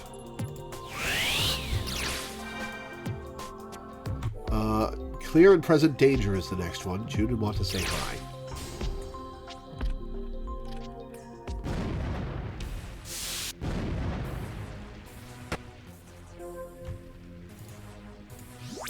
June and Watase are both high. Okay. Accept. Nope, I'm going to save.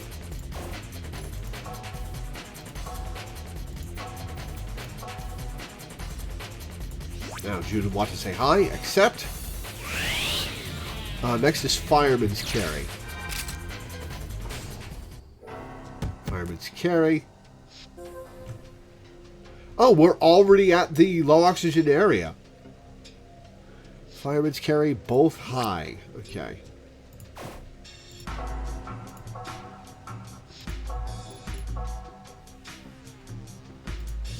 Both high, accept. Yes. Okay. Then everyone higher than Watase.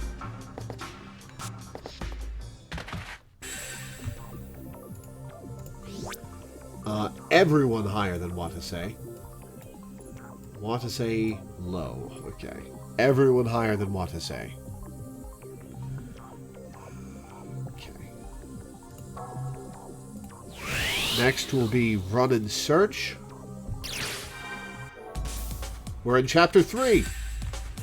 Okay, Run and Search, Watase high.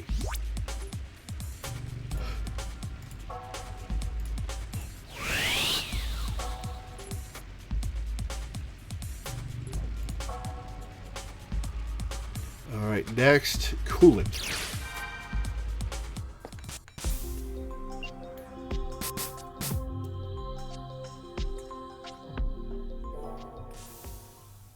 Coolant. Okay, and coolant June high.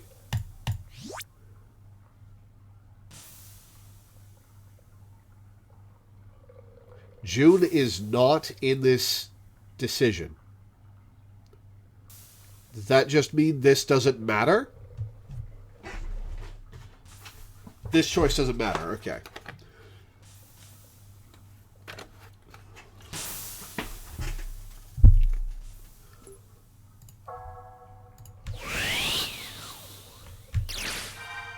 Alright, one more. This is going to be June high. June high. Okay. Alright, next, fighter's rest.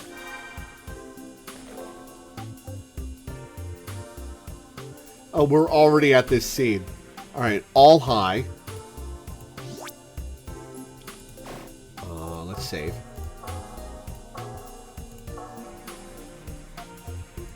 All high, accept. Next, and a low.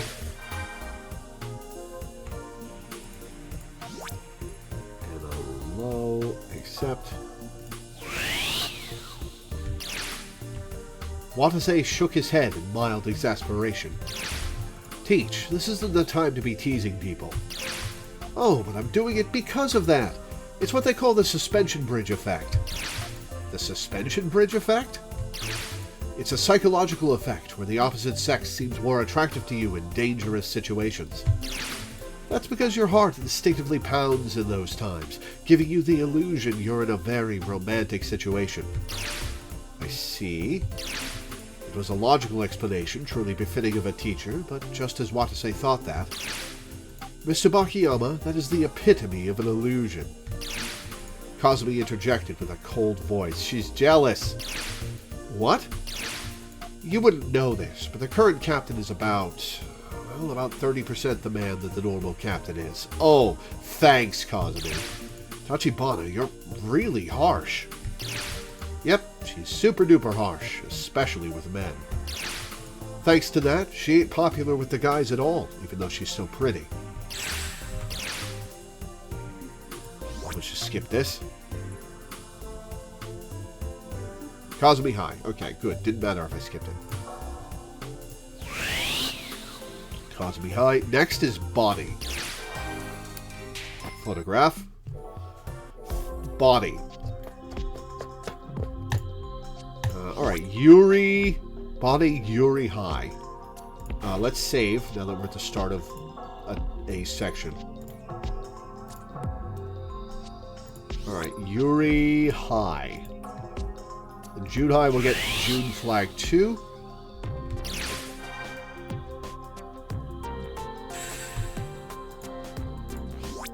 June high, okay. And Kazumi high.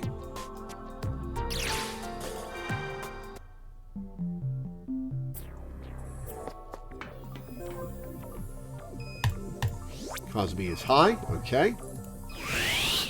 Then Enna high.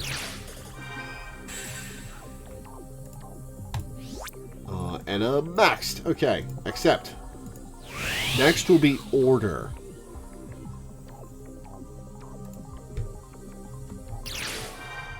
What's up, Teach? You're worrying about your students again, aren't you? Huh? It'll be fine. That surveillance camera footage shows that there's a big chance they're in either Area 5 or 6. They shouldn't have gotten caught up in the fire in this area. Watase said that, knowing he was trying to convince himself of that as much as he was trying to convince Enna. He was doing his best to avoid bringing up that Enna had seen one of her students in this very area almost an hour ago. But Enna still looked glum. The fire's not all I'm worried about. Huh? I'm more concerned about the radiation. I mean, your Procyon said that the radiation levels here are over 5,000 MSV, right? Man, we blew through the plot. Right. It doesn't feel that way at all, but still, this level of radiation would normally kill you, right? We don't even know if the AD is actually protecting us from this level.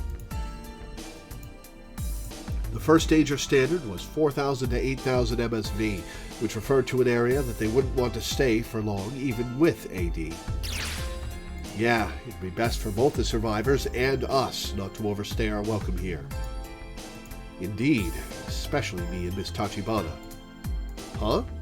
Tachibana I get, but why you? Don't you remember? I didn't take any AD until you guys found me. That's a fair point. Watase was filled with shock. Now that he thought about it, she was absolutely right. Anna hadn't even known about the meltdown until the group had told her. Yeah, I'm not sure about that. The Procyon's reading was still low then, so I don't think my cumulative exposure is all that high. No, hold on. You say that. You can never be too careful in this situation. You should tell Tachibana and sit out no search of this area, or... Oh my, don't kid yourself. There's no way I could just rest while everyone else is working as hard as they can. Watase took a long, hard look at Enna's face. He'd only thought of her as a naggy woman, but... You're amazing, Teach. Huh? How so? How do I put it? You've got a heart of steel or something. Anyway, you're an amazing woman. Don't tell me you're falling for me. A little. Oh-ho! Anna completely went quiet in a second. Wait a minute. This isn't the time for jokes, right? You do know what we're dealing with right now, don't you? Oh, I was just playing along with your joke. Weren't you? Oh, right. Anyway, got it. I'll be careful about my health. Anna looked away when she said that. Let's cut the silly chit-chat and get back to searching. Right. Watase nodded after a bit of thinking, then focused on the search.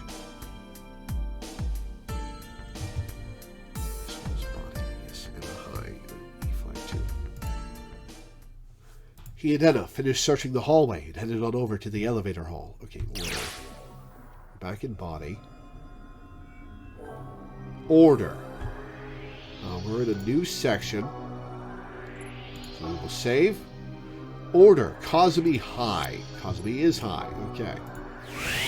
Next will be all high.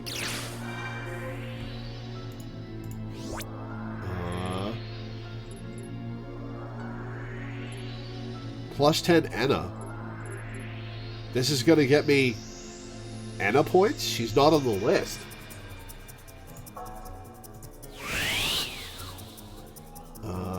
Okay. Next will be Junhai. Oh, that did give me Anna points. Watase hesitated for a moment, but then a thought came to him. That's right. I have to get a hold of myself.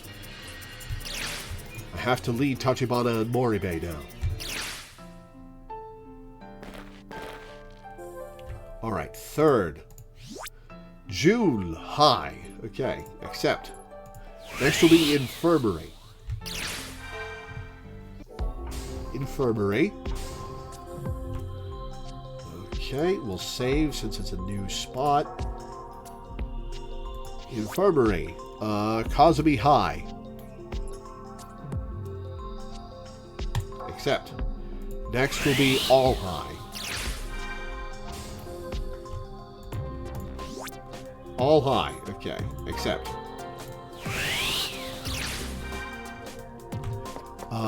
Next will be emergency evacuation.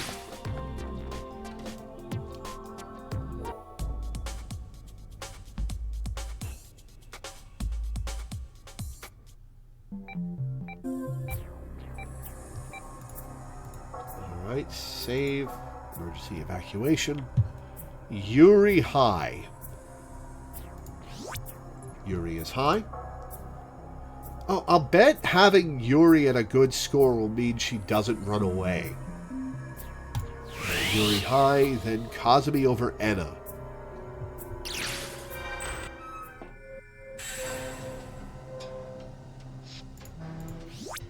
Kazumi over Anna. Okay.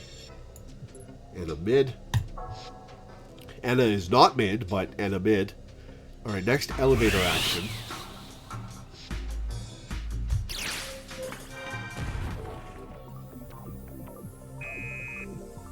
action. Okay. New section. Yuri high. Yuri is high. Okay, next. Yuri high. Doesn't matter what Watase is, right? I can just keep Watase maxed. This is when we're climbing down the elevator shaft, I believe. Yes, okay, cool. Next will be laboratory.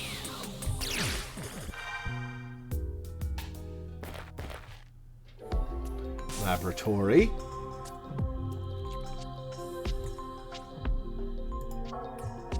Okay. Laboratory. Both high. Cool.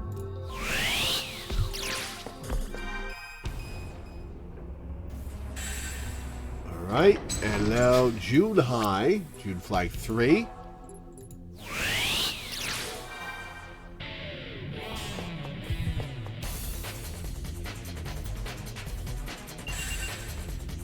And Watase high. Gets me June point. Okay, Watase high. And I've reached the end of your guide. At the end of this section, you'll have plus 12 with Kazumi, June, and Enna, so you just need to make sure you don't go below 10 with any of them. Okay, so that involves saving before every choice, and making sure I don't lose points.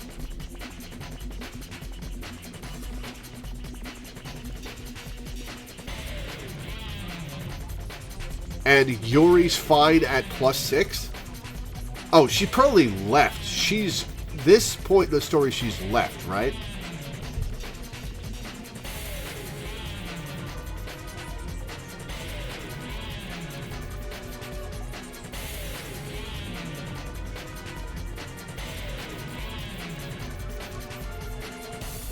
Oh, she's still here. Okay.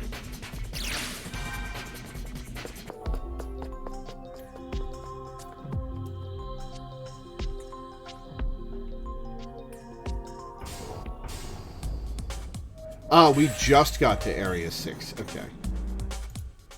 Alright, well, let's... I guess we're going to use a bunch more save slots. Okay.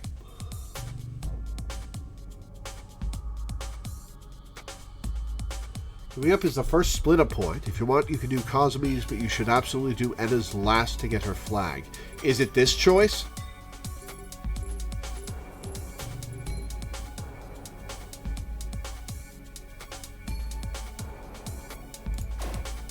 This one, yeah. Okay, we'll save.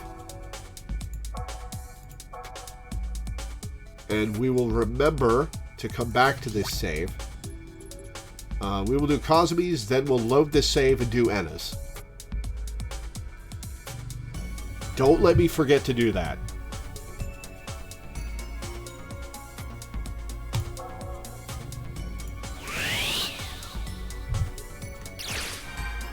Tachibana, will you join me?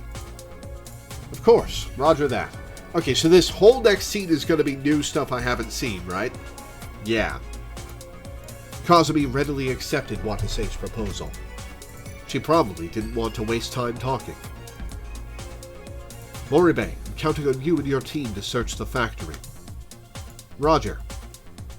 Then let's commence the search right away. With Kazumi's command as the trigger, the group split up into their teams. Watase and Kazumi first entered B2 of the inner ring.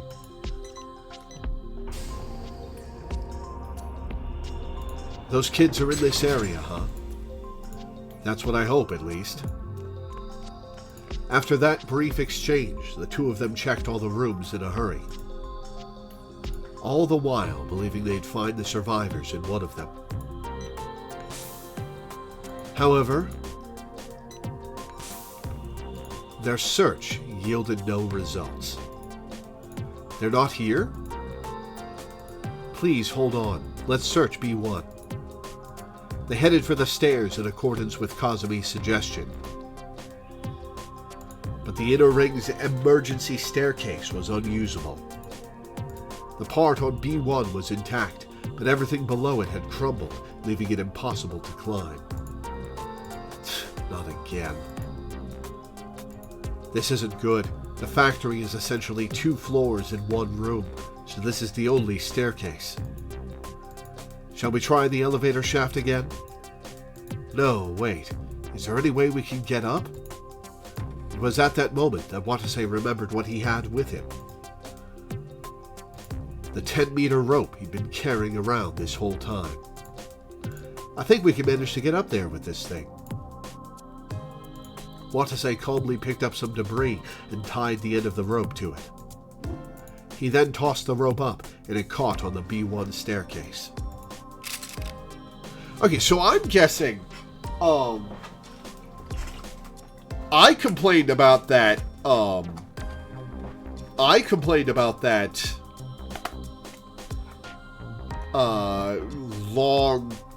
bad end, but the bad end happened even earlier. I'm guessing that it splits off from whatever golden ending we're going for when the AD is stolen.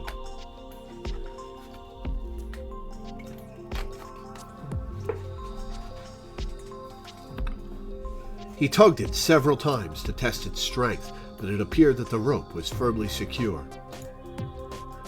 Good, we can do this. Yes, climbing this height should prove no issue for either of us. You were always particularly good at rope climbing. Really? Then this will be perfect. The two of them climbed the rope as they smiled at their playful exchange. The two of them then left the rope where it was. That way they could use it again when they had to go back down. There was a chance they might need to climb back up anyway. Okay, then let's move on with the search. This is the only other block we haven't explored yet. Yes! The two of them then started searching the floor in high spirits. The first room they went to appeared to not have been touched by the fire at all. Kazumi spoke up as soon as they walked in. Oh, there's a Procyon here. Huh? Watase looked closer to find a familiar device was lying in a corner of the room. What's something like this doing here? It is no surprise. It was Labo who gave us the Procyons in the first place, after all, which means they may be detecting the WX particles and not regular radiation. Oh, right. Anyway, this is a pretty good find. Now we can split into 3 teams. Yes, though we do not know if the need for that will ever arise. Still, the two of them decided to take it, just to be safe. They looked around to see if there was anything else worth taking with them.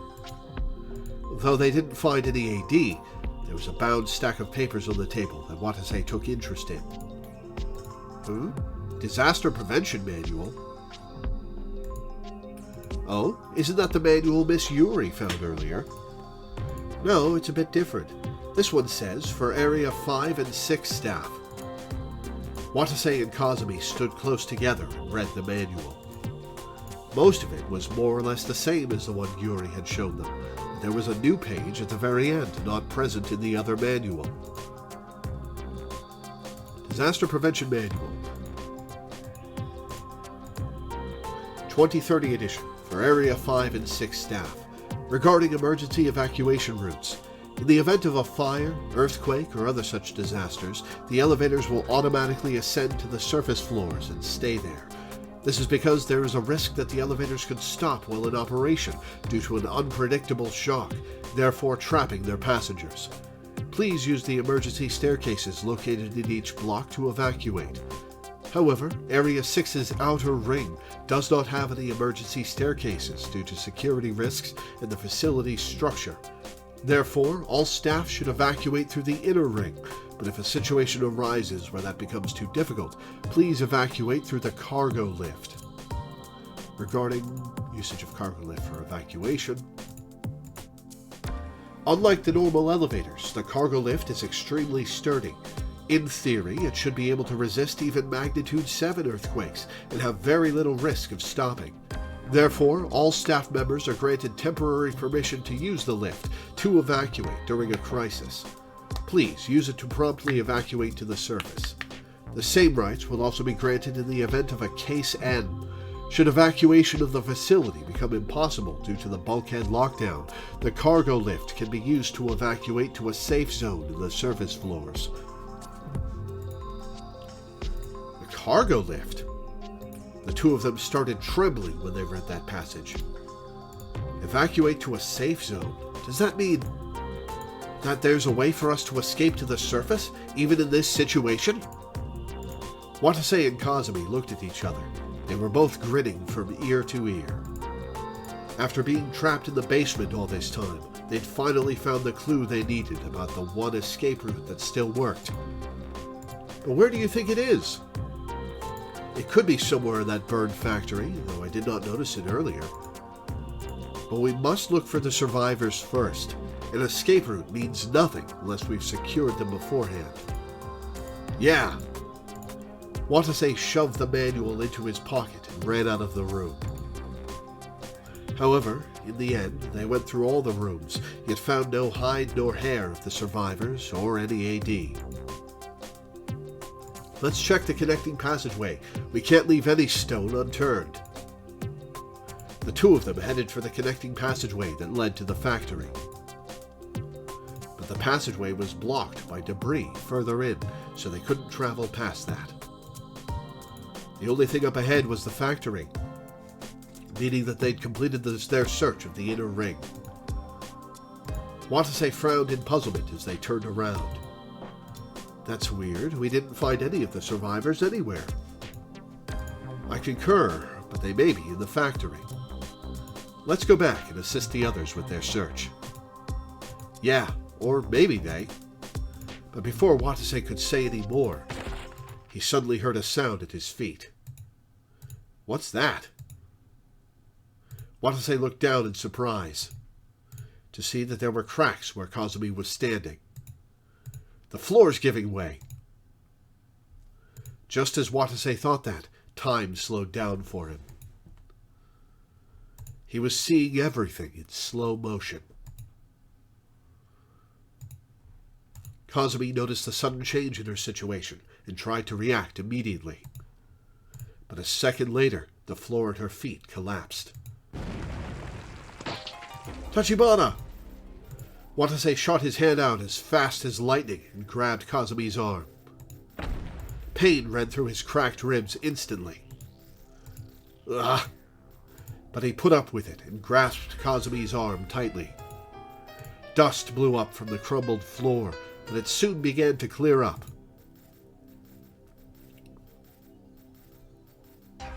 Revealing Kazumi's face on the other side. Phew! That sure was a close call, wasn't it? Captain! I sure am glad I was able to react so quickly. She's like, Captain, pull me up! Actually, this isn't all that easy of a feat for this Watase Kasasagi guy's body to pull off. Kazumi suddenly smiled when she heard that. Even with amnesia, you really still are our captain, aren't you? Looks that way, but you can thank me later. I'm going to pull you up, so give me your hand. Yes. Watase grabbed onto Kazumi's hands and pulled her up in one great big motion. Thank you very much. You're not hurt, are you? No. I see, thank God, but... Watase looked at the now partially collapsed passageway. I guess Area 6 got damaged really badly by that fire. Indeed, I wonder if the others are all right. Let's get back to them and make sure. Watase and Kazumi then broke off into a dash. The team climbed down the rope at the staircase and returned to the factory on B2, only to find the others running towards them. Captain, what happened? We heard this strange thump. Now you can reload? Okay. Now we will do Anna and proceed with the story. What happens if you have all three maxed? or all three at minimum. What happens if you have all three equal?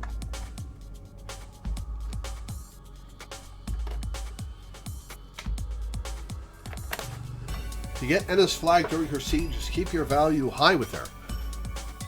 If you have them all equal, you lose a lot of points. Huh.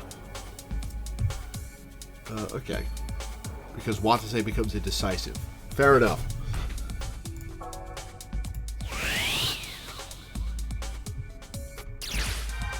Teach, will you join me? Oh, wasn't expecting that.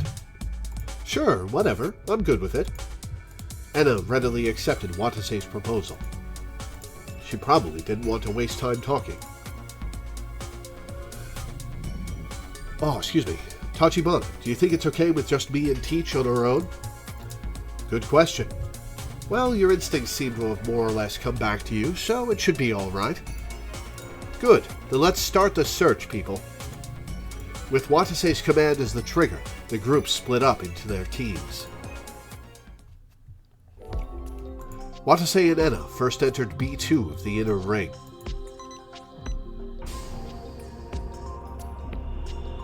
Those kids should be in this area. Yeah, I'm sure of it. After that brief exchange, the two of them checked all the rooms in a hurry. All the while believing they'd find the survivors in one of them. However,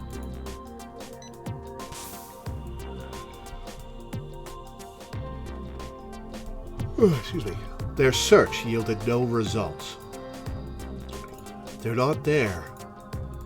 Let's check B1. They then headed in the direction of the stairwell.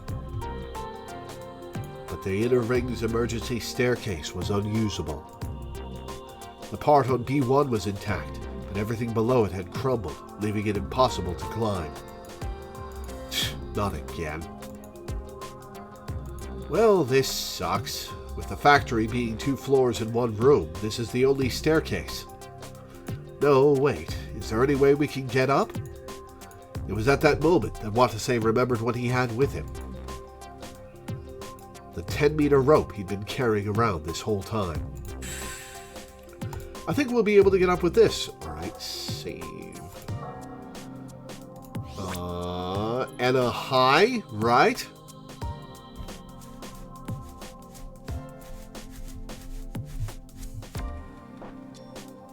And a high, okay. Watase calmly picked up some debris and tied the end of the rope to it.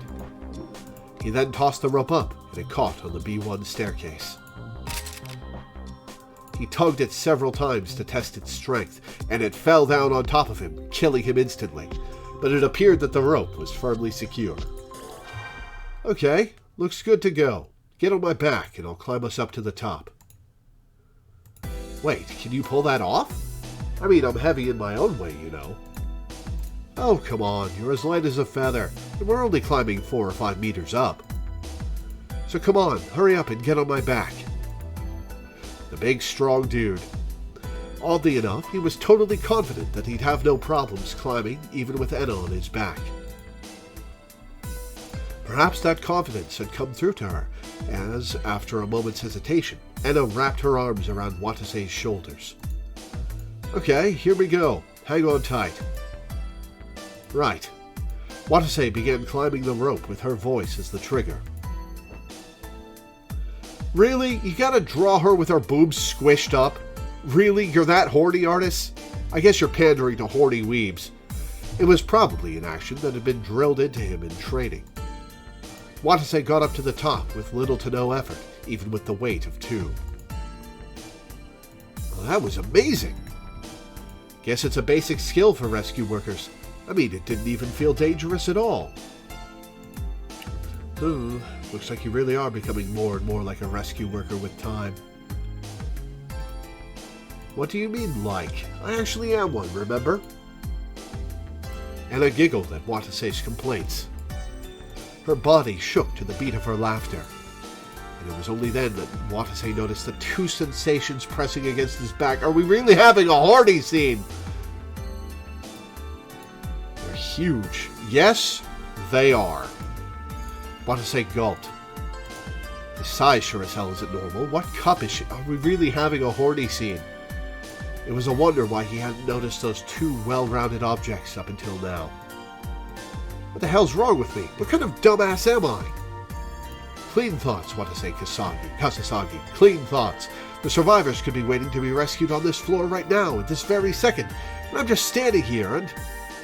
But he couldn't clear his head of those thoughts. It wasn't long before Enna became taken aback and spoke. Captain, you're not trying to hide something now, are you? Is this woman an Esper or something? Of course not. What makes you think that? The fact that you suddenly stopped talking. I'm not liking this silence for some reason. Yeah, you shouldn't. I was too focused on the climbing, that's why. Liar. This isn't the same calm and composure you had just a minute ago. Quit accusing me. I just get a bit too worked up, that's all. I was worried that we both get badly hurt if my hand slipped even for a second. That's true. My safety is in your hands, after all. Enna smiled slightly, put some strength into her arms. I won't distract you anymore. I trust you in a whole lot of ways. That's really good to know.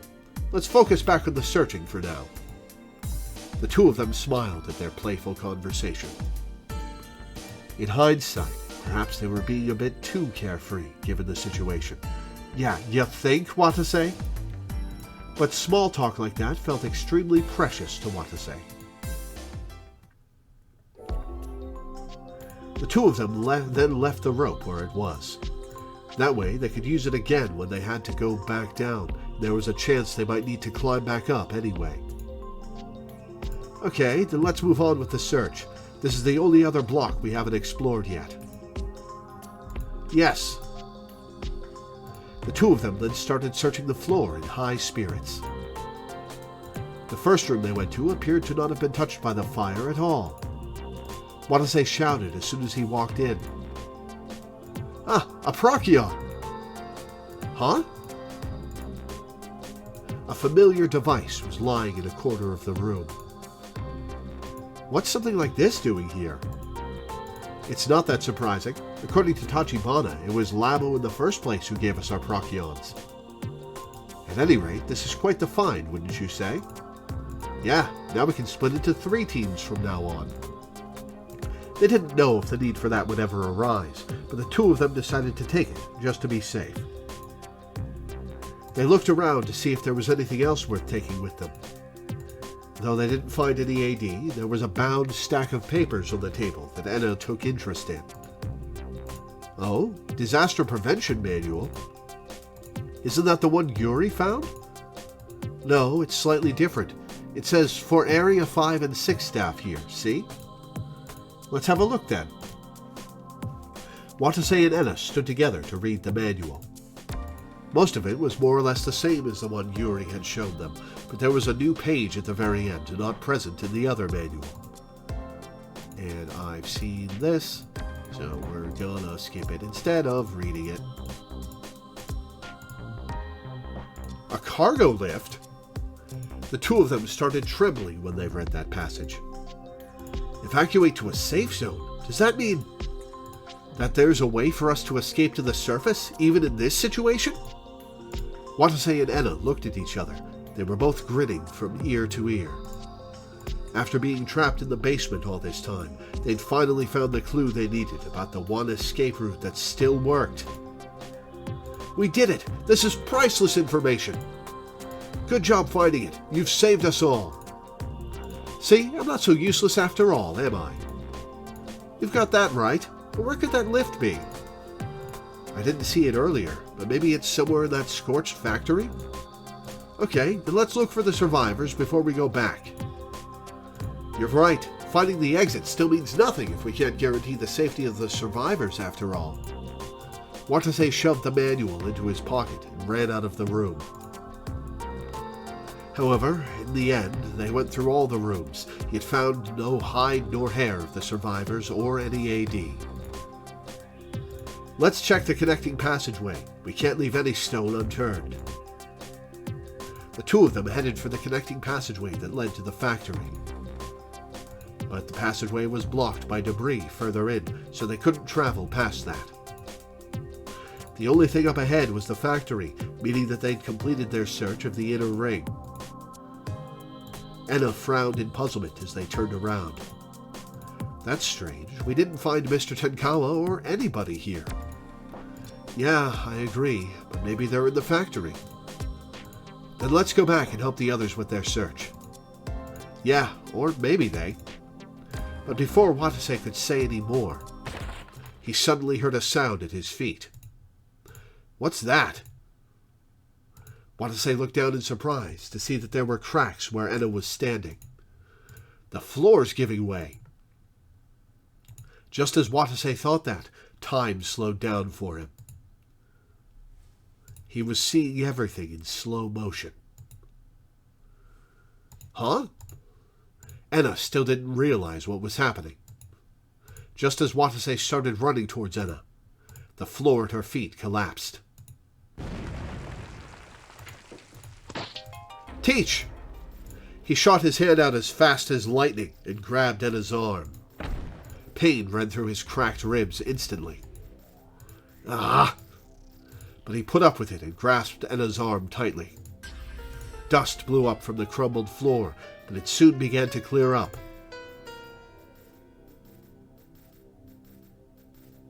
Revealing Enna's face on the other side. Whew! That sure was a close call, wasn't it? Enna just stared at him dumbfoundedly. No kidding. That's some amazing reflexes you've got there. The floor collapsed only a mere second or so after it cracked, right? Well, I thought it looked dangerous, that's all. Is that another one of your rescue worker instincts? Yeah, probably. Anyway, you can thank me later. I'm going to pull you up now, so give me your hand. Okay. Watase grabbed onto Enna's hands and then pulled her up in one great big motion. Whew, thanks, you really saved me there. The fact that you're not hurt is what matters most. But to think the floor would collapse, I guess Area 6 got damaged really badly by that fire. Yeah, I hope the others are okay. Let's get back to them and make sure. The two of them then headed for the factory. The team climbed down the rope at the staircase and returned to the factory on B2. Oh wow, we're only at noon, only to find the others running towards them. Captain, did something happen? We heard this loud thump. Oh, it was no big deal, just a connecting passageway collapsing, that's all. Anyway, did you find those kids? Well, no. We made sure to leave no stone unturned, but we found not even a trace of the survivors. Did you find anyone in the inner ring? No, no one on our end either. Yes, well, that makes sense. June and the others looked confused at Watase's proclamation. Cargo lift? What are you talking about? It looks like there's a lift in the factory we can use to escape to the surface. Here, take a look at this. Watase said that and showed the disaster prevention manual he'd found earlier to the others. I see. I never knew we had something like that. Yes, it's possible to get out this way. Right? So did any of you guys find anything that looked like a lift in the factory? No, we didn't. Maybe that's what that was. June turned around and looked at a corner of the factory. She was staring at the farthest wall from them, where, for some reason, a security gate stood. We found it strange as well. It didn't seem to fit with everything else, so we investigated it, but we couldn't get in because the security slot was burned in the fire, so we gave up on searching it. But past that gate is the only part of the factory we haven't searched yet. If there's a cargo lift, then it's gotta be there. We already tried that. We even went back to the makeshift base just to get it. Dramatic rescue. Oh, it's this. Alright. We want to get Yuri points. So, Watase and Yuri high, right?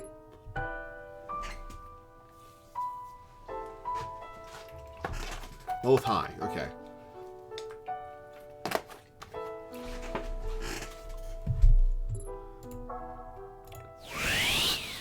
Oh wow, it's 5. We've been going for 4 hours. I'm going to take a quick break before we continue with this scene. I'll be back in a minute.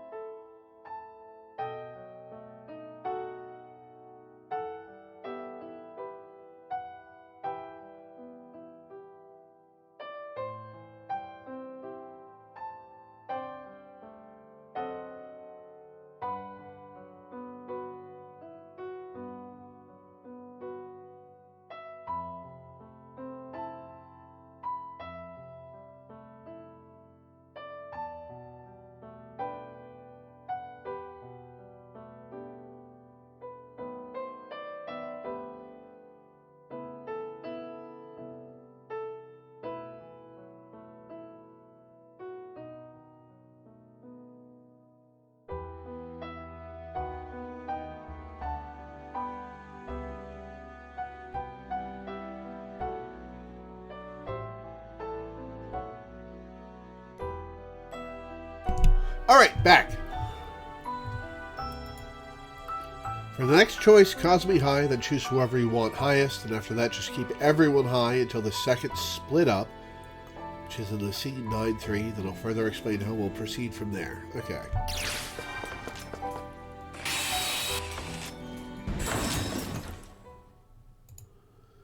Alright, Cosme high. Accept.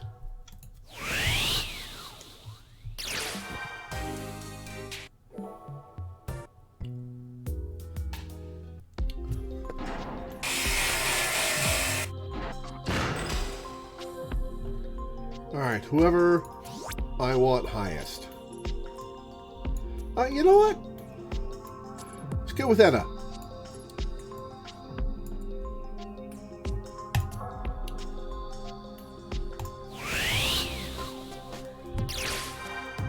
And then walked up to Anna.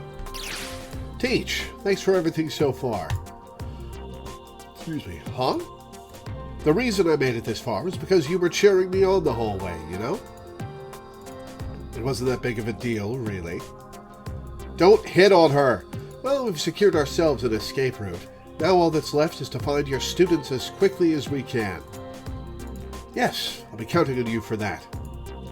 Anna put a hand on her chest haughtily, while Watase smiled and nodded. And then we went, okay.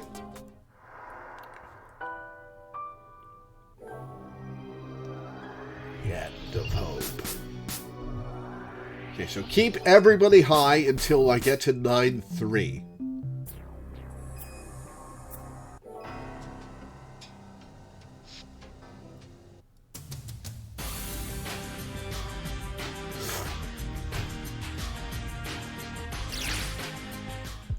Lots of stuff we've already seen. Ukita high. We are going to save. Right? Everybody high, including Ukita?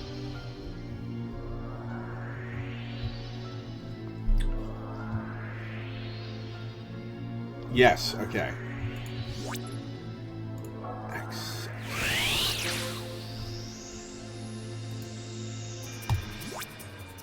Anna high.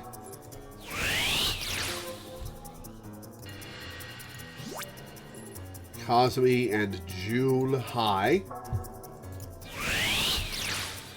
Anna was a normal teacher, no matter what angle one viewed her from. There was nothing about her that seemed remotely like a terrorist. Oh, Yuri ran off.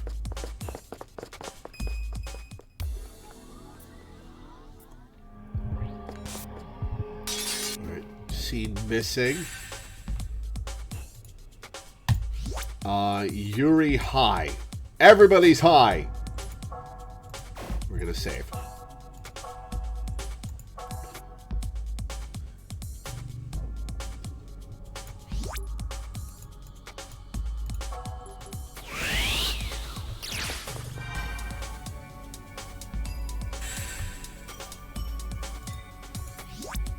Alright, everybody high. Alright, sister is the scene. Recollect. Ukita high. That was the exact same thing that had been bugging Watase this whole time, but... So someone else has finally pointed it out. But Cosme quizzically asked a question of her own. What do you mean by that, Mr. Ukita? I mean what I said. I trust you recall that Yuri vanished once when we were searching Area 3? Yeah. I've suspected this whole time that Yuri was in fact trying to run away from you. What?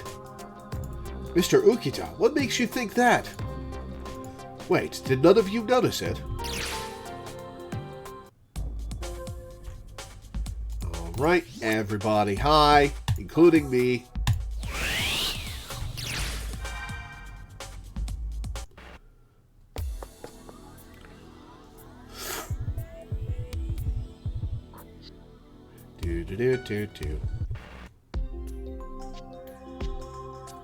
We have been holding control for an hour and a half, haven't we?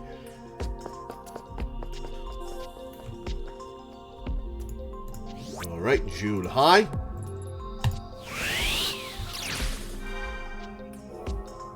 Alright, scene 9-3. We're in scene 9-3. You said you were going to... Here at the second split point, we're going to let you try on your own to avoid the normal ending one more time. We'll go with Enna since you can still acquire her final event on the normal end path. June and Kazumi's can only be acquired elsewhere. If you don't manage to avoid it on your own, we'll come back here after you get Enna's final event. The game will save it if you load another file, but if you want to be safe, save after you see her event before loading back.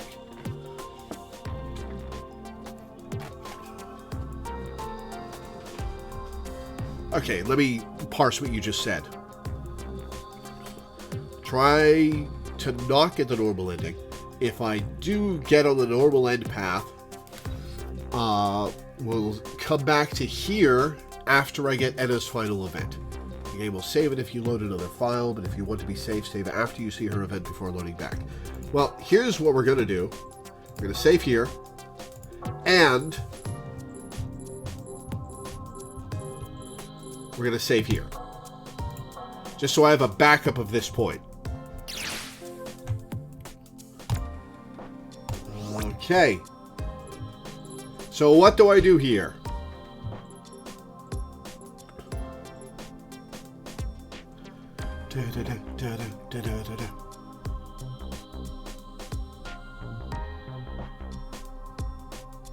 Just keep them high, okay.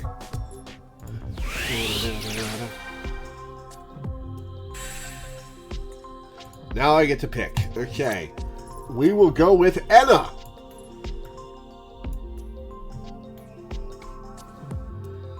That's how this isn't making Enna go by herself, right? This is me saying I want to go with Enna.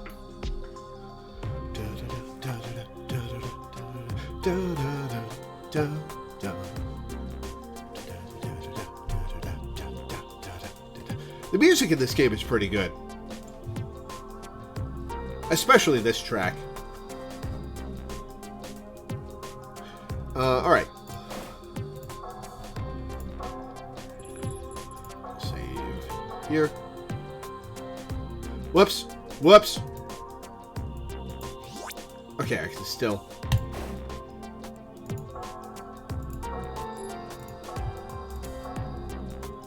Didn't mean to scroll wheel. Alright, now we'll save. Up here.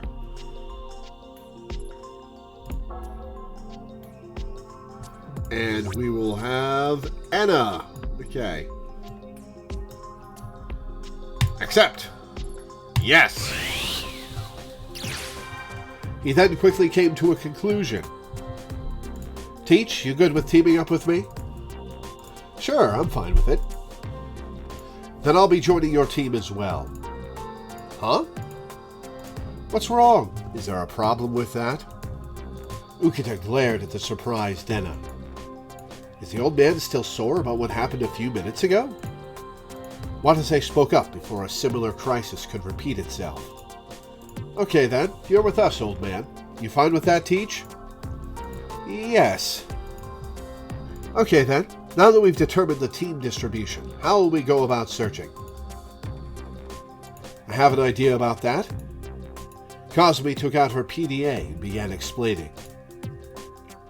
We're currently in Area 5, so one team will head in the direction of Area 4, while the other will head in the direction of Area 6. Then where will we rendezvous? There's a chance we'll miss each other, so why don't we use this laboratory as the meeting point?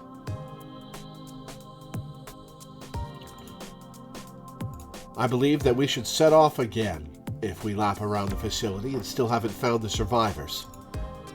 If something unexpected happens, or if you yield no results after having searched for a whole hour, come back here for the time being.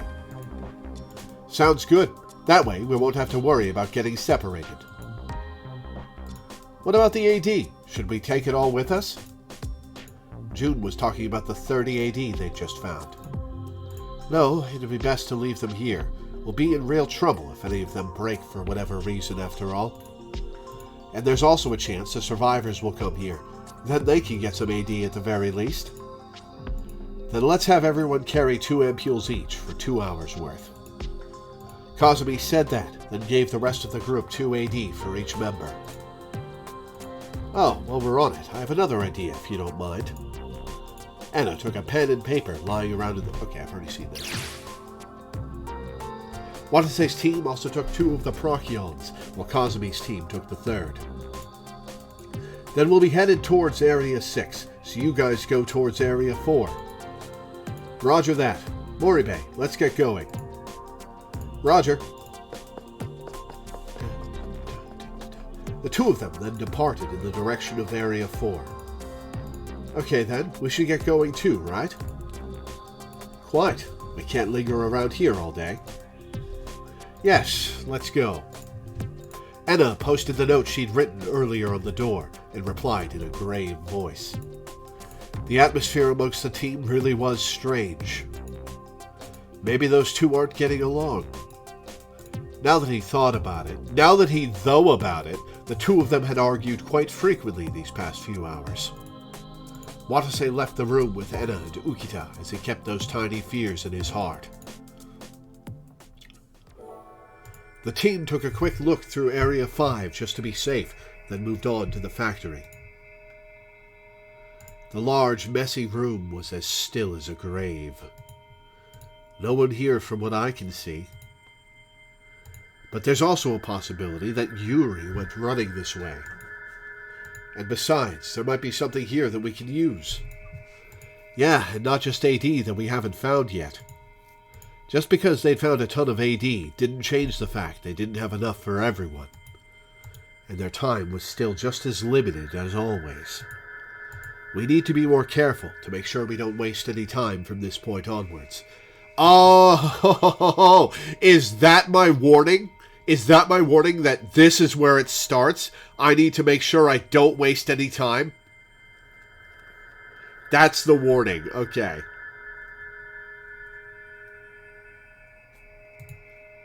Watase spoke with that thought in mind. Okay then, this place is pretty big, so let's split up to search it. I'll go check this section. Old man, you search the upper section. And Teach, you search the middle section. Okay, leave it to me. Roger. The team nodded at each other and began searching every nook and cranny of the factory. They investigated for a while before Enna called out. Captain Kasasagi, over here. Huh? Oh, this is where she picks up the gun, isn't it? Watase ran over to Enna.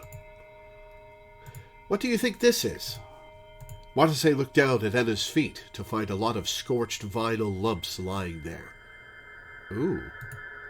Each one was about the size of a person. Ooh. Body bags? Looks like this thing was burned so badly you can't even tell what was, but... Watase picked up one of the lumps and looked it over. It was stiff and covered in soot, so it was extremely difficult to tell what it had originally been at first. But after examining it for a little while, Watase felt like he was starting to understand what it was. Maybe this was originally a protection suit? By protection suit, do you mean a radiation suit? Yeah.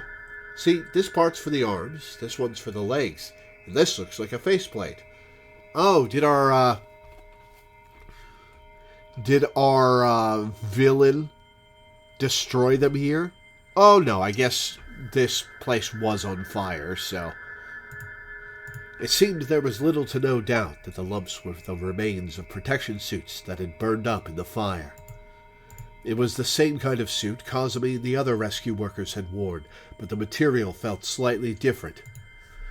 There were letters written on the suit's skin. Watase barely made them out.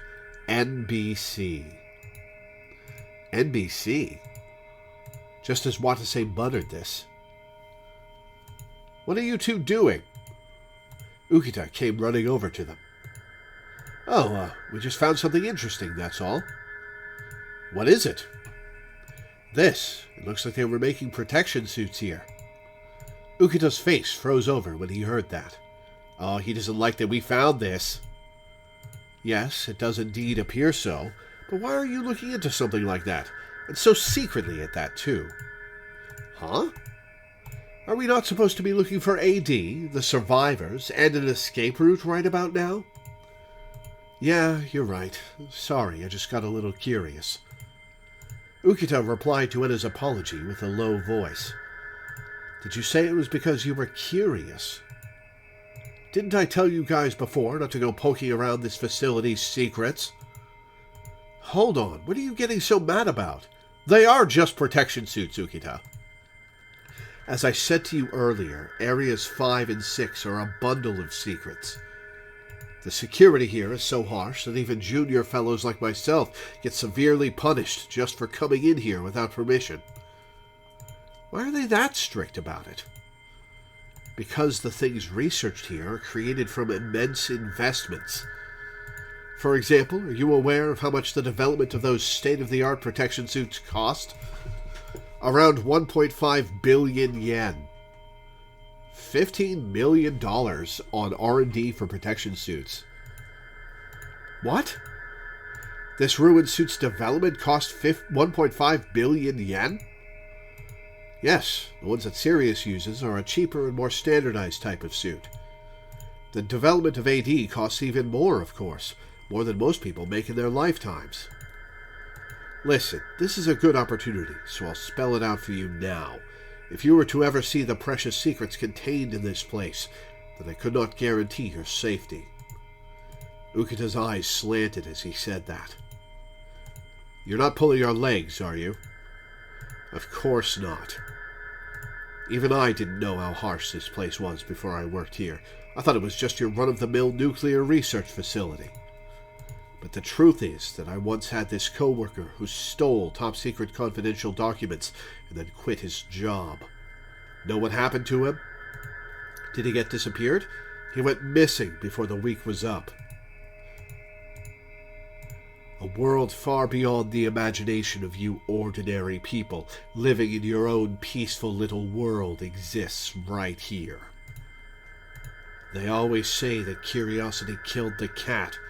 There are a whole lot of things in this facility that you mustn't see.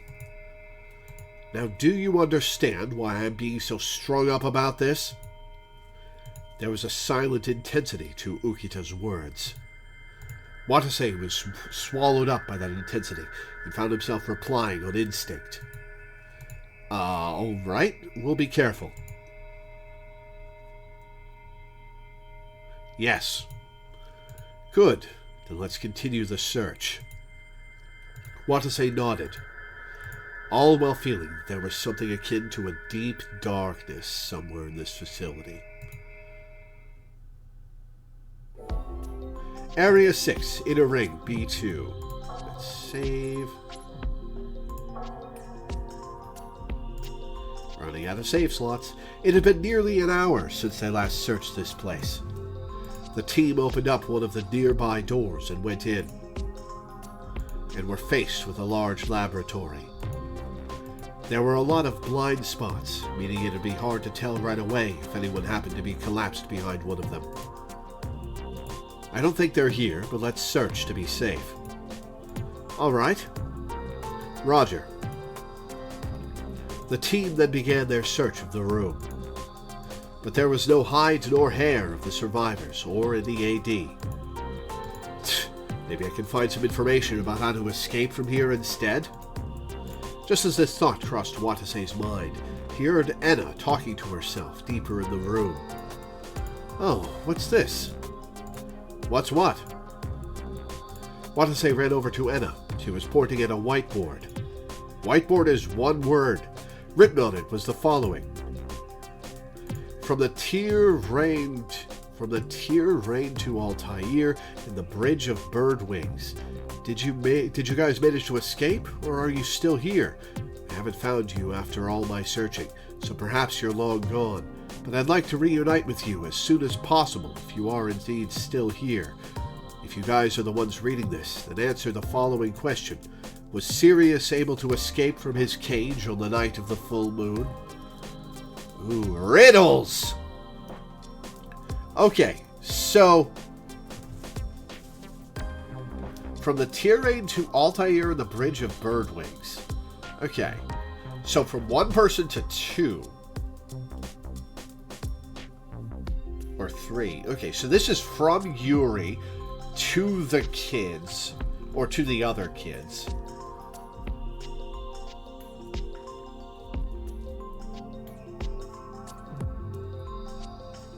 Was Sirius able to escape from his cage on that night of the full moon?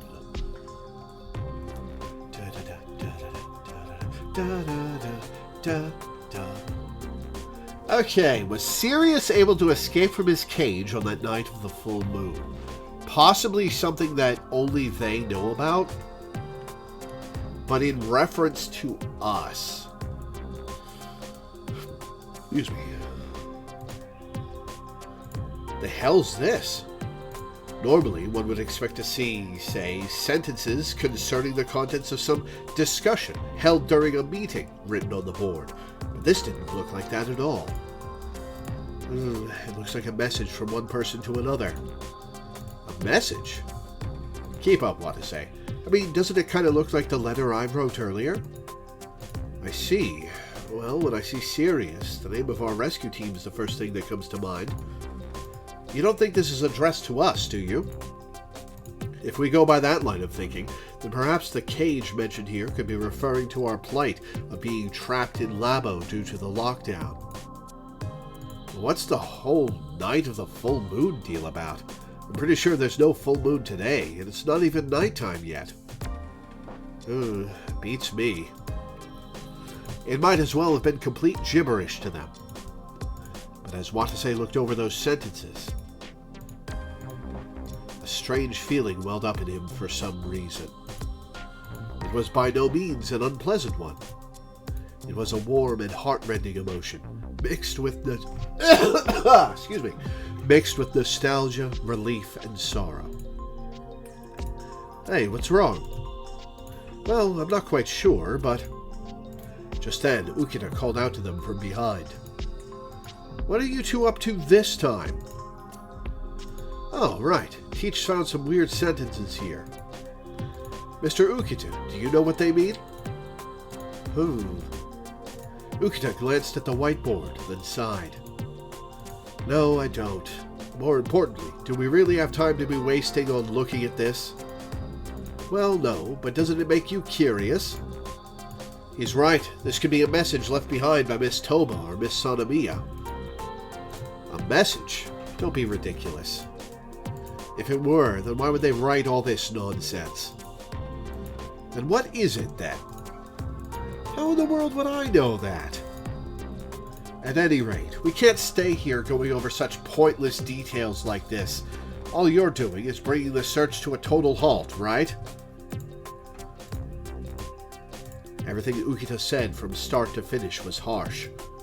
Anna was clearly not happy about his attitude, but she said nothing. This is bad. The atmosphere's been totally strained for a while now, thanks to the old man. I'm gonna have to choose between them, and Ukita is the one that'll make me not waste time, but it'll lose me points with Enna. That said, yelling at him to shut up wasn't an option either. It'd just lead to more bickering like before. Thus, Watase spoke in the friendliest voice he could muster. Well, maybe it's best we just do what the old man says on this matter. Isn't that right, Teach? Huh? Just keep those sentences on the back burner and continue with the search for now. Enna looked even more peeved at Watase's dismissal, but she eventually just snorted. Fine, got it. Let's go with that. Watase breathed a sigh of relief when he heard that. But at the same time, it finally hit him. Searching together with just these two civilians was extremely difficult. No, I mustn't complain. I need to be more level-headed. I need to keep up the search while making sure those two don't get into fights. Watase mentally resolved himself and left the room with Enna and Ukita.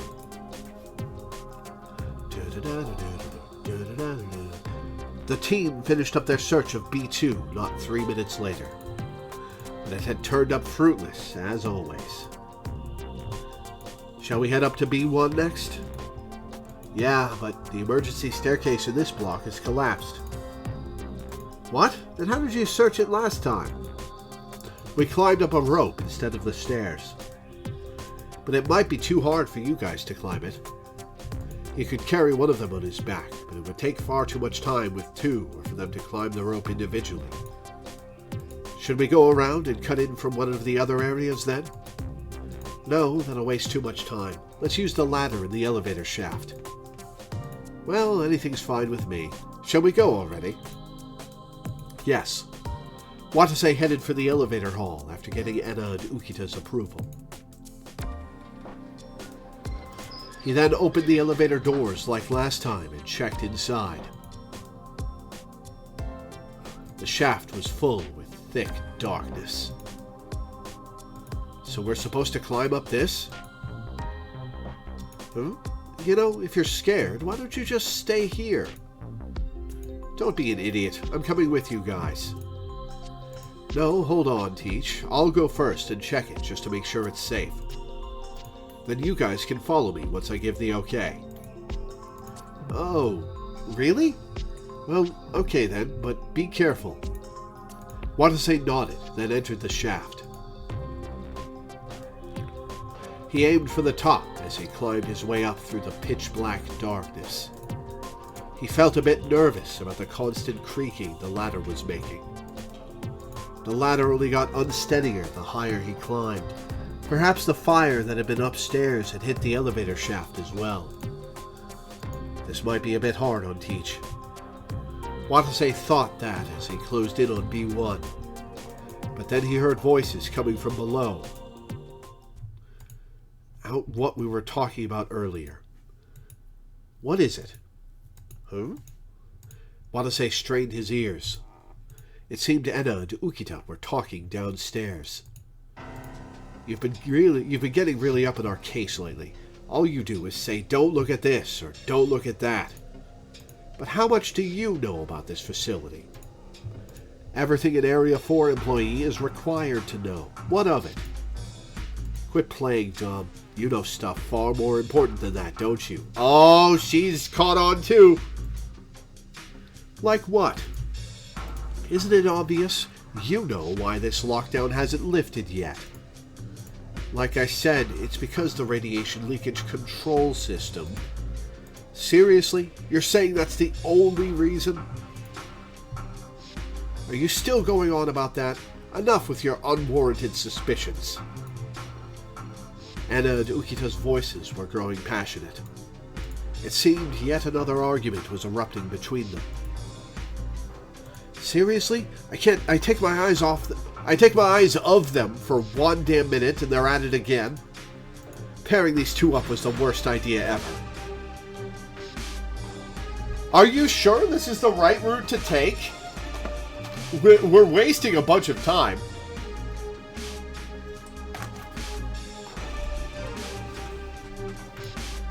Watase tried to stop them from the shaft. Hey, cut it out. No fighting, you hear? Piss off, Captain Kasasagi. I just want to clear this whole thing up. But all he got in return was angry shouts from Enna. Time wasting only comes from your choices, okay. I seriously don't have the time for this. Watase tried to quickly climb down the ladder to stop them. But then he heard a thick sound at his feet. Uh-oh! The ladder's stair had broken. Watase danced in the darkness for a moment, feeling as though he were floating. Oh, shit! All Watase could think to do was flap his arms wildly. Why'd you let go? It's the stair below you! His hand then collided with something, another one of the ladder's stairs. He immediately grabbed onto it. But at nearly the exact same moment... Ah! Watase's body hit the floor. He hit his back hard. The impact reached all the way up to his brain, quickly robbing him of his consciousness. Huh? Hey, Captain Kasasagi! Captain Kasasagi! As he passed out, Watase swore he could hear Enna shouting. Well, that's bad.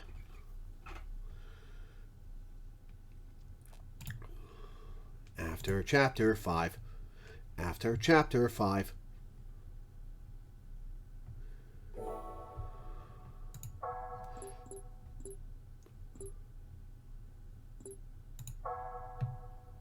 We're running low on save slots. Saki. Hey, hang in there, Captain Kasasaki. Ugh. Watase awoke to the sound of someone calling his name. My back's broken. When he came to his senses, he noticed he was lying on the floor of the elevator hall. Oh, you're awake. Thank God. Anna stared at Watase's face with a look of worry. Oh, choice. Teach? Alright. Okay. Alright.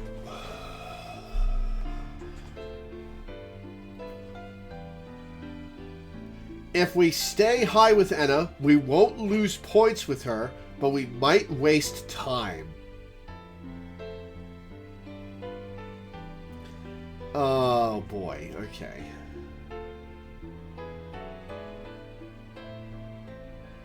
Okay, what to do, what to do.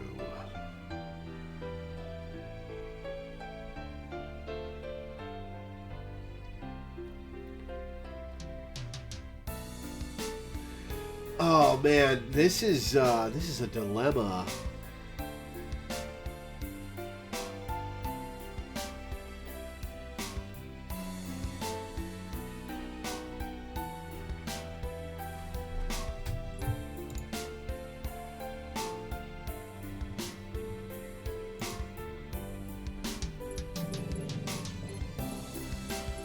Oh, this was for a character flag. Okay, so it won't waste time. Okay. Then Anna, hi.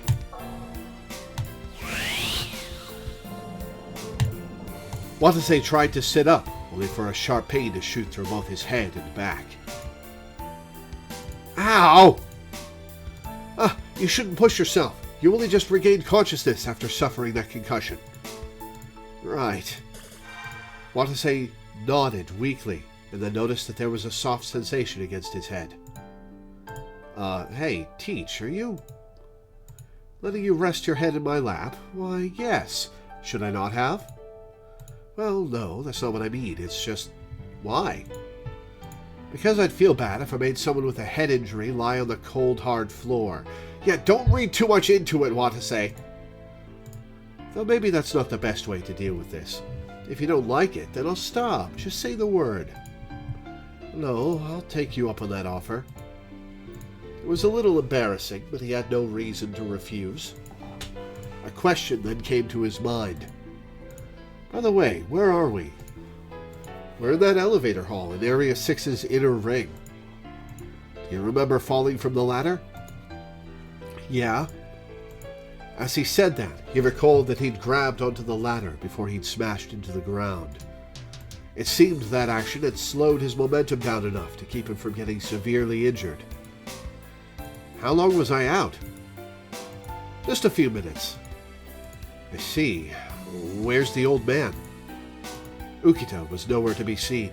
Anna answered with a bitter look on her face. He said he'd continue the search, so I gave him a Procyon and let him go on ahead. Oh, thank God. Wait, by himself? Watase sat up on instinct. Anna then replied to him calmly. That's right. He should be heading towards Area 1. Then you should have left me behind and gone with him. There's no way in hell I could have done that. And besides, I really don't like being alone with Mr. Ukita. Okay. Okay.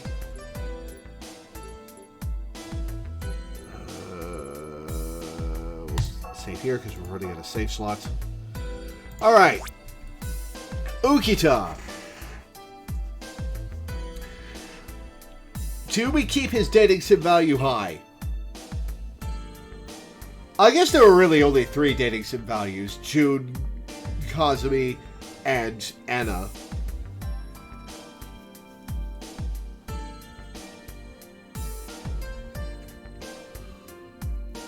Do we trust him or not? We don't. I don't trust him.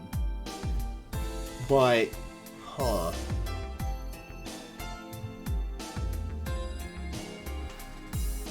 I don't trust him, and I think going after him will waste as little time as possible.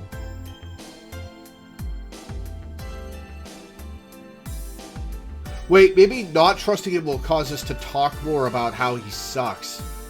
Okay, we'll go with this. Actually, Shy, actual question. How much leeway do I have? How many times can I screw up and take too long before I get locked into the normal ending? Can I not screw up at all?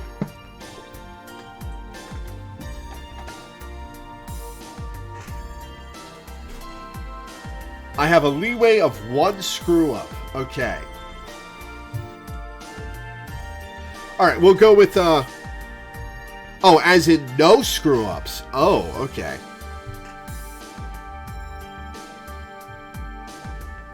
Alright, well, I'm going to lower my value with Ukita.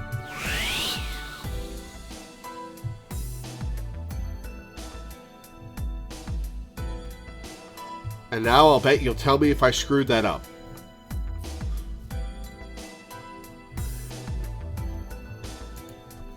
Huh? What do you mean by that? Anna's face clouded over at that question. He seems kind of dangerous. Surely you've noticed that too. It feels like he's changed ever since he saw that body by the lift. True, maybe it is strange. But keep it to yourself. I mean, the old man's still one of us, right? He's been through the same things we have. One of us, huh? Anna locked eyes with Watase, lowering her voice. I don't know if we should continue believing that. What? I get the feeling he's hiding way too much from us. You might get mad when you hear me say this, but my doubts about him are just getting worse and worse. Hey, did Mr. Ukita say that you and he had met before you lost your memories? Yeah, I mean, he said it, so it must be true. Are you sure you don't remember anything about him?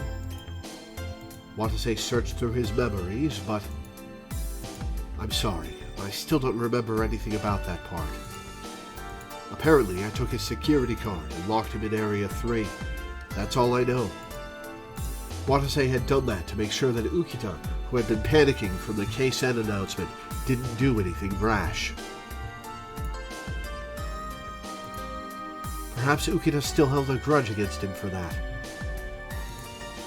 Honestly, I found that strange too. I have doubts that's something one would do. Instead, what do you think of this idea? During the rescue effort, you found Mr. Ukita to have been acting suspiciously. As a precautionary measure, you proceeded to restrain him. Watase's eyes widened at Enna's theory. I never considered that. But it most certainly was possible. If her theory's correct, then that means the truth was buried in darkness once I lost my memories after that. The old man then took that opportunity to play innocent and join up with us with the ultimate goal of escaping? Watase quickly stopped his train of thought there. No, but I don't want to consider that. Huh? Even if the old man was indeed up to something at the time of the accident and acting suspiciously, restraining him and locking him in Area 3 just isn't part of a rescue worker's job, right? Not part of a rescue worker's job? That's right, a rescue worker's job is to save lives. Well, maybe you thought you were saving lives by locking him up, Watase. Willingly trapping someone in a burning facility is out of the question. I have amnesia, and even I know that much. Anna stared intently at Watase. Father? Then started speaking in a bitter voice. How admirable, but are you really okay with leaving it at that? Huh? I'm saying that it's dangerous to trust Mr. Ukita unconditionally when you don't know him that well. This is a life or death crisis we're in here. Shouldn't we be doubting those who seem suspicious? Anna was looking at him with questioning eyes. Watase shook his head. Excuse me. But Watase shook his head. No, I still don't want to doubt anyone. Oh, excuse me. I can't save lives if I don't trust others, right? Even though the one you're trying to save may not be a good person. To use a rather extreme example, what if they were a murderer? Anna's face was dead serious. That's why Watase answered honestly, with not a trace of doubt in his words or on his face. I probably would save them. If I ever think I shouldn't save them because they're a bad person, or I should save them because they're a good person for even a second, then I believe I'll have lost all right to be a rescue worker. I don't want to be that kind of person. Anna's face warped at those words. You're an idiot. Call me whatever you like, but I'd rather be deceived than doubt others. No, going down that path's not the answer. Thinking that way will only get you killed, you know? Watase was rendered speechless by Anna's sudden outburst. Anna cast her eyes down and spoke. I know someone who's like you. Who? My father. If people lose their ability to trust, then it's all over. Those were the words he lived by. Lived past tense? Sounds like a good father, if you ask me. He was, but that belief cost him his life. How did that happen? He was killed. Watase couldn't speak. He felt like he'd asked something he shouldn't have. In spite of that, Anna kept on talking about it as if they were having a normal conversation. My father was a member of a probation agency. His job was to manage the reformation of criminals. It was a simple job that operated underground, but my father had a sense of duty about his job, working his heart out both passionately and sincerely. Probation officers are an above-ground thing. Why? He was an underground probation officer? What? Why would anyone kill a man like that? One time, my father was put in charge of a particularly vicious subject. A dangerous person who everyone else had given up on as a lost cause. But my father still made a serious effort to take care of him and reform his charge. It didn't work out. My father got way too empathetic and let his guard down. And then that very same person he'd opened his heart to stabbed him one night. Anna kept looking bitterly at the ground as she gritted her teeth. Watase only barely managed to speak, and even then his voice was faint. What happened to the murderer? The arrest and sentence were made ages ago. Perhaps my father died for nothing. Anna looked up and stared straight at Watase. I respect the way my father lived his life, and I still love him to this day. It may not be the same as what he did, but a teacher is still a job that contributes to society. But I can't unconditionally trust people the way my father did. It just seems way too dangerous. So that's why I don't want you to. A somewhat different expression rose to Anna's face when she said that. One that was as hard as steel and yet as brittle as stone. Watase looked straight into that face and answered in a quiet voice. I know what you're saying, but I still want to trust everyone, even the old man. That's a mistake. He still struggled with us all this way. That makes him one of us. After taking Anna's feelings into consideration, Watase wondered if he perhaps should have left that unsaid. But Anna instead just replied with a faint yet sad tone in her voice.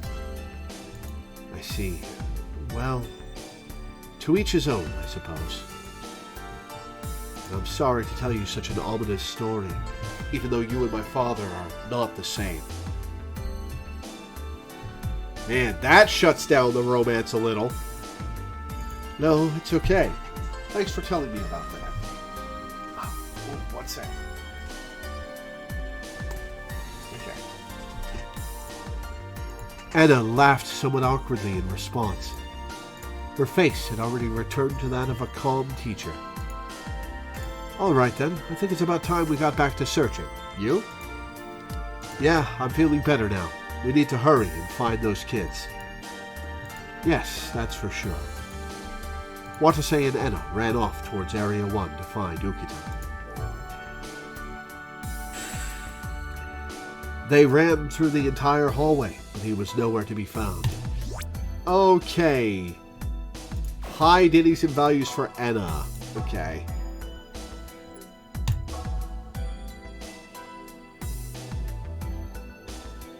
Do I keep my value high with Enna?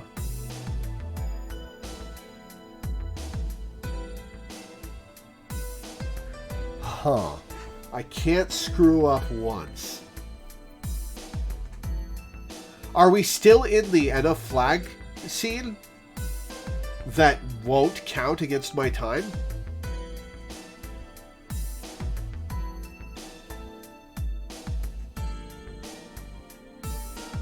You just exited it, so this is the first one that can count against my time. Okay.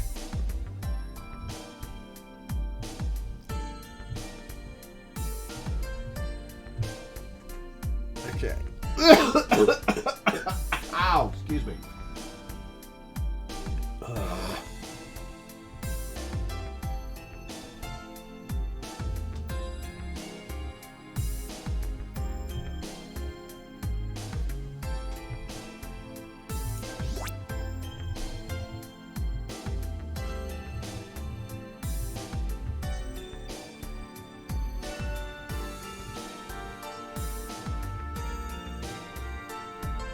Okay, so here's the thing about Ukita. His response to getting shot at means he's not exactly a hardened killer.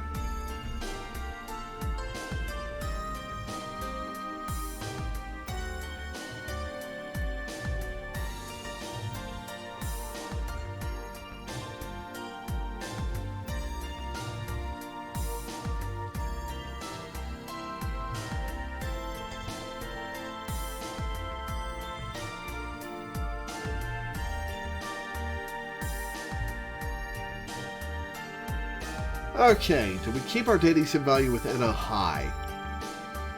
My inclination is yes, to keep her score above 10. What is my score with Enna at the moment, Shy?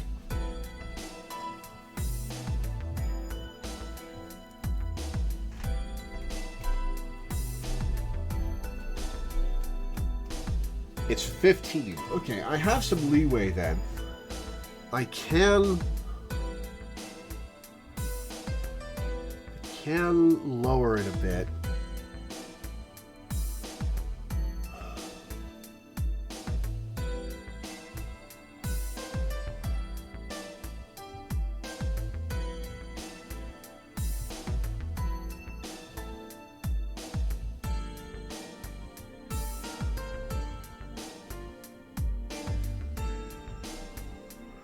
I'll leave for dating sim value high. They ran through the entire hallway, but he was nowhere to be found. I guess he already went to Area 2. That was a waste of time. Let's just move on. You're right. Watase nodded in agreement and headed for Area 2. Is 15 the max score? Because I haven't been getting any points up over the last few choices.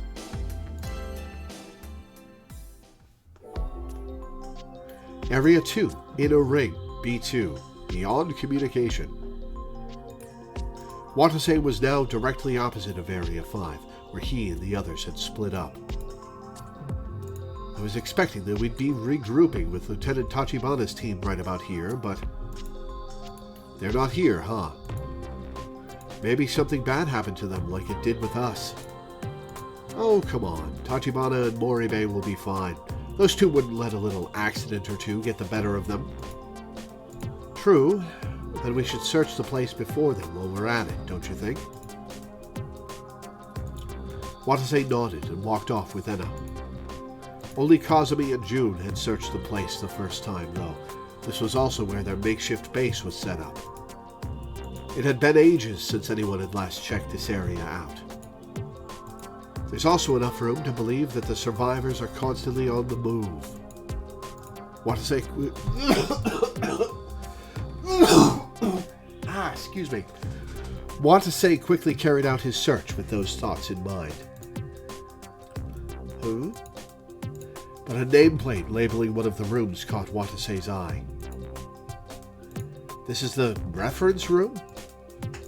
That was indeed what the nameplate said. Oh! Last time I read the book in about stuff about BC by myself. This time I'm going to read it with Anna looking over my shoulder. Or maybe she'll read it. That was indeed what the nameplate said. Could there be a hint about an escape route in this room? Oh, we're probably going to have to skip it so we don't waste time. Maybe. Let's go take a look for ourselves. Anna said that, then opened the door. It was a small room, about 5 meters in width. That entire space was almost completely filled with steel bookshelf upon steel bookshelf. There was a switch attached to each shelf, Resident Evil style, meaning it was most likely a movable type of bookcase. Doesn't look like there's anyone here either, does it? Yeah, it doesn't. Once he'd confirmed that, Watase's eyes turned to the bookshelf.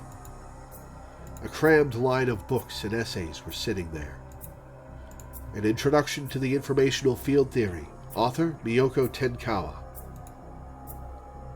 Elementary Particles, Information and Consciousness, author Miyoko Tenkawa. ESP Synchronization Hypothesis, author Antoine Courbet, translator Miyoko Tenkawa. Cerebrum, Labyrinth of Physiology, author Ryoken Kashiwagi. Oh, that's where I'd heard the name Kashiwagi before. Excuse me. Oh, been talking too much today. Unbinding from Pseudoscience, The Future and Prospects of Parapsychology, author Koki Sumida. Before Crime, After Days, author Chikage Sonomura. Particles, the Mind and the Brain, author Shuya Eriguchi. Watase looked at all of their titles. I don't get them. Watase had no knowledge of science in his current state, so he hadn't the slightest clue what they contained. Now that he thought about it, the two main themes researched at the facility were nuclear power and biology. Either way, all he knew was that there were a lot of biology-related books in there. But there was a familiar name amongst all the authors listed. Miyoko Tenkawa. If his memory served him right, that was the name of Natsuhiko Tenkawa's mother. And when he saw those books, a strange anxiety welled up in Watase's chest. Watase was puzzled. Why would looking at books make him feel anxious? I know this isn't the time to be doing this, but Watase couldn't go against his feelings, so he took one of the books and flipped through it.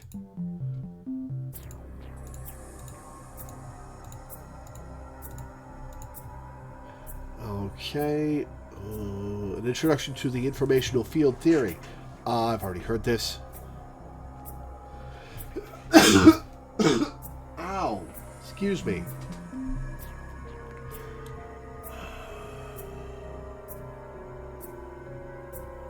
You can begin skipping some stuff you've seen, and it'll pause if Anna has anything to say. Cool. Teach. Is what this book says for real? For real? Huh? Anna took a look through the pages.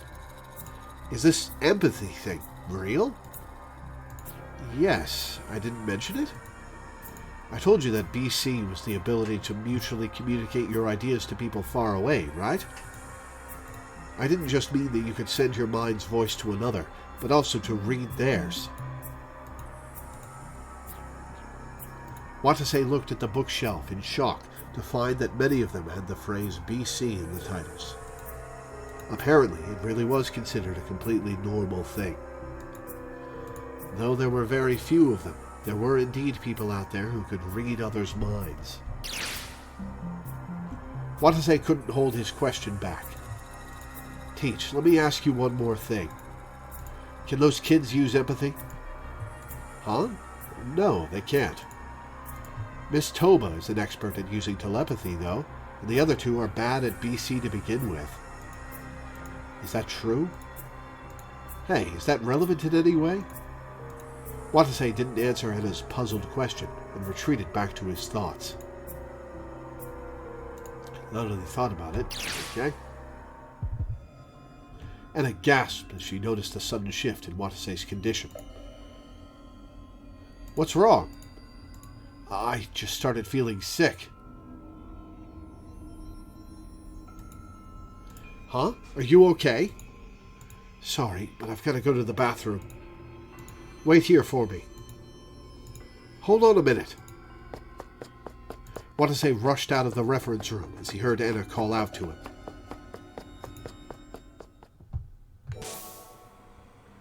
In the mirror. Watase hurried into a nearby restroom once he'd left the reference room.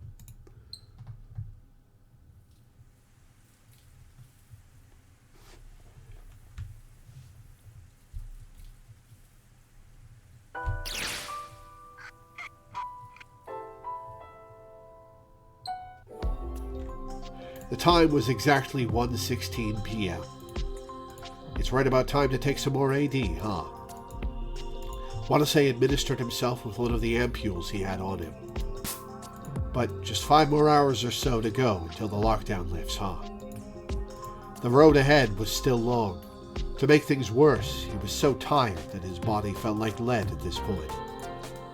Now that he thought about it, Watase realized he'd only accumulated 4 hours worth of memory since he woke up. In other words, 5 hours was longer than the life Watase could remember so far. Watase walked down the hallway as he felt frustration towards the whole situation, then suddenly heard an unfamiliar voice. Don't get any closer. The voice appeared to be coming from just past a corner in the hallway right up ahead. He then heard yet another voice echoing. Why are you trying to run away from us? Okay.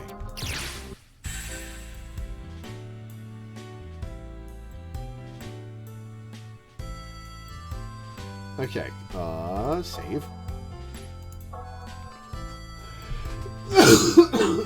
Okay, ow. I need to take a break for a couple of minutes. Unparch my throat.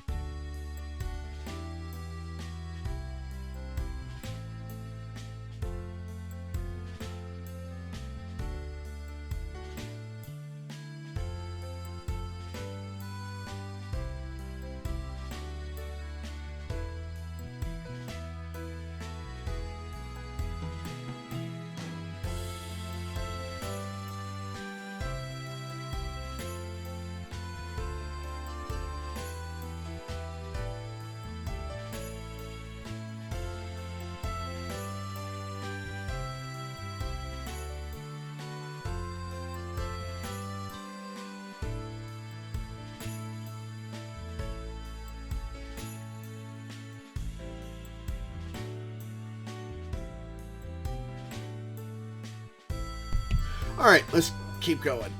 Ah! Sorry. Okay.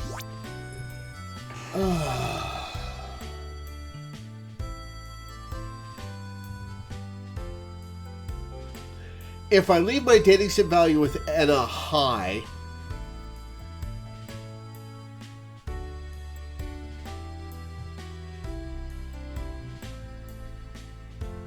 what did I do the last time I did this?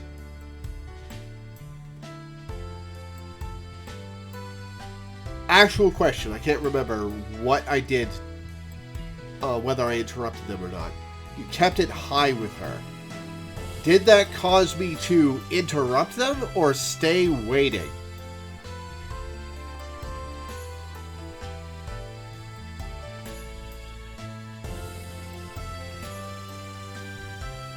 Caused you to not interrupt. Okay, we need to interrupt to make sure this goes fast.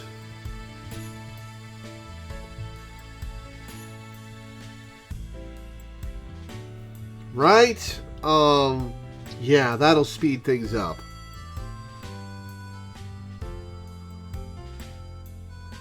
Yeah, we need to not waste time. Okay, alright.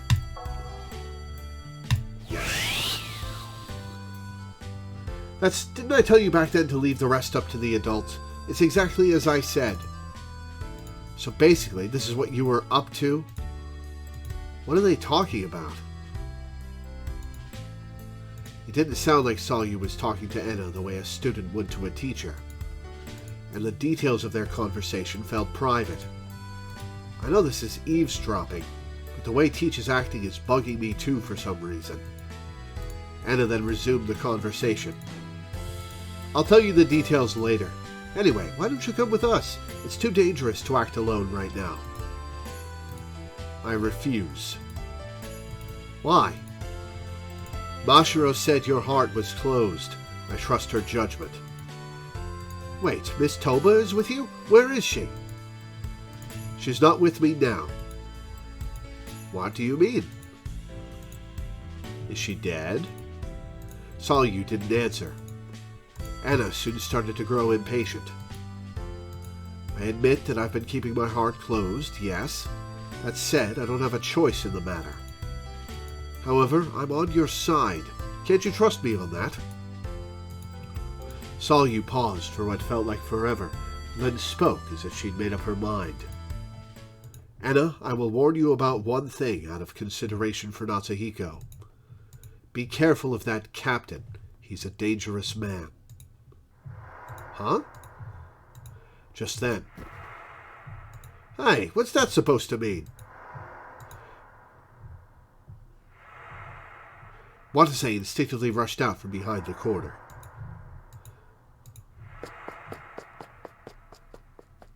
Salyu turned herself aside and started running off at that exact same moment. Hang on. I have seen this. Okay. Well, while we're on the topic, what was Salyu talking to you about? What was all that stuff about not paying heed to our information yesterday and closing your heart about? Huh? Oh, well. Miss Sanemiya and the others came to me yesterday and said that there's some sort of secret in Labo. We want to look into it, so could you accompany us? What? I didn't really know what they were up to. There was no way I could have accompanied them to begin with, so I turned them down. And, well, it looks like Miss Sanemiya doesn't trust me thanks to that. Is that right? What does she mean by heart closed? It was a very vague story that didn't shed much light on things. What do those kids know that we don't? I don't think it's something worthy of that much suspicion. But when you think about it, isn't it strange that there's a bunch of high schoolers in a nuclear research facility to begin with? And that they just so happened to be here on the day of such a huge accident? Are you sure you didn't hear more from them about why they wanted to go to Labo? No, that's really all I heard. Watase wasn't entirely sure he believed Anna's answer. Okay.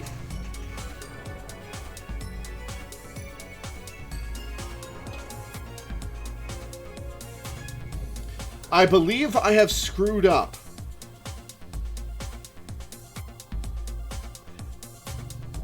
Huh.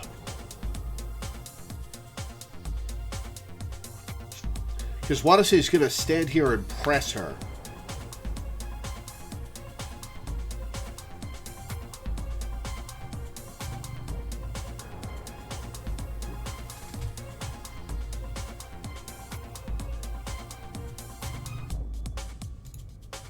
Teach, is that true? It is. Why would I ever lie about that? But, and bear in mind that this is just the impression I got. When you and Solyu were talking earlier, it was, how do I put this? It wasn't like the kind of conversation you'd expect a student and a teacher to have. Huh? Are you guys really student and teacher? Of course. What would ever make you think otherwise? I'm pretty sure you can tell just from her name alone, but she's only half Japanese. She's just unaccustomed to using polite Japanese speech, that's all. But that's not all that bugs me. What does leave the rest up to the adults mean? I was referring to rescuing Mr. Tenkawa and the others there. I was telling her to wait in a safe place and leave the rescue to us adults. There was no hesitation in anything Enna said, and it didn't sound like she was lying either. But that didn't mean Watase was without his doubts. Well, why was a teacher like you treading so carefully around a student? Because she's a difficult kid to deal with in some ways, like how she puts up walls in her heart when dealing with others. Is that right? Watase quietly stared at Enna for a while, but he soon realized that he didn't have time to waste on grilling her. Does that mean we haven't wasted time, or does that mean we have wasted time? I think that means we've wasted time and I've screwed up. Oh well, Shy wants me to do it blind and try to figure it out myself. Enna seemed to be thinking the same thing as she quickly changed the subject. But while I was indeed treading carefully with her, I'm sure now that something happened between you and her, probably before you lost your memories. Yeah, that's bugging me too. But I'm a rescue worker, you know? What would someone like me ever do to her? No point in asking me. Perhaps Miss Sanamiya is making some sort of misunderstanding or something. Watase then remembered the wound on Solyu's arm as she said that. I wasn't the one who gave her that wound, was I?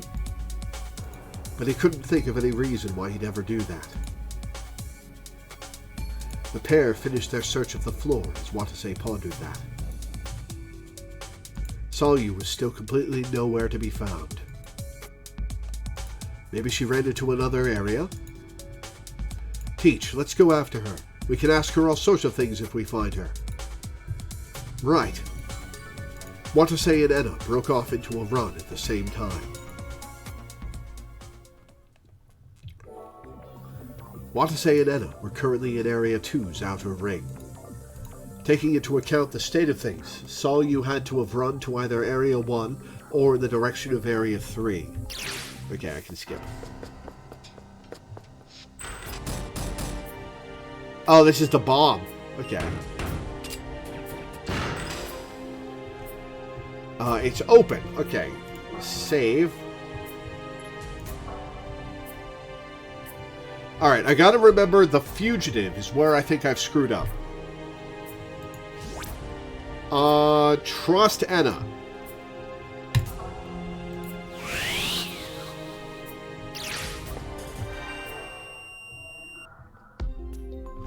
Hey, what's with the cold reception? I held my ass over here on the double as soon as I heard that loud bang or whatever. This is what I get? What happened to Miss Tachibana? Why isn't she with you? Jun's face clouded over when Enna asked that. The lieutenant's leg got hurt in an explosion while we were searching Area 3. An explosion? Anyway, is Tachibana okay?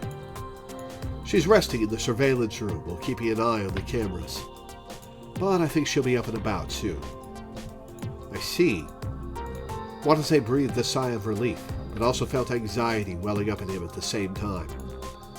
Kazumi had been injured just as Watase and Enna had almost fallen victim to a trap. It stunk too much to be a coincidence. It feels like there's an invisible enemy that's attacking us. Though he was seized by that fear, Watase and Jun synchronized their PDA's map data to share their search results. Once they finished, they heard yet another pair of footsteps.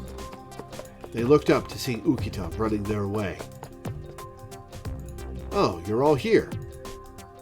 I heard a most peculiar sound. What happened?" June and Ukita had both said more or less the exact same thing. Alright, I'm going to trust her. Come to think of it. Wanase looked at Enna's hands in surprise.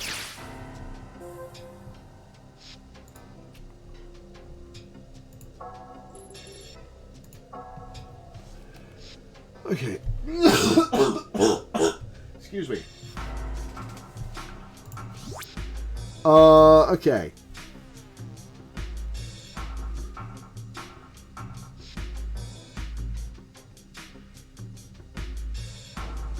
I think I trusted her last time, and that caused more of an argument.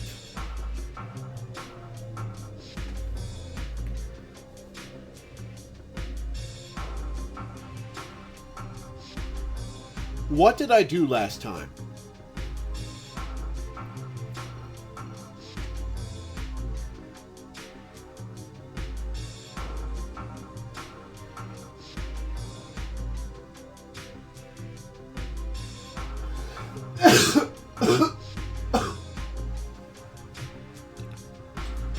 You had Enna high, though the argument will be inevitable. Okay.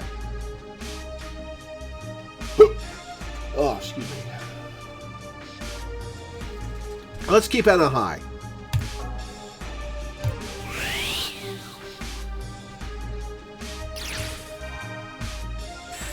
Oh, I lost a point with June. Ooh. I lost a point with June. Can I afford that? What's my score with June?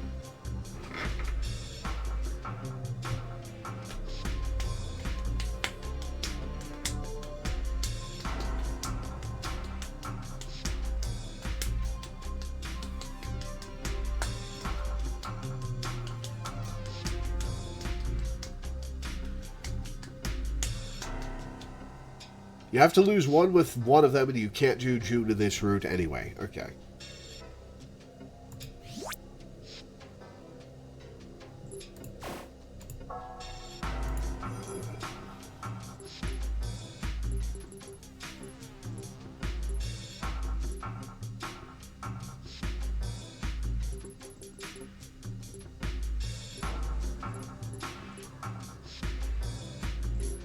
Okay, so what happens here is I get to decide who has the gun, and I've got to ease people into the result that we want to split up the parts of the gun.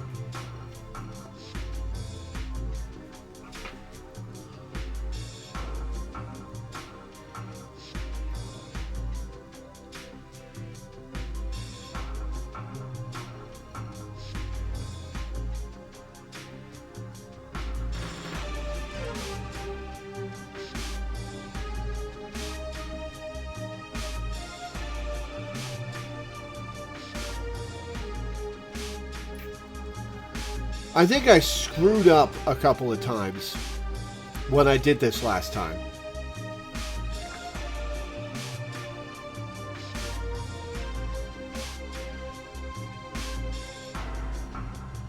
Which led to me dying. But I want to get this on the first try. This is a time decision, and it is one of the points where you stumbled last time. Okay. Yeah, we've got to head the argument off at the pass. I think how to do that is max my sense with each of them.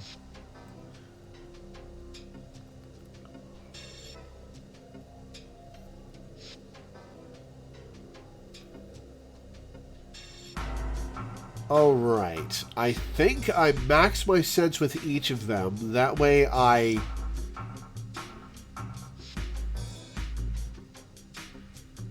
Or maybe I drop my sense with each of them.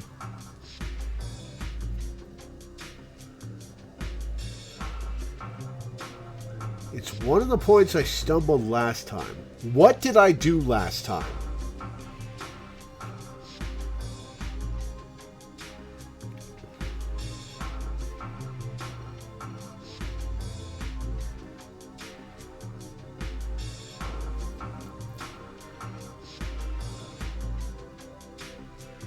You chose one of them.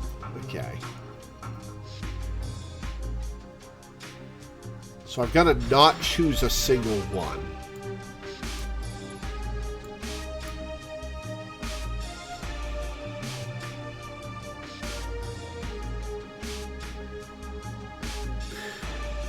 I'm going to max them out.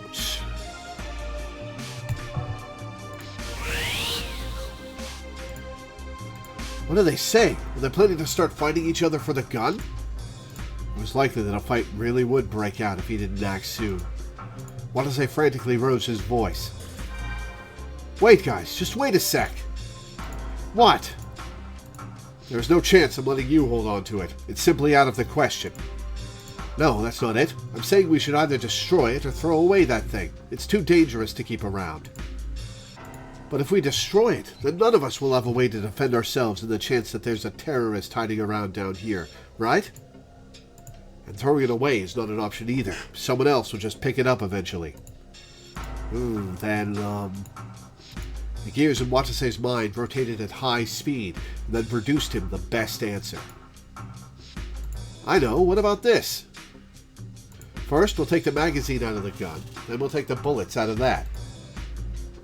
Then, well, it'll leave us with 3 parts. A gun without bullets, an empty magazine, and bullets with nothing to use them with. Okay, I believe I have succeeded. First try! Our team got here from circling around from Area 6. Loreweaver, did your team find anything? No sign of Yuri or anyone else, and no AD either. Like always, their search had yielded nothing. I see. Then, did any of you notice anything strange? Watase said that as a way to basically say, did anyone spot Salyu? But then June gave a surprising answer. Now that you mention it, I did. It's nothing major, but that floral scent has suddenly disappeared for some reason. Huh? Watase was totally confused by her comment. What floral scent? Well, you know, it's been hanging around here and there in the facility. You didn't smell it? Wait, was there something like that? Watase then glanced at Ukita and Enna. Now that you mention it, I do recall smelling that. Huh? I don't think I ever did. Next choice is a character flag, so keep the value high. Okay. What should we do about Miss Tachibana? She said she'd be going back to the neuroscience laboratory once she felt better again. Then that's perfect, seeing how Area 6 is right next to the neuroscience laboratory and all. Then let's continue the search, shall we? Yes, let's get going. The group then started to walk off. Anna was walking in front of the others. She was fiddling around with her PDA, probably to check her map, but no, actually to try to decrypt information she stole. Watase walked up to her and whispered into her ear. Teach. Anna Max.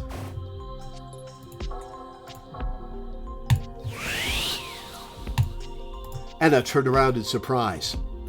She put away her PDA and spoke in a sharp voice. Don't sneak up on me like that. You scared the living daylights out of me. I have already seen this. No, I haven't. Wait, hear me out. Don't you think it would have been better to tell Moribe and the old man about what Salyu said? Why? Isn't it obvious? Because, according to her, there's something suspicious about me too. So if we told them about that, they'd stop looking at you so suspiciously and focus all their doubt on me instead. Anna's eyes widened when she heard that. I don't believe it. Are you saying that it'll be all for me? Oh, is that bad? Of course it is. It's not something you just go around telling people. I mean, it's because of my pistol that everyone got so furious. And besides, you shouldn't have covered for me before. Keeping quiet about the gun was my mistake. You did nothing. Don't you think those two might already be starting to suspect you after you trusted me without any plausible reason? So don't go. No, I've got a reason, all right. Huh? It's because I decided that you're trustworthy, that's why. I can't believe you're still saying that. Why do you think I told you about my father? Anna looked truly irritated as she said that. Listen up, Captain Kasasagi. Something is going down right here in Labo, that's for sure. There must be a reason behind that bomb earlier, and Miss Sanamiya running from us that we don't know about. Make no mistake that someone with malice in their heart is operating from behind the scenes. And that if we let our guards down, it's likely that we really will lose our lives. Doubt everything around you in order to survive. That includes the people nearby, this facility, and occasionally everything you see. Your own preconceptions may be tricking you after all. That sure doesn't sound like something a teacher would say. Disappointed? But teachers are surprisingly suspicious creatures. You can't protect the students you're sworn to keep safe if you trust every little thing. Ow. I see. Teachers sure are tough. Anna let out a heavy sigh when Watase said that, in what could be called an admiring voice. See, you're screwing up already. You need to doubt even what I just said. True, the things I believe in could be tricking me. Your story about your father taught me that there's a certain risk involved with trusting. Glad you get it. That holds true especially in this kind of situation. Anna gave him a scorning glare. Watase looked right back at her and spoke with a clear voice. But I still trust you in spite of all that. Huh? Faith without risk is a downright lie, isn't it? If you say you trust or don't trust something, but you keep yourself in a safe position, your words hold no power whatsoever. So, if you're ever doubted from this point onward, I will trust and cover for you unconditionally. Well, that's a big commitment. I'm sure that's what your father would have done too. Watase declared all that in a quiet voice. He filled each and every one of his words with his desire to affirm the life of Anna's father. When he did, Anna let out a somewhat sad smile. Sheesh, you really are an idiot, you know that? Anna didn't say anything else after that. The group then finally arrived at Area 6. The group arrived at Area 6 while they were talking. Watase began handing out orders once they arrived at the factory. We're forming up into teams again. Moribe, you're with Teach. Old Man, you're with me. Oh, I've already... Okay, back to skipping. It'll be just like what happened before. If I fall with the old man on my back, the both of us are going to get badly hurt. Actually, I think it'd be safer if I didn't climb with you on my back.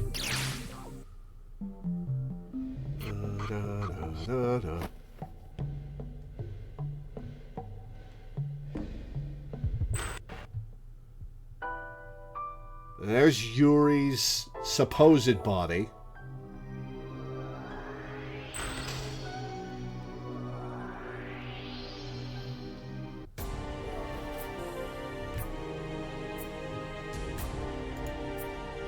It stole the AD.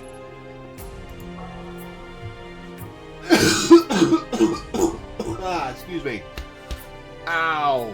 Okay, maybe, I'm really sorry, but maybe we should call it early, and I'll make up the time at the next opportunity, because my throat hurts and I keep coughing and my chest hurts.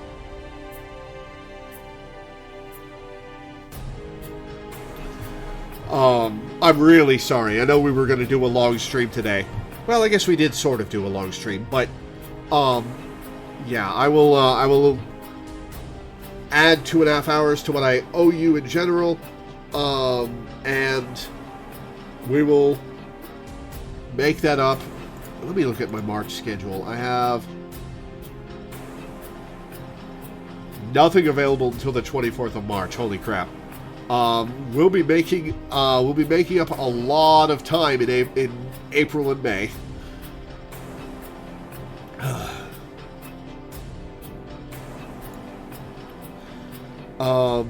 Okay, yeah. That's going to be it for today, then. So I'll read my schedule and get off.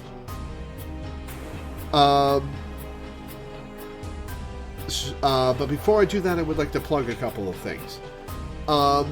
First, if you're watching this on Twitch, I have a YouTube channel, which you can find. I'm at Loreweaver on YouTube, or you can use the !YT command in Twitch chat to get the link.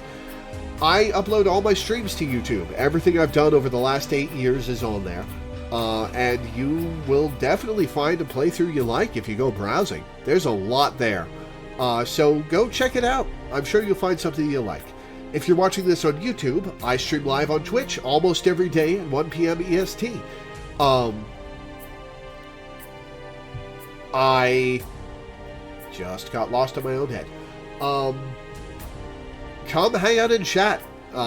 Talk to me. Have a good time. It's a great time having people to talk to. You can find my Twitch at twitch.tv/Loreweaver15, or the link is in the description of the YouTube video. Finally, Finally,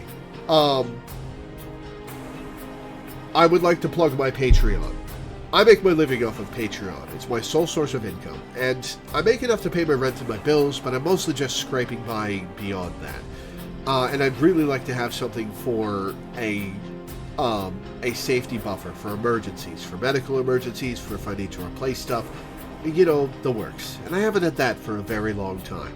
So if you could go to my Patreon, which you can find at patreon.com/LoreweaverStreams, or the link is in the !Patreon command in Twitch chat, or in the description of the YouTube video, pledge $1 a month, or $1 per stream, or anything in between. Pledge a bunch per stream if you really want to help me out. Whatever you are able to do, I'm grateful. I'm grateful to everybody who pledges, because you're the reason I have this job. You're the reason I can stream for you guys and make content for a living. This strange, silly job of mine that I love so much.